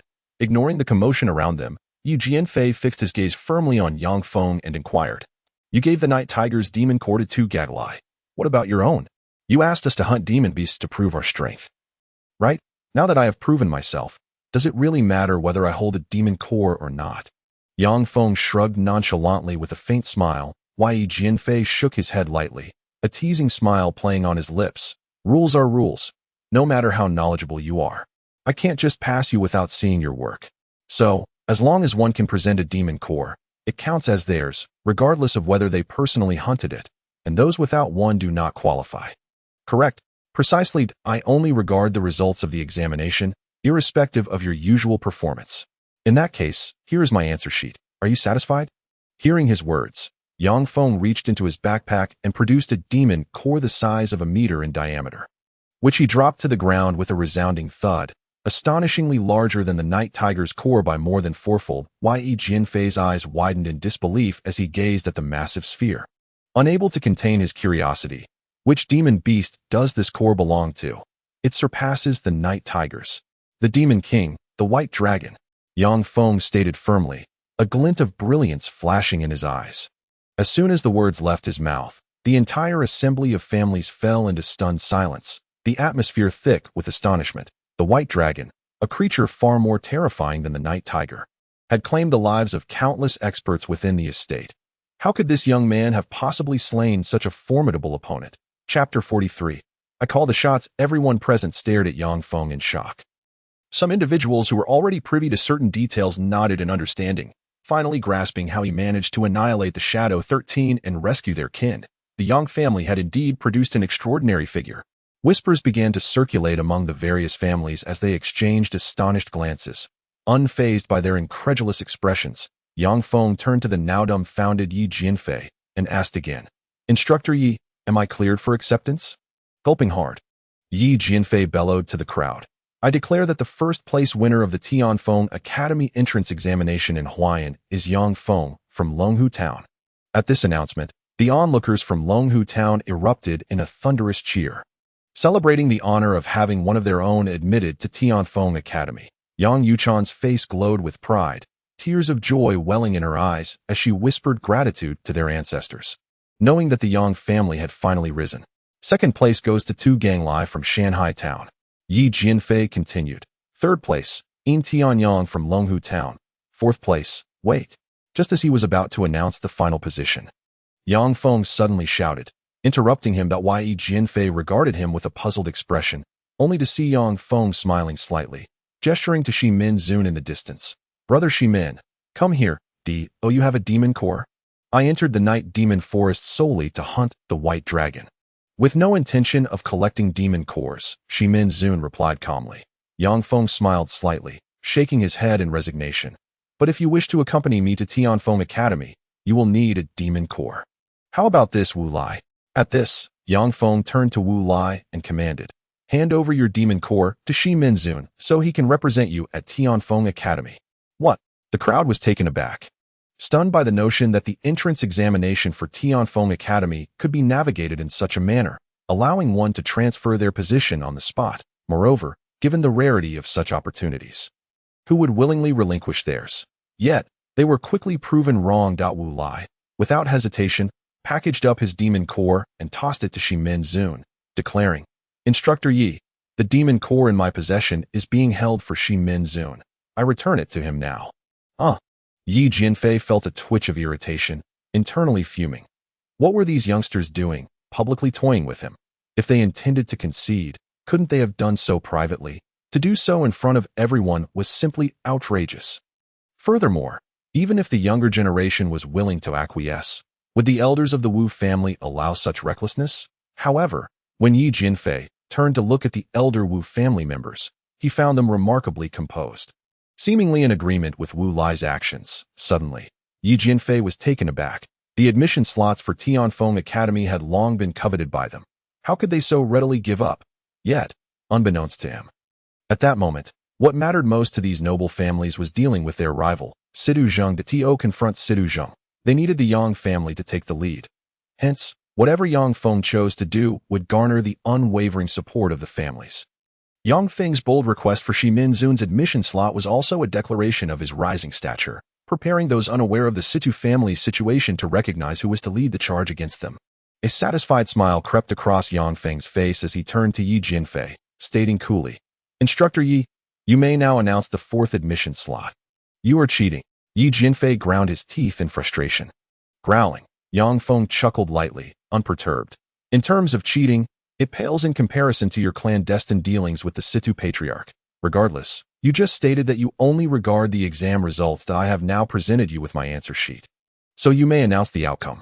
But there are no buts. The rules were established by you, but who joins me at Tianfeng Academy is determined by me." A wicked smile played on Yang Feng's lips as he fixed his gaze on Yi Jianfei. Yi Jianfei scrutinized him deeply for a moment, then nodded in understanding. Very well, I will grant your request. The fourth winner of the Tianfeng Academy entrance examination in Huayan is Shimen Zun from the capital. Not from the capital, henceforth. His home will be the Yang family of Longhu Town, under my command. Ha! Yang Feng slightly corrected Yi Jianfei's announcement, laughing triumphantly as he brushed past him. The others followed closely behind, clearly aligning themselves with him. Yi Jianfei turned to regard Yang Feng once more, his eyes sparkling with intrigue. This boy is truly arrogant, a wild stallion unbridled. Yet, all extraordinary beings are untamed.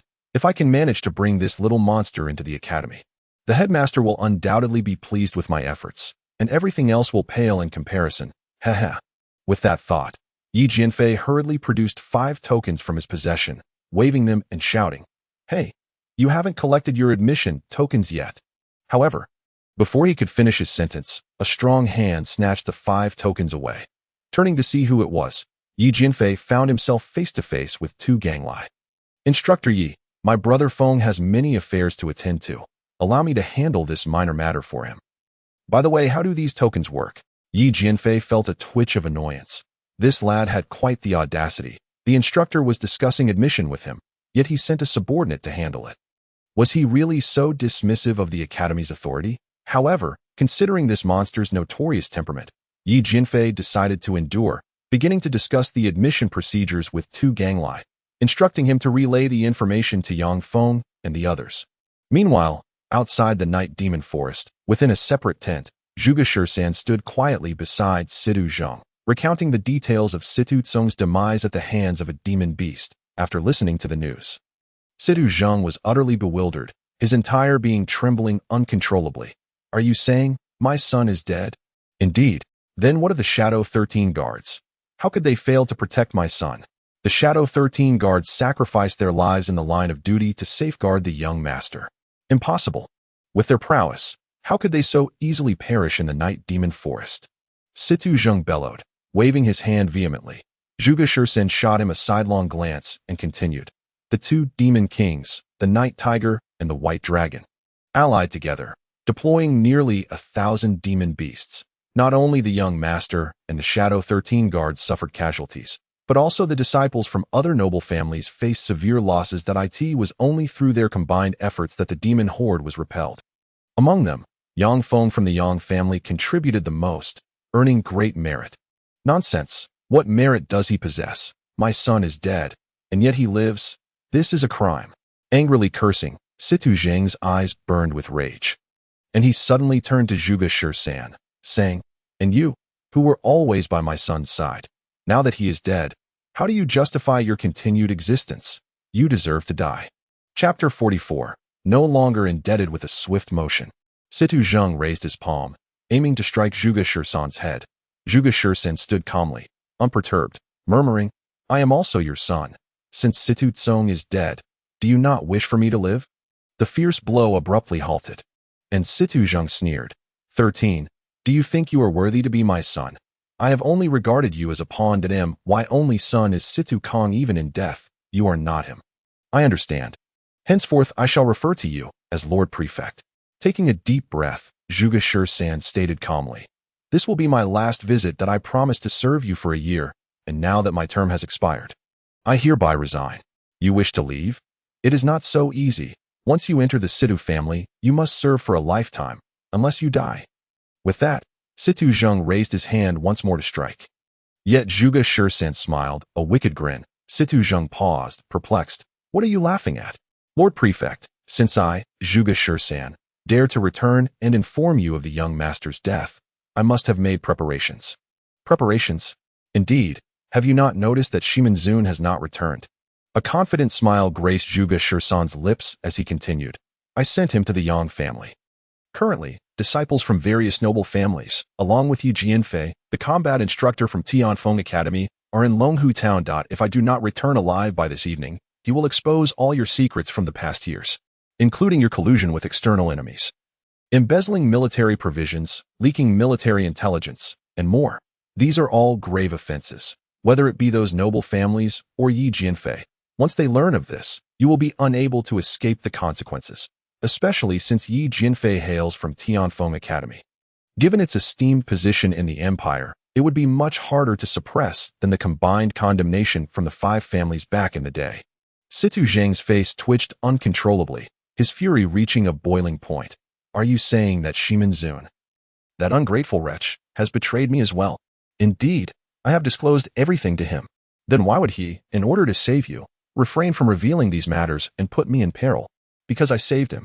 You should know he values loyalty above all else. Thus he wishes to repay my life. Tio, protect me. He can keep these matters to himself. With a slight smile, Zhuge Shursan remarked, of course, if I do not return by evening. He will have no choice but to avenge me. Situ Zheng's expression darkened with dread, and he slowly lowered his hand, gritting his teeth. Well, 13, you truly are cunning and treacherous, just like your mother. You may go. I shall spare your life. Farewell. Zhuge Shursan nodded respectfully and strode out of the tent.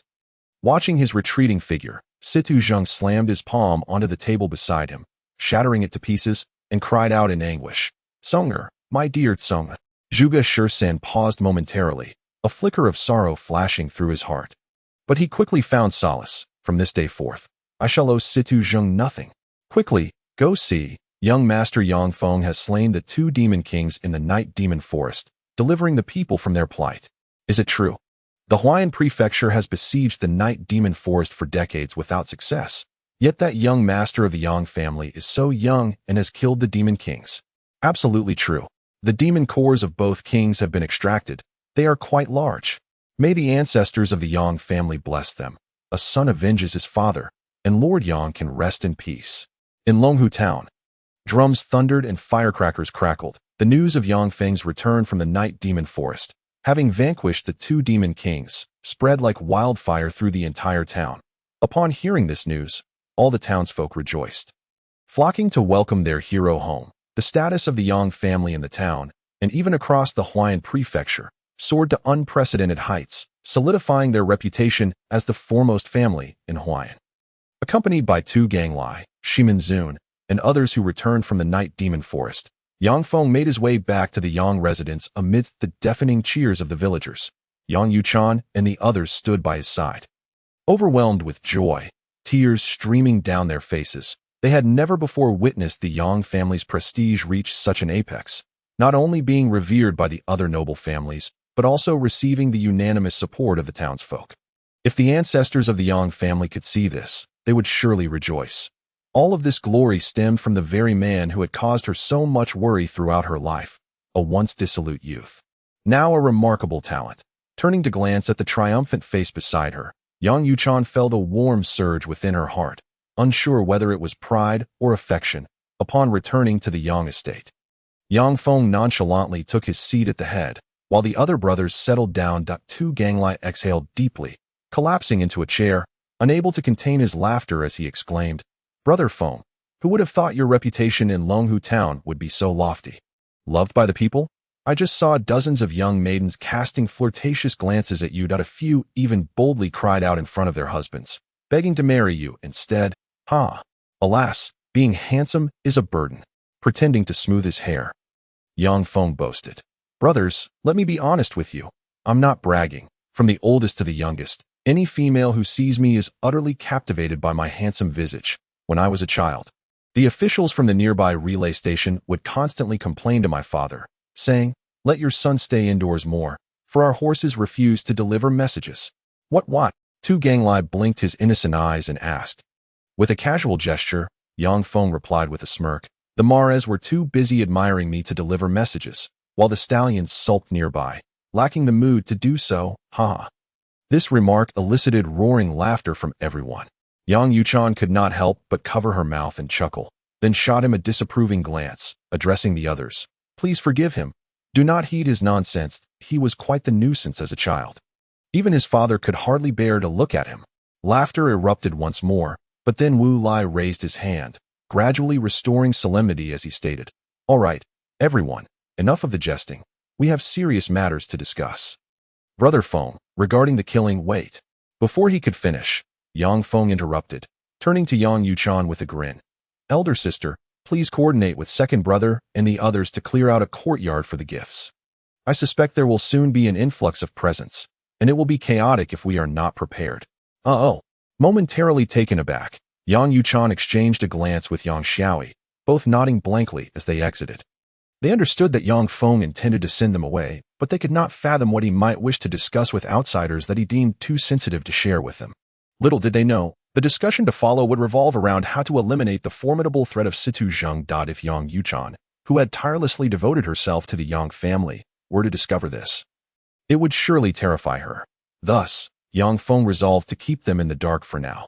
After all, they had never encountered significant matters and had never contemplated grand schemes. That it was best that they remained unaware of such secrets. Chapter 45. Marriage. Once the two had departed, Yang Feng composed his expression and said solemnly, "The matter of killing Situ Zheng should be discussed after Zhuge Shisan returns. After all, while eliminating him is not particularly difficult, the aftermath, given his representation of the court, is of utmost importance. We understand, but where has Zhuge Shisan gone?" "Oh, he went to bid farewell to Situ Zheng." "What? He is with Situ Zheng?" Unconsciously startled, Yin Tianyang's brows furrowed deeply. "Brother Yang, do you not fear he might betray us or inform Situ Zheng? After all, he was once Situ Zheng's confidant." "I am not worried. Trust is essential in employing others. That I believe in him." Nonchalantly waving his hand, Yang Feng remained unfazed, wearing a confident smile. In truth, he was not unconcerned about Zhuge Shisan turning against them. Rather, he had faith that even if Zhuge Shisan did betray him, he would swiftly subdue him. That was the essence of strength. Those who possess strength are seldom suspicious of others. It is only those lacking in power who fear the treachery of their peers, just like the group before me. Upon learning that Zhuge Shisan had departed, they immediately became unsettled, fearing betrayal. Yang Feng let out a cold smile, disdainfully curling his lips at that moment. A light and cheerful footstep echoed, and a figure clad in azure gracefully entered. Exclaiming, "Dear friends, did you miss me, or are you merely concerned that I might betray you?" It was none other than Zhuge Shisan. "Not at all. What nonsense is this? We are brothers. How could we ever doubt you?" Yang Feng retorted nonchalantly, chuckling softly. "When you returned, did Situ Zheng give you any trouble? If you hadn't come back before sunset, I would have stormed into his camp to rescue you. Only the Lord cares for me here. I am deeply grateful to you, my lord." With a gentle smile, Zhuge Shisan bowed deeply to Yang Feng, a warm current flowing through his heart. He understood that Yang Feng spoke the truth. Not only did he possess the capability, but he also treated those around him with kindness. Then, Zhuge Shisan turned to the others and declared, "I am aware of what you are all thinking. 3 days. I shall grant you 3 days to contact the other unaware noble families. On the day of my lord's wedding, I invite all the heads of families to our residence to discuss our plans for dealing with the bandits." "What? In 3 days, Brother Feng is getting married?" "Indeed. I am to be wed. How was I not informed?" The crowd gasped, and Yang Feng wore a bewildered expression as he looked at Zhuge Shisan. Zhuge Shisan smiled faintly and explained, "Situ Zheng has many spies and is inherently suspicious. If I were to gather so many family heads without reason, it would certainly raise his alarm. Coincidentally, I have just heard that my lord has an arranged marriage that is yet to be finalized. By holding a wedding, my lord can perform the coming-of-age ceremony, officially taking charge of the Yang family affairs. The heads of families will naturally come to offer their congratulations." As he spoke, Zhuge Shisan produced a large red wedding invitation and distributed it among the attendees. As the guests received the invitations, they nodded in agreement, simultaneously congratulating Yang Feng on his impending marriage.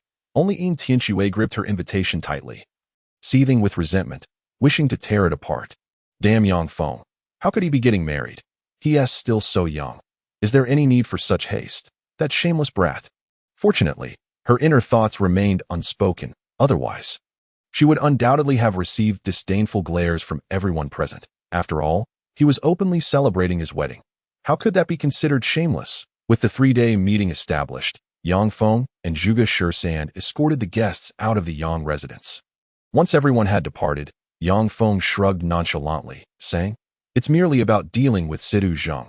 Is it truly necessary to gather so many people for this? I could single-handedly storm in and out of his camp, causing chaos without any issue. I too believe that with your strength, my lord, you could easily obliterate Situ Zheng and his forces alone, without needing any assistance." Zhuge Shisan replied, lightly shaking his feather fan and nodding. Hearing this, Yang Feng raised an eyebrow and glanced at him sideways. Then why complicate matters by gathering so many family heads for a meeting? Because I know that what you seek is not merely the head of Situ Zhang, but rather prestige, Zhuge Shisan replied seriously, looking deeply into Yang Feng's eyes, a unique glimmer shining within. You desire recognition. Indeed, Yang Feng sought prestige. With prestige came faith, with faith came power, and thus greater strength. The crux of all matters lay within the concept of prestige. As for his grievances with Situ Zhang, he scoffed. With Situ Zhang's meager strength, he was hardly worthy of being his enemy. Yang Feng, brimming with impatience, asked, "Do you know how I can attain even greater prestige?" "This is precisely why this operation must involve all the family heads," Zhuge Shisan replied with a serene smile, his eyes glimmering with profound insight. "With your accomplishments in slaying the demon kings and defeating the shadow guards, you have already made waves throughout Huayan Prefecture. However, at best, you are simply a lone warrior. Fighting alone. If you wish to expand your influence across the entire prefecture and seize control of Huayan, you must tightly grasp the major noble families and command their obedience." "And how might we ensure their obedience?" Yang Feng inquired further. Zhuge Shisan grinned mischievously, gesturing toward the location where Situ Zhang was stationed. "If you lead the noble families to eliminate Situ Zhang, you will naturally become the chief among them, and they will pay you their respects. However, should you undertake this alone, they may admire you, but it will not forge any bond of trust." "Oh, I see. You wish for them to subconsciously regard me as their leader." "Precisely. Assassinating the prefectural lord is a significant undertaking. If you lead them in achieving this, everyone will respect your leadership and strength. If you act alone without their involvement, they will not feel the same reverence." With a sardonic smile, Zhuge Shisan gazed up at the azure sky and remarked, "It is quite amusing. Yet true, most emperors are fools, and regardless of their martial or civil prowess, they often pale in comparison to their ministers and generals. Yet, everyone adheres to this fool. Do you know why?" Yang Feng rolled his eyes and shook his head. "Because the truly capable often prefer to work alone. Prideful and aloof, they may appear strong, yet they possess a critical weakness: the inability to unite people's hearts. On the other hand, the fool, lacking skill, requires help from others, thereby naturally gathering capable ministers and generals around him, eventually elevating him to the highest position." A spark of realization crossed Zhuge Shisan's eyes as he turned to Yang Feng, stating earnestly, "I know you possess great strength, my lord, but can you conquer a kingdom alone? Therefore, I suggest that for matters you can easily resolve, consider collaborating with others. This will better serve to amplify your reputation and attract more allies." Chapter 46, 1,000 mana points. This is collective effort and division of labor, I suppose. Nodding in understanding, Yang Feng seemed to grasp something, then impatiently waved his hand. Forget it. I will leave this matter to you. I will follow your lead. As long as it enhances my prestige, I am on board. Yes, my lord. I, Shisan, shall not fail in this mission. I assure you, after this event, all the noble families in Huayan will regard you as their leader. You shall become the de facto lord of Huayan. With a respectful fist salute, Zhuge Shisan's face radiated confidence. Yang Feng nodded, conversing with him for a while longer before allowing him to take his leave. Then, as he recalled the multitude of people surrounding him today, he wondered if he had gained considerable prestige and faith. Why hadn't he received any updates? Thus, he promptly accessed the game control panel, only to be astonished by the sight before him. 1,000 mana points. Indeed, unbeknownst to him, his previously depleted mana had transformed into 1,000 points. This meant he could unlock other magical skills. Damn it. Why didn't the system give me a heads up? It used to notify me. Yang Feng chuckled foolishly while perusing his skill list, unable to suppress his complaints. Ding. At that moment, the system's voice chimed in. Players should not shift blame casually. The system has indeed issued a prompt. You simply did not pay attention. Wow. So you can talk back now? Rolling his eyes, Yang Feng pondered for a moment and suddenly understood. It seemed that after he returned to the town, receiving a rapturous welcome from the townsfolk, he had become so elated that he missed the system's notification. However, that was of little consequence. What mattered was that he now had 1,000 mana points, and it was time to unleash the true power of a fully leveled mage. Let me see what offensive spells I can unlock. Yang Feng focused intently, murmuring, Level 1 Fireball, Unlock for a cost of 100 mana. Level 3 Ice Storm. Unlock for 300 mana. Level 3 Chain Lightning. Unlock for 300 mana. Level 1 Invisibility. This one is good. Unlock for 100 mana. What else? Suddenly, however, Yang Feng's expression froze, the previously joyful smile now turning into a grimace. He realized that after unlocking 4 spells on his skill board, he was left with only 200 mana points. Moreover, those 200 points had to be reserved for casting spells, especially the level 3 skills. Each casting required 30 mana points, 3 times that of level 1 spells. In that case, with only 200 mana points, he wouldn't be able to cast many spells at all. Suddenly, Yang Feng felt as though he had reverted to being a pauper. He could unlock spells, but could not afford to cast them. He felt on the verge of tears. You wicked system, you got my hopes up, and now 1,000 points vanished in the blink of an its simply insufficient. It seemed that the townspeople were too few in number to sustain his expenses. He needed to venture beyond the small town, expanding his influence throughout Huayan Prefecture, and even the entire empire, so that the populace could support his mana consumption. Only then would he truly be formidable. Third brother. Just then, as he lamented over his meager mana points, a loud shout suddenly broke through. Yang Feng lifted his gaze, and to his surprise, the person approaching was none other than his second brother, Liu Shaobai. However, at that moment, his brother's face was filled with urgency, as if something pressing had occurred. Second brother, what is the matter? Third brother, I just heard that in 3 days, you are to officially marry eldest sister. Is that true? Yes, but Yang Feng licked his somewhat dry lips and suddenly realized that such an important matter had been announced without any prior discussion with the parties involved, and whether the involved party was even willing remained uncertain. Although he had transmigrated into the body of this frivolous heir, vague memories lingered of how this heir had once attempted to take advantage of Yang Yuchan, only to be soundly thrashed by the formidable eldest sister. At this moment, to publicly declare their engagement was a reckless strategy. If Yang Yuchan were to find out, with her temperament, she would undoubtedly retaliate. The thought made Yang Feng involuntarily swallow hard. Despite being a max-level mage, practically invulnerable, the terrifying memories rooted deep within this body still made him feel a shiver of fear, a true childhood trauma. So does eldest sister know? Of course she knows. Now, everyone in the household, even on the streets, is aware that you are to marry in 3 days. With a roll of his eyes, Yang Shaobai sighed. But such matters should at least be discussed with the family first. It's unreasonable that the entire town knows while eldest sister and I are the last to be informed. Yang Feng understood that his brother was coming to him for accountability, and he couldn't help but smile sheepishly, saying, "It's not that I didn't inform you in advance. It was all so sudden, I was caught off guard. Blame it on that. All right, you needn't explain to me. Go speak with eldest sister. She is demanding an explanation from you now." An explanation. His heart sank, and Yang Feng, terrified, muttered, "Explain, what exactly?" "Naturally, you must explain why you suddenly decided to marry. Have you consulted with eldest sister, or are you going to act unilaterally? Can we skip the explanation?" With a frown, Yang Feng looked at him, muttering, "Why not let Mr. Zhuge explain? Eldest sister can vent her anger on him." "Hey, you've grown bolder. When eldest sister asks questions, you send a subordinate instead of going yourself." "No, I'm just afraid that eldest sister will." "Enough, hurry along, or else eldest sister will become anxious." Before Yang Feng could finish his sentence, Yang Shaobai had already dragged him towards the back courtyard, as if escorting a prisoner. Yang Feng wore a reluctant expression, but had no choice but to follow his brother to the ancestral hall in the backyard. Upon entering the hall, he saw a graceful figure kneeling before the ancestral tablets. It was his sister. Yang Yuchan. A jolt of fear coursed through Yang Feng's heart. What was going on? Surely, she wasn't about to invoke ancestral judgment.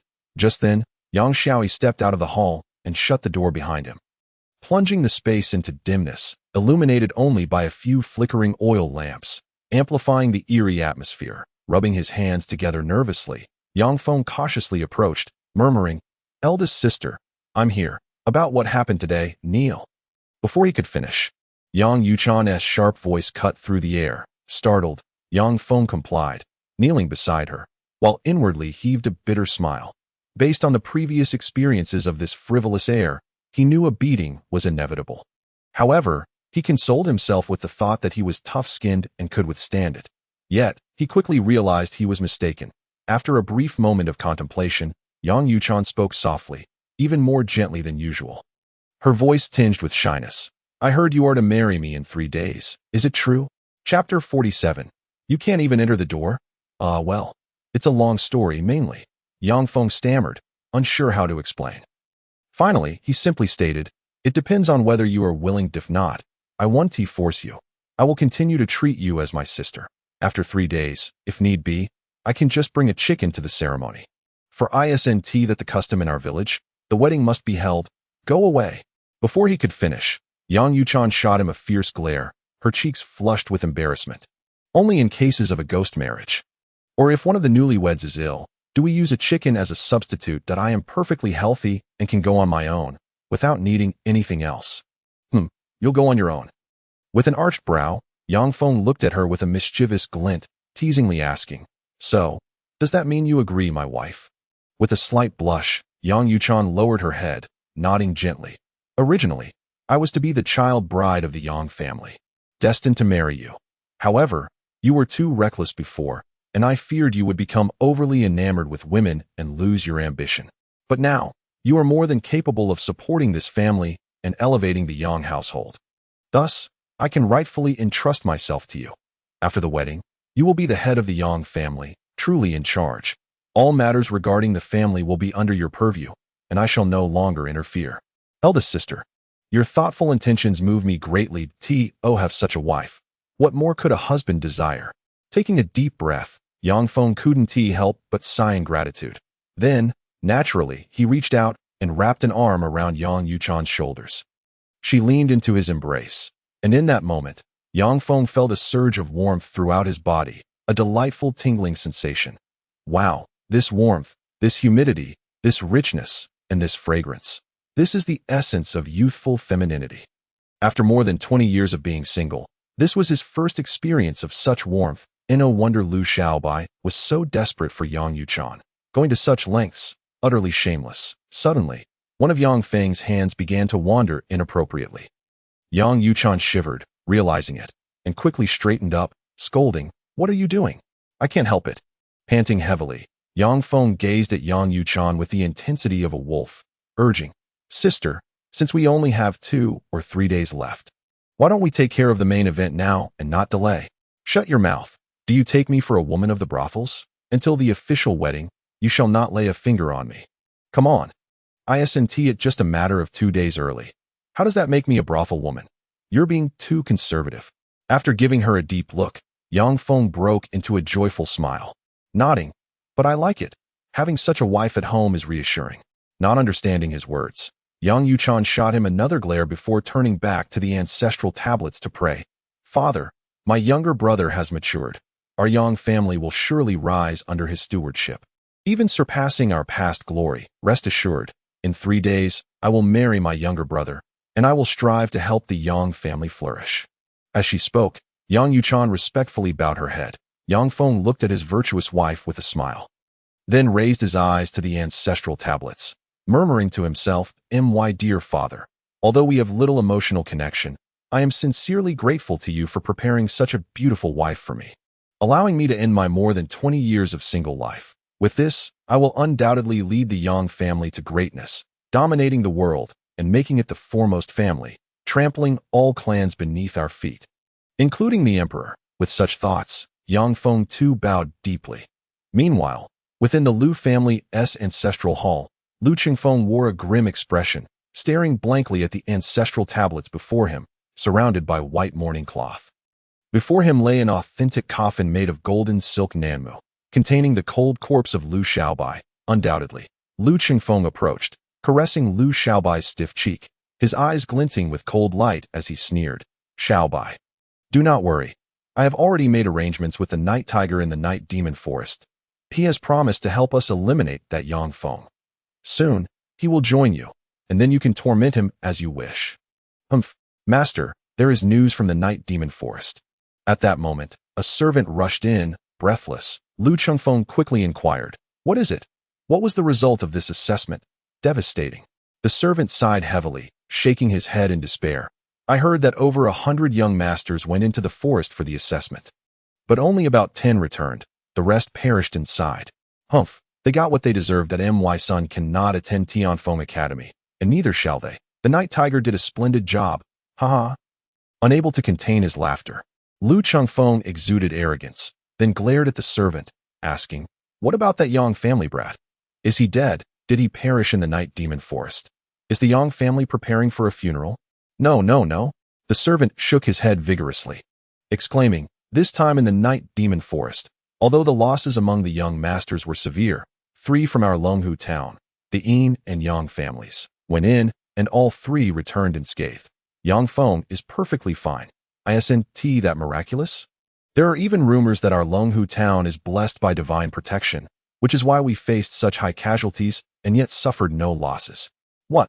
One could not help but be taken aback, as Liu Qingfeng's face twitched with fury. Say that again. That scoundrel from the Yang family is still alive? Is the Night Tiger merely idling? He has taken down a multitude, yet the most crucial one remains unscathed.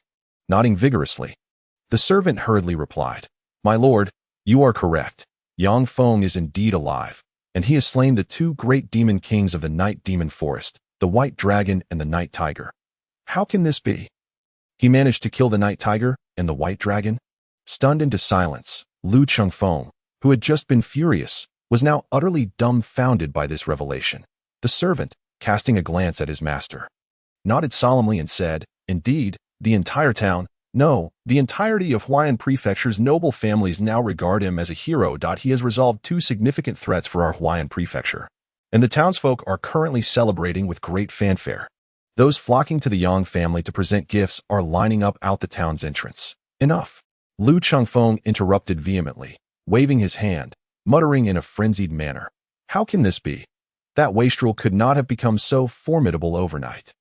It is impossible. He must have stumbled upon an extraordinary stroke of luck. If the Night Tiger cannot kill him, I shall surely eliminate him myself. Shaobai, your father will avenge you. Wait for that scoundrel to seek you out below." Observing his master's frantic demeanor, the servant could not help but sigh and advised, "My lord, perhaps it would be best to let it go. That I have heard that the 2 guard dogs at the Yang family gate are rumored to be formidable beasts. If you seek trouble with the Yang family, you may not even be able to enter their threshold. I suggest you concede.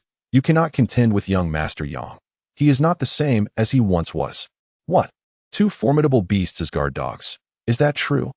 Upon hearing this, Liu Qingfeng was momentarily stunned, thoroughly bewildered. 3 days later, on the wedding day of young Master Yang Feng and the adopted daughter of the Yang family, Yang Yuchan, the entire Longhu town was adorned in festive decorations, celebrating their local hero. Men, women, and children filled the streets, all wearing smiles of joy, as if the entire world was in celebration. Even the general store slashed prices in half, incurring losses to spread joy for the newlyweds. Noble families from all over Huayan Prefecture prepared lavish gifts and made their way to the Yang residence, ostensibly to attend the wedding feast. Their true intent was to covertly negotiate with the Yang family regarding countermeasures against Sidu Zhang. The once most prominent family in Longhu town, the Yin family, was represented by Lord Yin, who, carrying a plethora of congratulatory gifts, set out alongside Yin Tianyang. Upon seeing them, Lady Yin expressed her astonishment. This young lad has truly become a figure of significance. His marriage has compelled Lord Yin to lower himself, bringing along children to offer congratulations, which is indeed a testament to the Yang family's rising prestige. Woman, you know nothing. Lord Yin retorted sharply, glaring at his wife. Do you still believe the Yang family is the same as it was 6 days ago?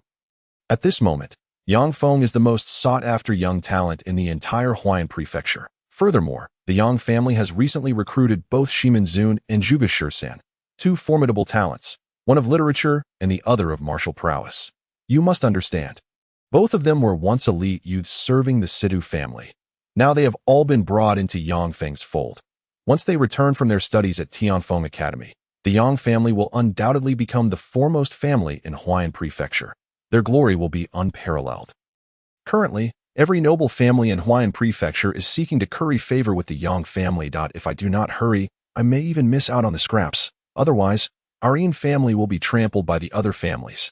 Moreover, this visit to the Yang family is not solely for congratulations. There are more important matters at hand. More important matters? Lady Yin furrowed her brow, perplexed. What important matters could there be at a wedding? That is none of your concern. Just mind your own business. Humph. With a dismissive wave, Lord Yin was reluctant to divulge further, fearing her loose tongue might leak sensitive information. Lady Yin huffed in annoyance and retreated to her room. Lord Yin paid her no mind and turned to Yin Tianyang, asking, Tianyang, where is your sister? Why hasn't she come out yet? Tianxue said she cannot bear to see Yang Feng marry, so she isn't going. Hey, what does it matter to her if he is getting married? Why would she feel any disdain? Rolling his eyes in exasperation, Lord Yin could not help but scold. I have spoiled her too much. She has become too willful. Well, if she does not wish to go, so be it. But you, when you go to the Yang family, make sure to express your gratitude to Yang Feng. Thank him. For what? For granting you a place at the academy. Giving him a serious look. Lord Yin continued. When we were outside the Night Demon Forest, we were all clear-eyed. You and that martial family lad had demon cores of similar caliber. Why did Yang Feng choose to have Shimen Zun replace that martial family boy instead of you? It shows he considers you closer, which is why he wants to take you to the academy. That Yi Jinfei agreed to Yang Feng's request shows he holds Yang Feng in high regard. He did not eliminate you from consideration. Should you not be grateful? A moment of silence ensued, and Yin Tianyang could not help but laugh bitterly. Since when did Yang Feng have the authority to determine the academy's assessments? Fool! Did you not hear Yang Feng say at that time? The assessment rules are determined by Yi Jinfei, but who goes is decided by Yang Feng, given his current standing among the noble families. He possesses that authority. Even Sidu Zheng could not achieve that. Otherwise, that old man would not have allowed his son to cheat. Yang Feng is a rising star with boundless prospects, haha. With a light chuckle, Lord Yin then regarded Yin Tianyang with a puzzled expression. By the way, when did you become so close with Yang Feng? Frowning in thought, Yin Tianyang shook his head. I have no particular ties with Yang Feng. It is Tianxue who has been following Yang Feng in the Night Demon Forest. Moreover, when Yang Feng forced everyone to sign a pledge, Tianxue was the second to express her stance after Tu Ganglai. Could it be because of this? Perhaps that is indeed the reason. He may feel a closer affinity with our Yin family. So you should thank your sister. Nodding in understanding, Lord Yin reiterated, remember, from now on, maintain a good relationship with Yang Feng. Do not let any quarrels arise. I have a keen eye for people. That lad will surely soar in the future. Our Yin family's fortunes will depend upon him. With that, Lord Yin waved his hand and left the house. Yin Tianyang followed behind, feeling a mix of emotions. Once, he was his father's pride, the object of admiration among his peers. Yet now, all the luster seemed overshadowed by Yang Feng. Indeed, the future reputation of the Yin family would hinge not on his strength, but on Yang Feng's whims. This realization made the once proud young master feel quite uncomfortable and disheartened. Meanwhile, at the camp of the Tu family, Tu Ganglai, brimming with excitement, rushed out with a bundle of gifts, only to find his grandfather struggling to keep pace, prompting him to urge, Grandfather, hurry up. Today is the grand day of my brother Feng's wedding. We cannot be late. I know. You call him Brother Feng as if he were your own brother. Besides, why are you so eager for his wedding, as if you were the one getting married? The old man huffed as he rolled his eyes. Hearing this, Tu Ganglai's expression darkened, and he stated firmly, Brother Feng is my elder brother.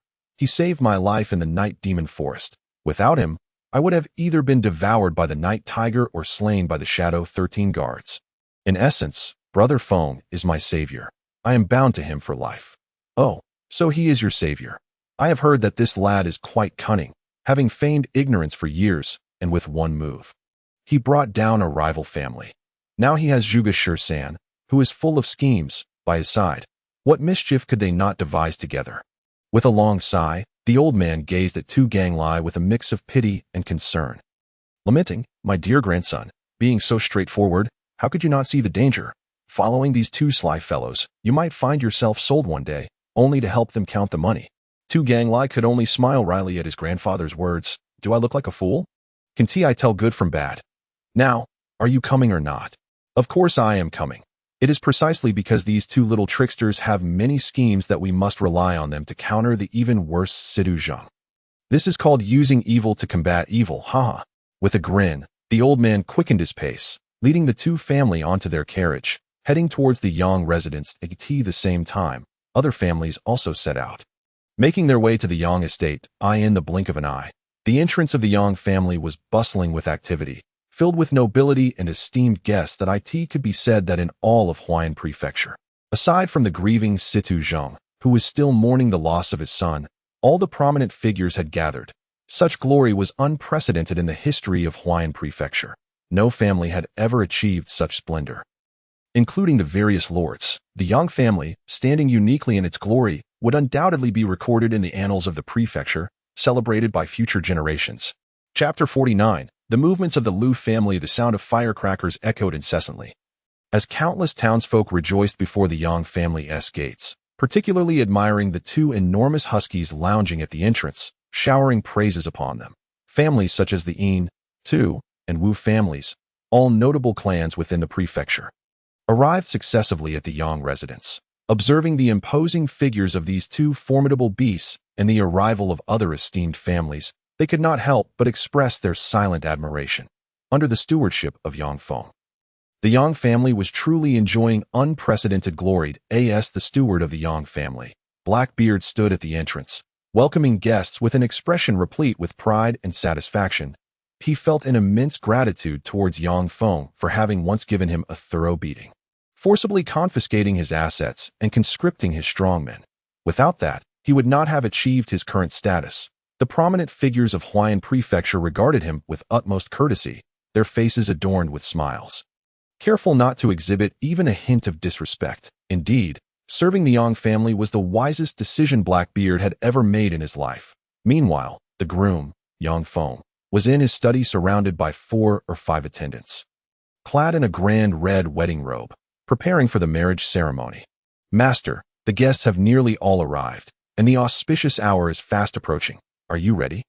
Zhuge Shursan entered the room, fanning himself with a feather fan and smiling lightly. After yawning and stretching, Yang Feng glanced at the glaring sun outside and couldn't help but sigh. Getting up at 3 or 4 in the morning, preparing until now at 8 or 9 o'clock. And we are just about to start the ceremony. This ancient wedding is far too cumbersome.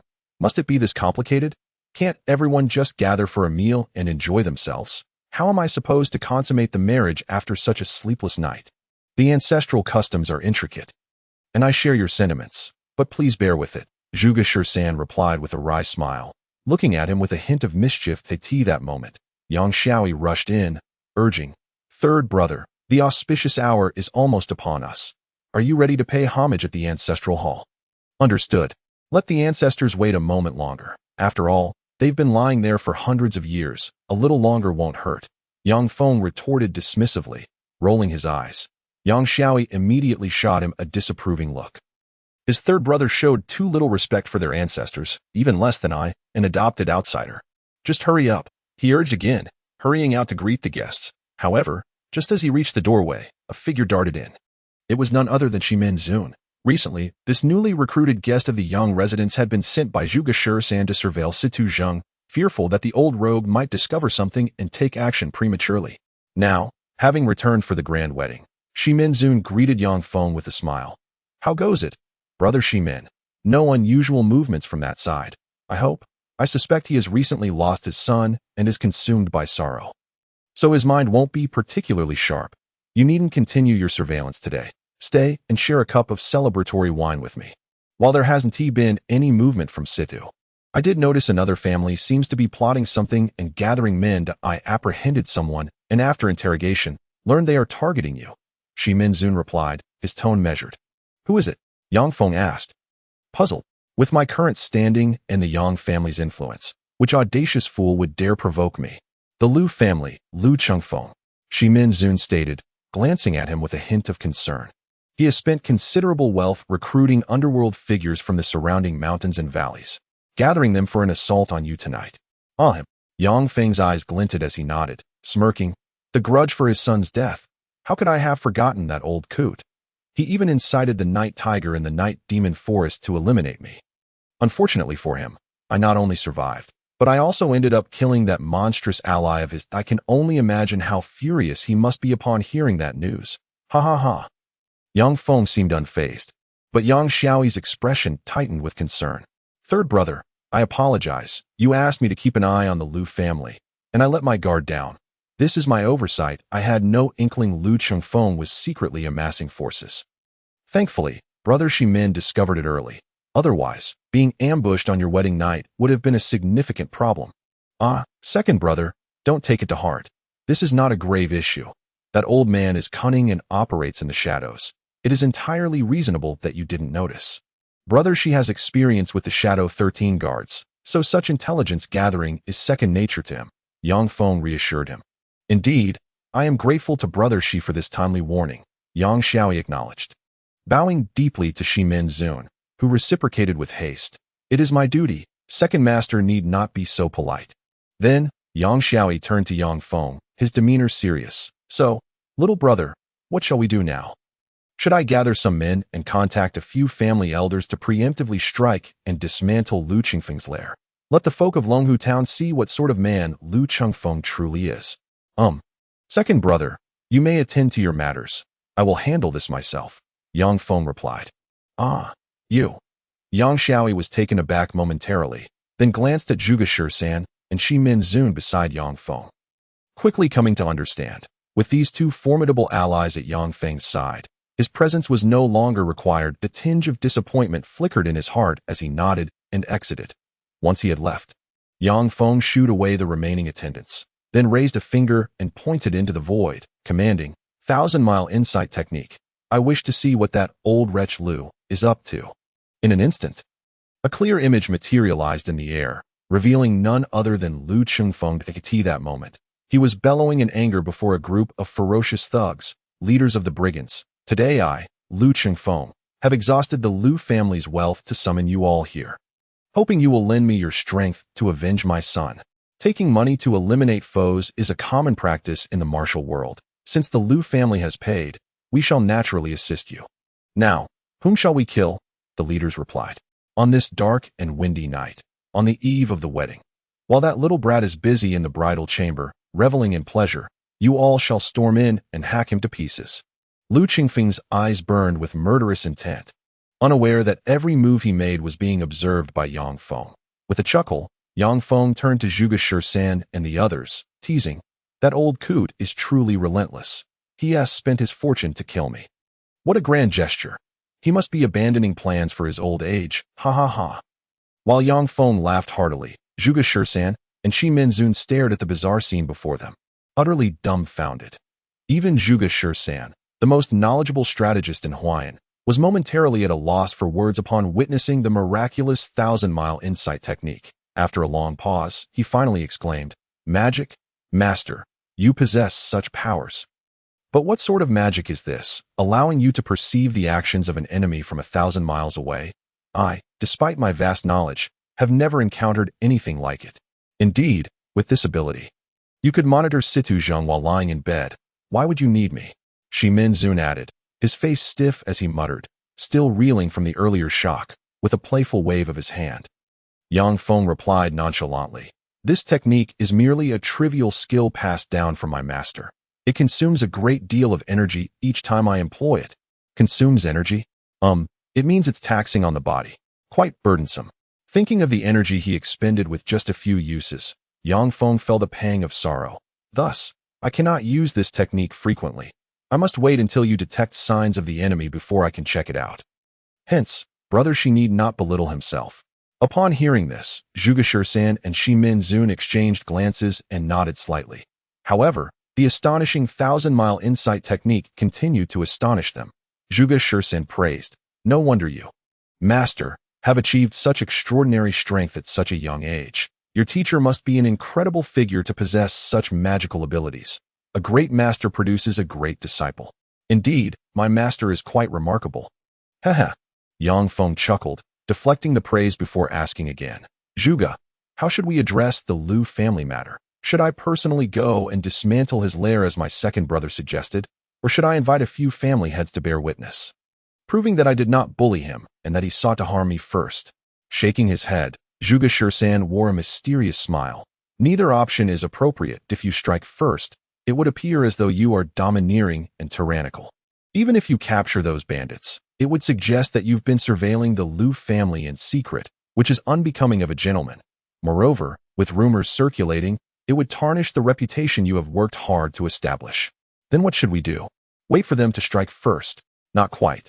There is a difference between waiting for an opportunity and simply sitting idle. I have a plan for you, master. Please consider it.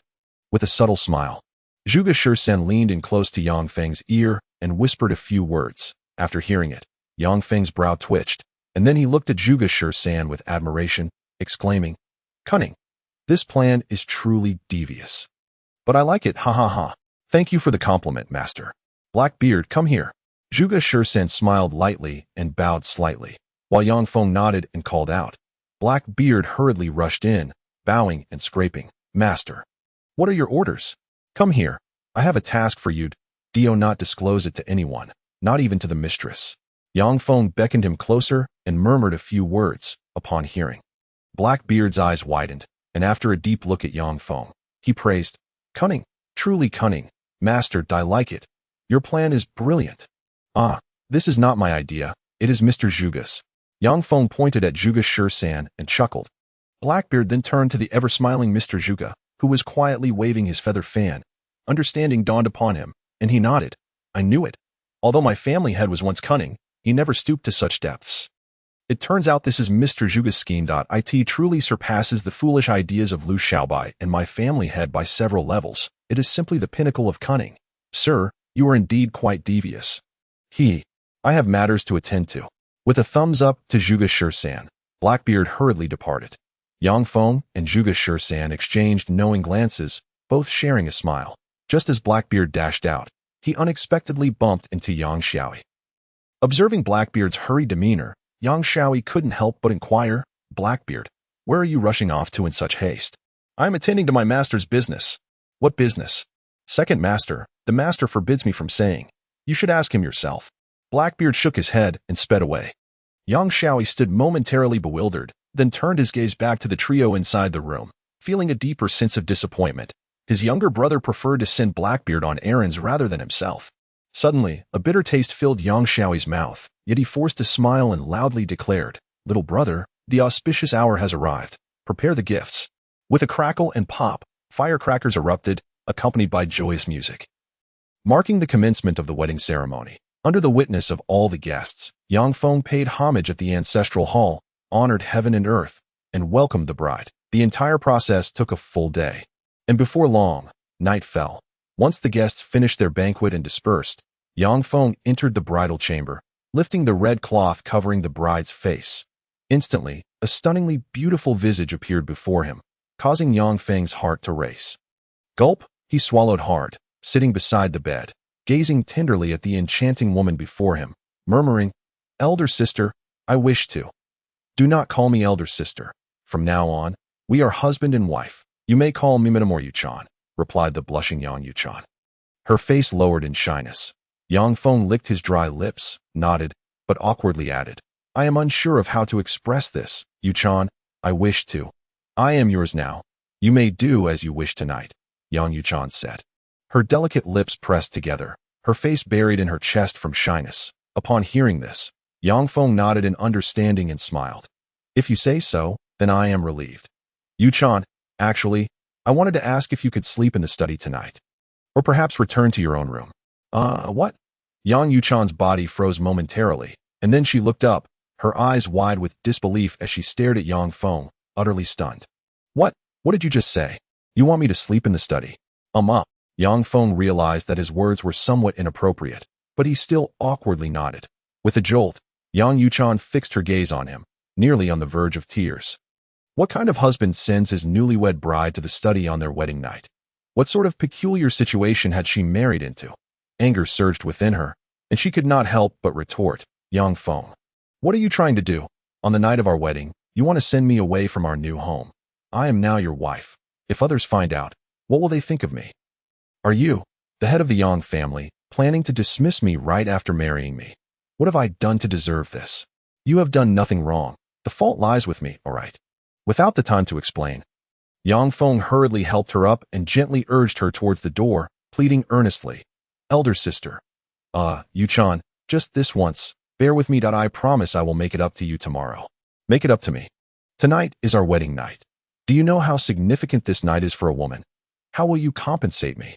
No matter how I compensate you, you can have anything you desire in the future. But tonight, I have matters to attend to that require me to occupy this room. What on earth could be so important that you must occupy our new home tonight? Yang Yuchan was furious, her eyes burning red, filled with an impulse to confront Yang Feng. Just then, they heard a soft creak as the door opened, and upon looking outside, Yang Yuchan was instantly taken aback. Standing at their door was a throng of shadowy figures, each cloaked in dark capes, obscuring their faces from view.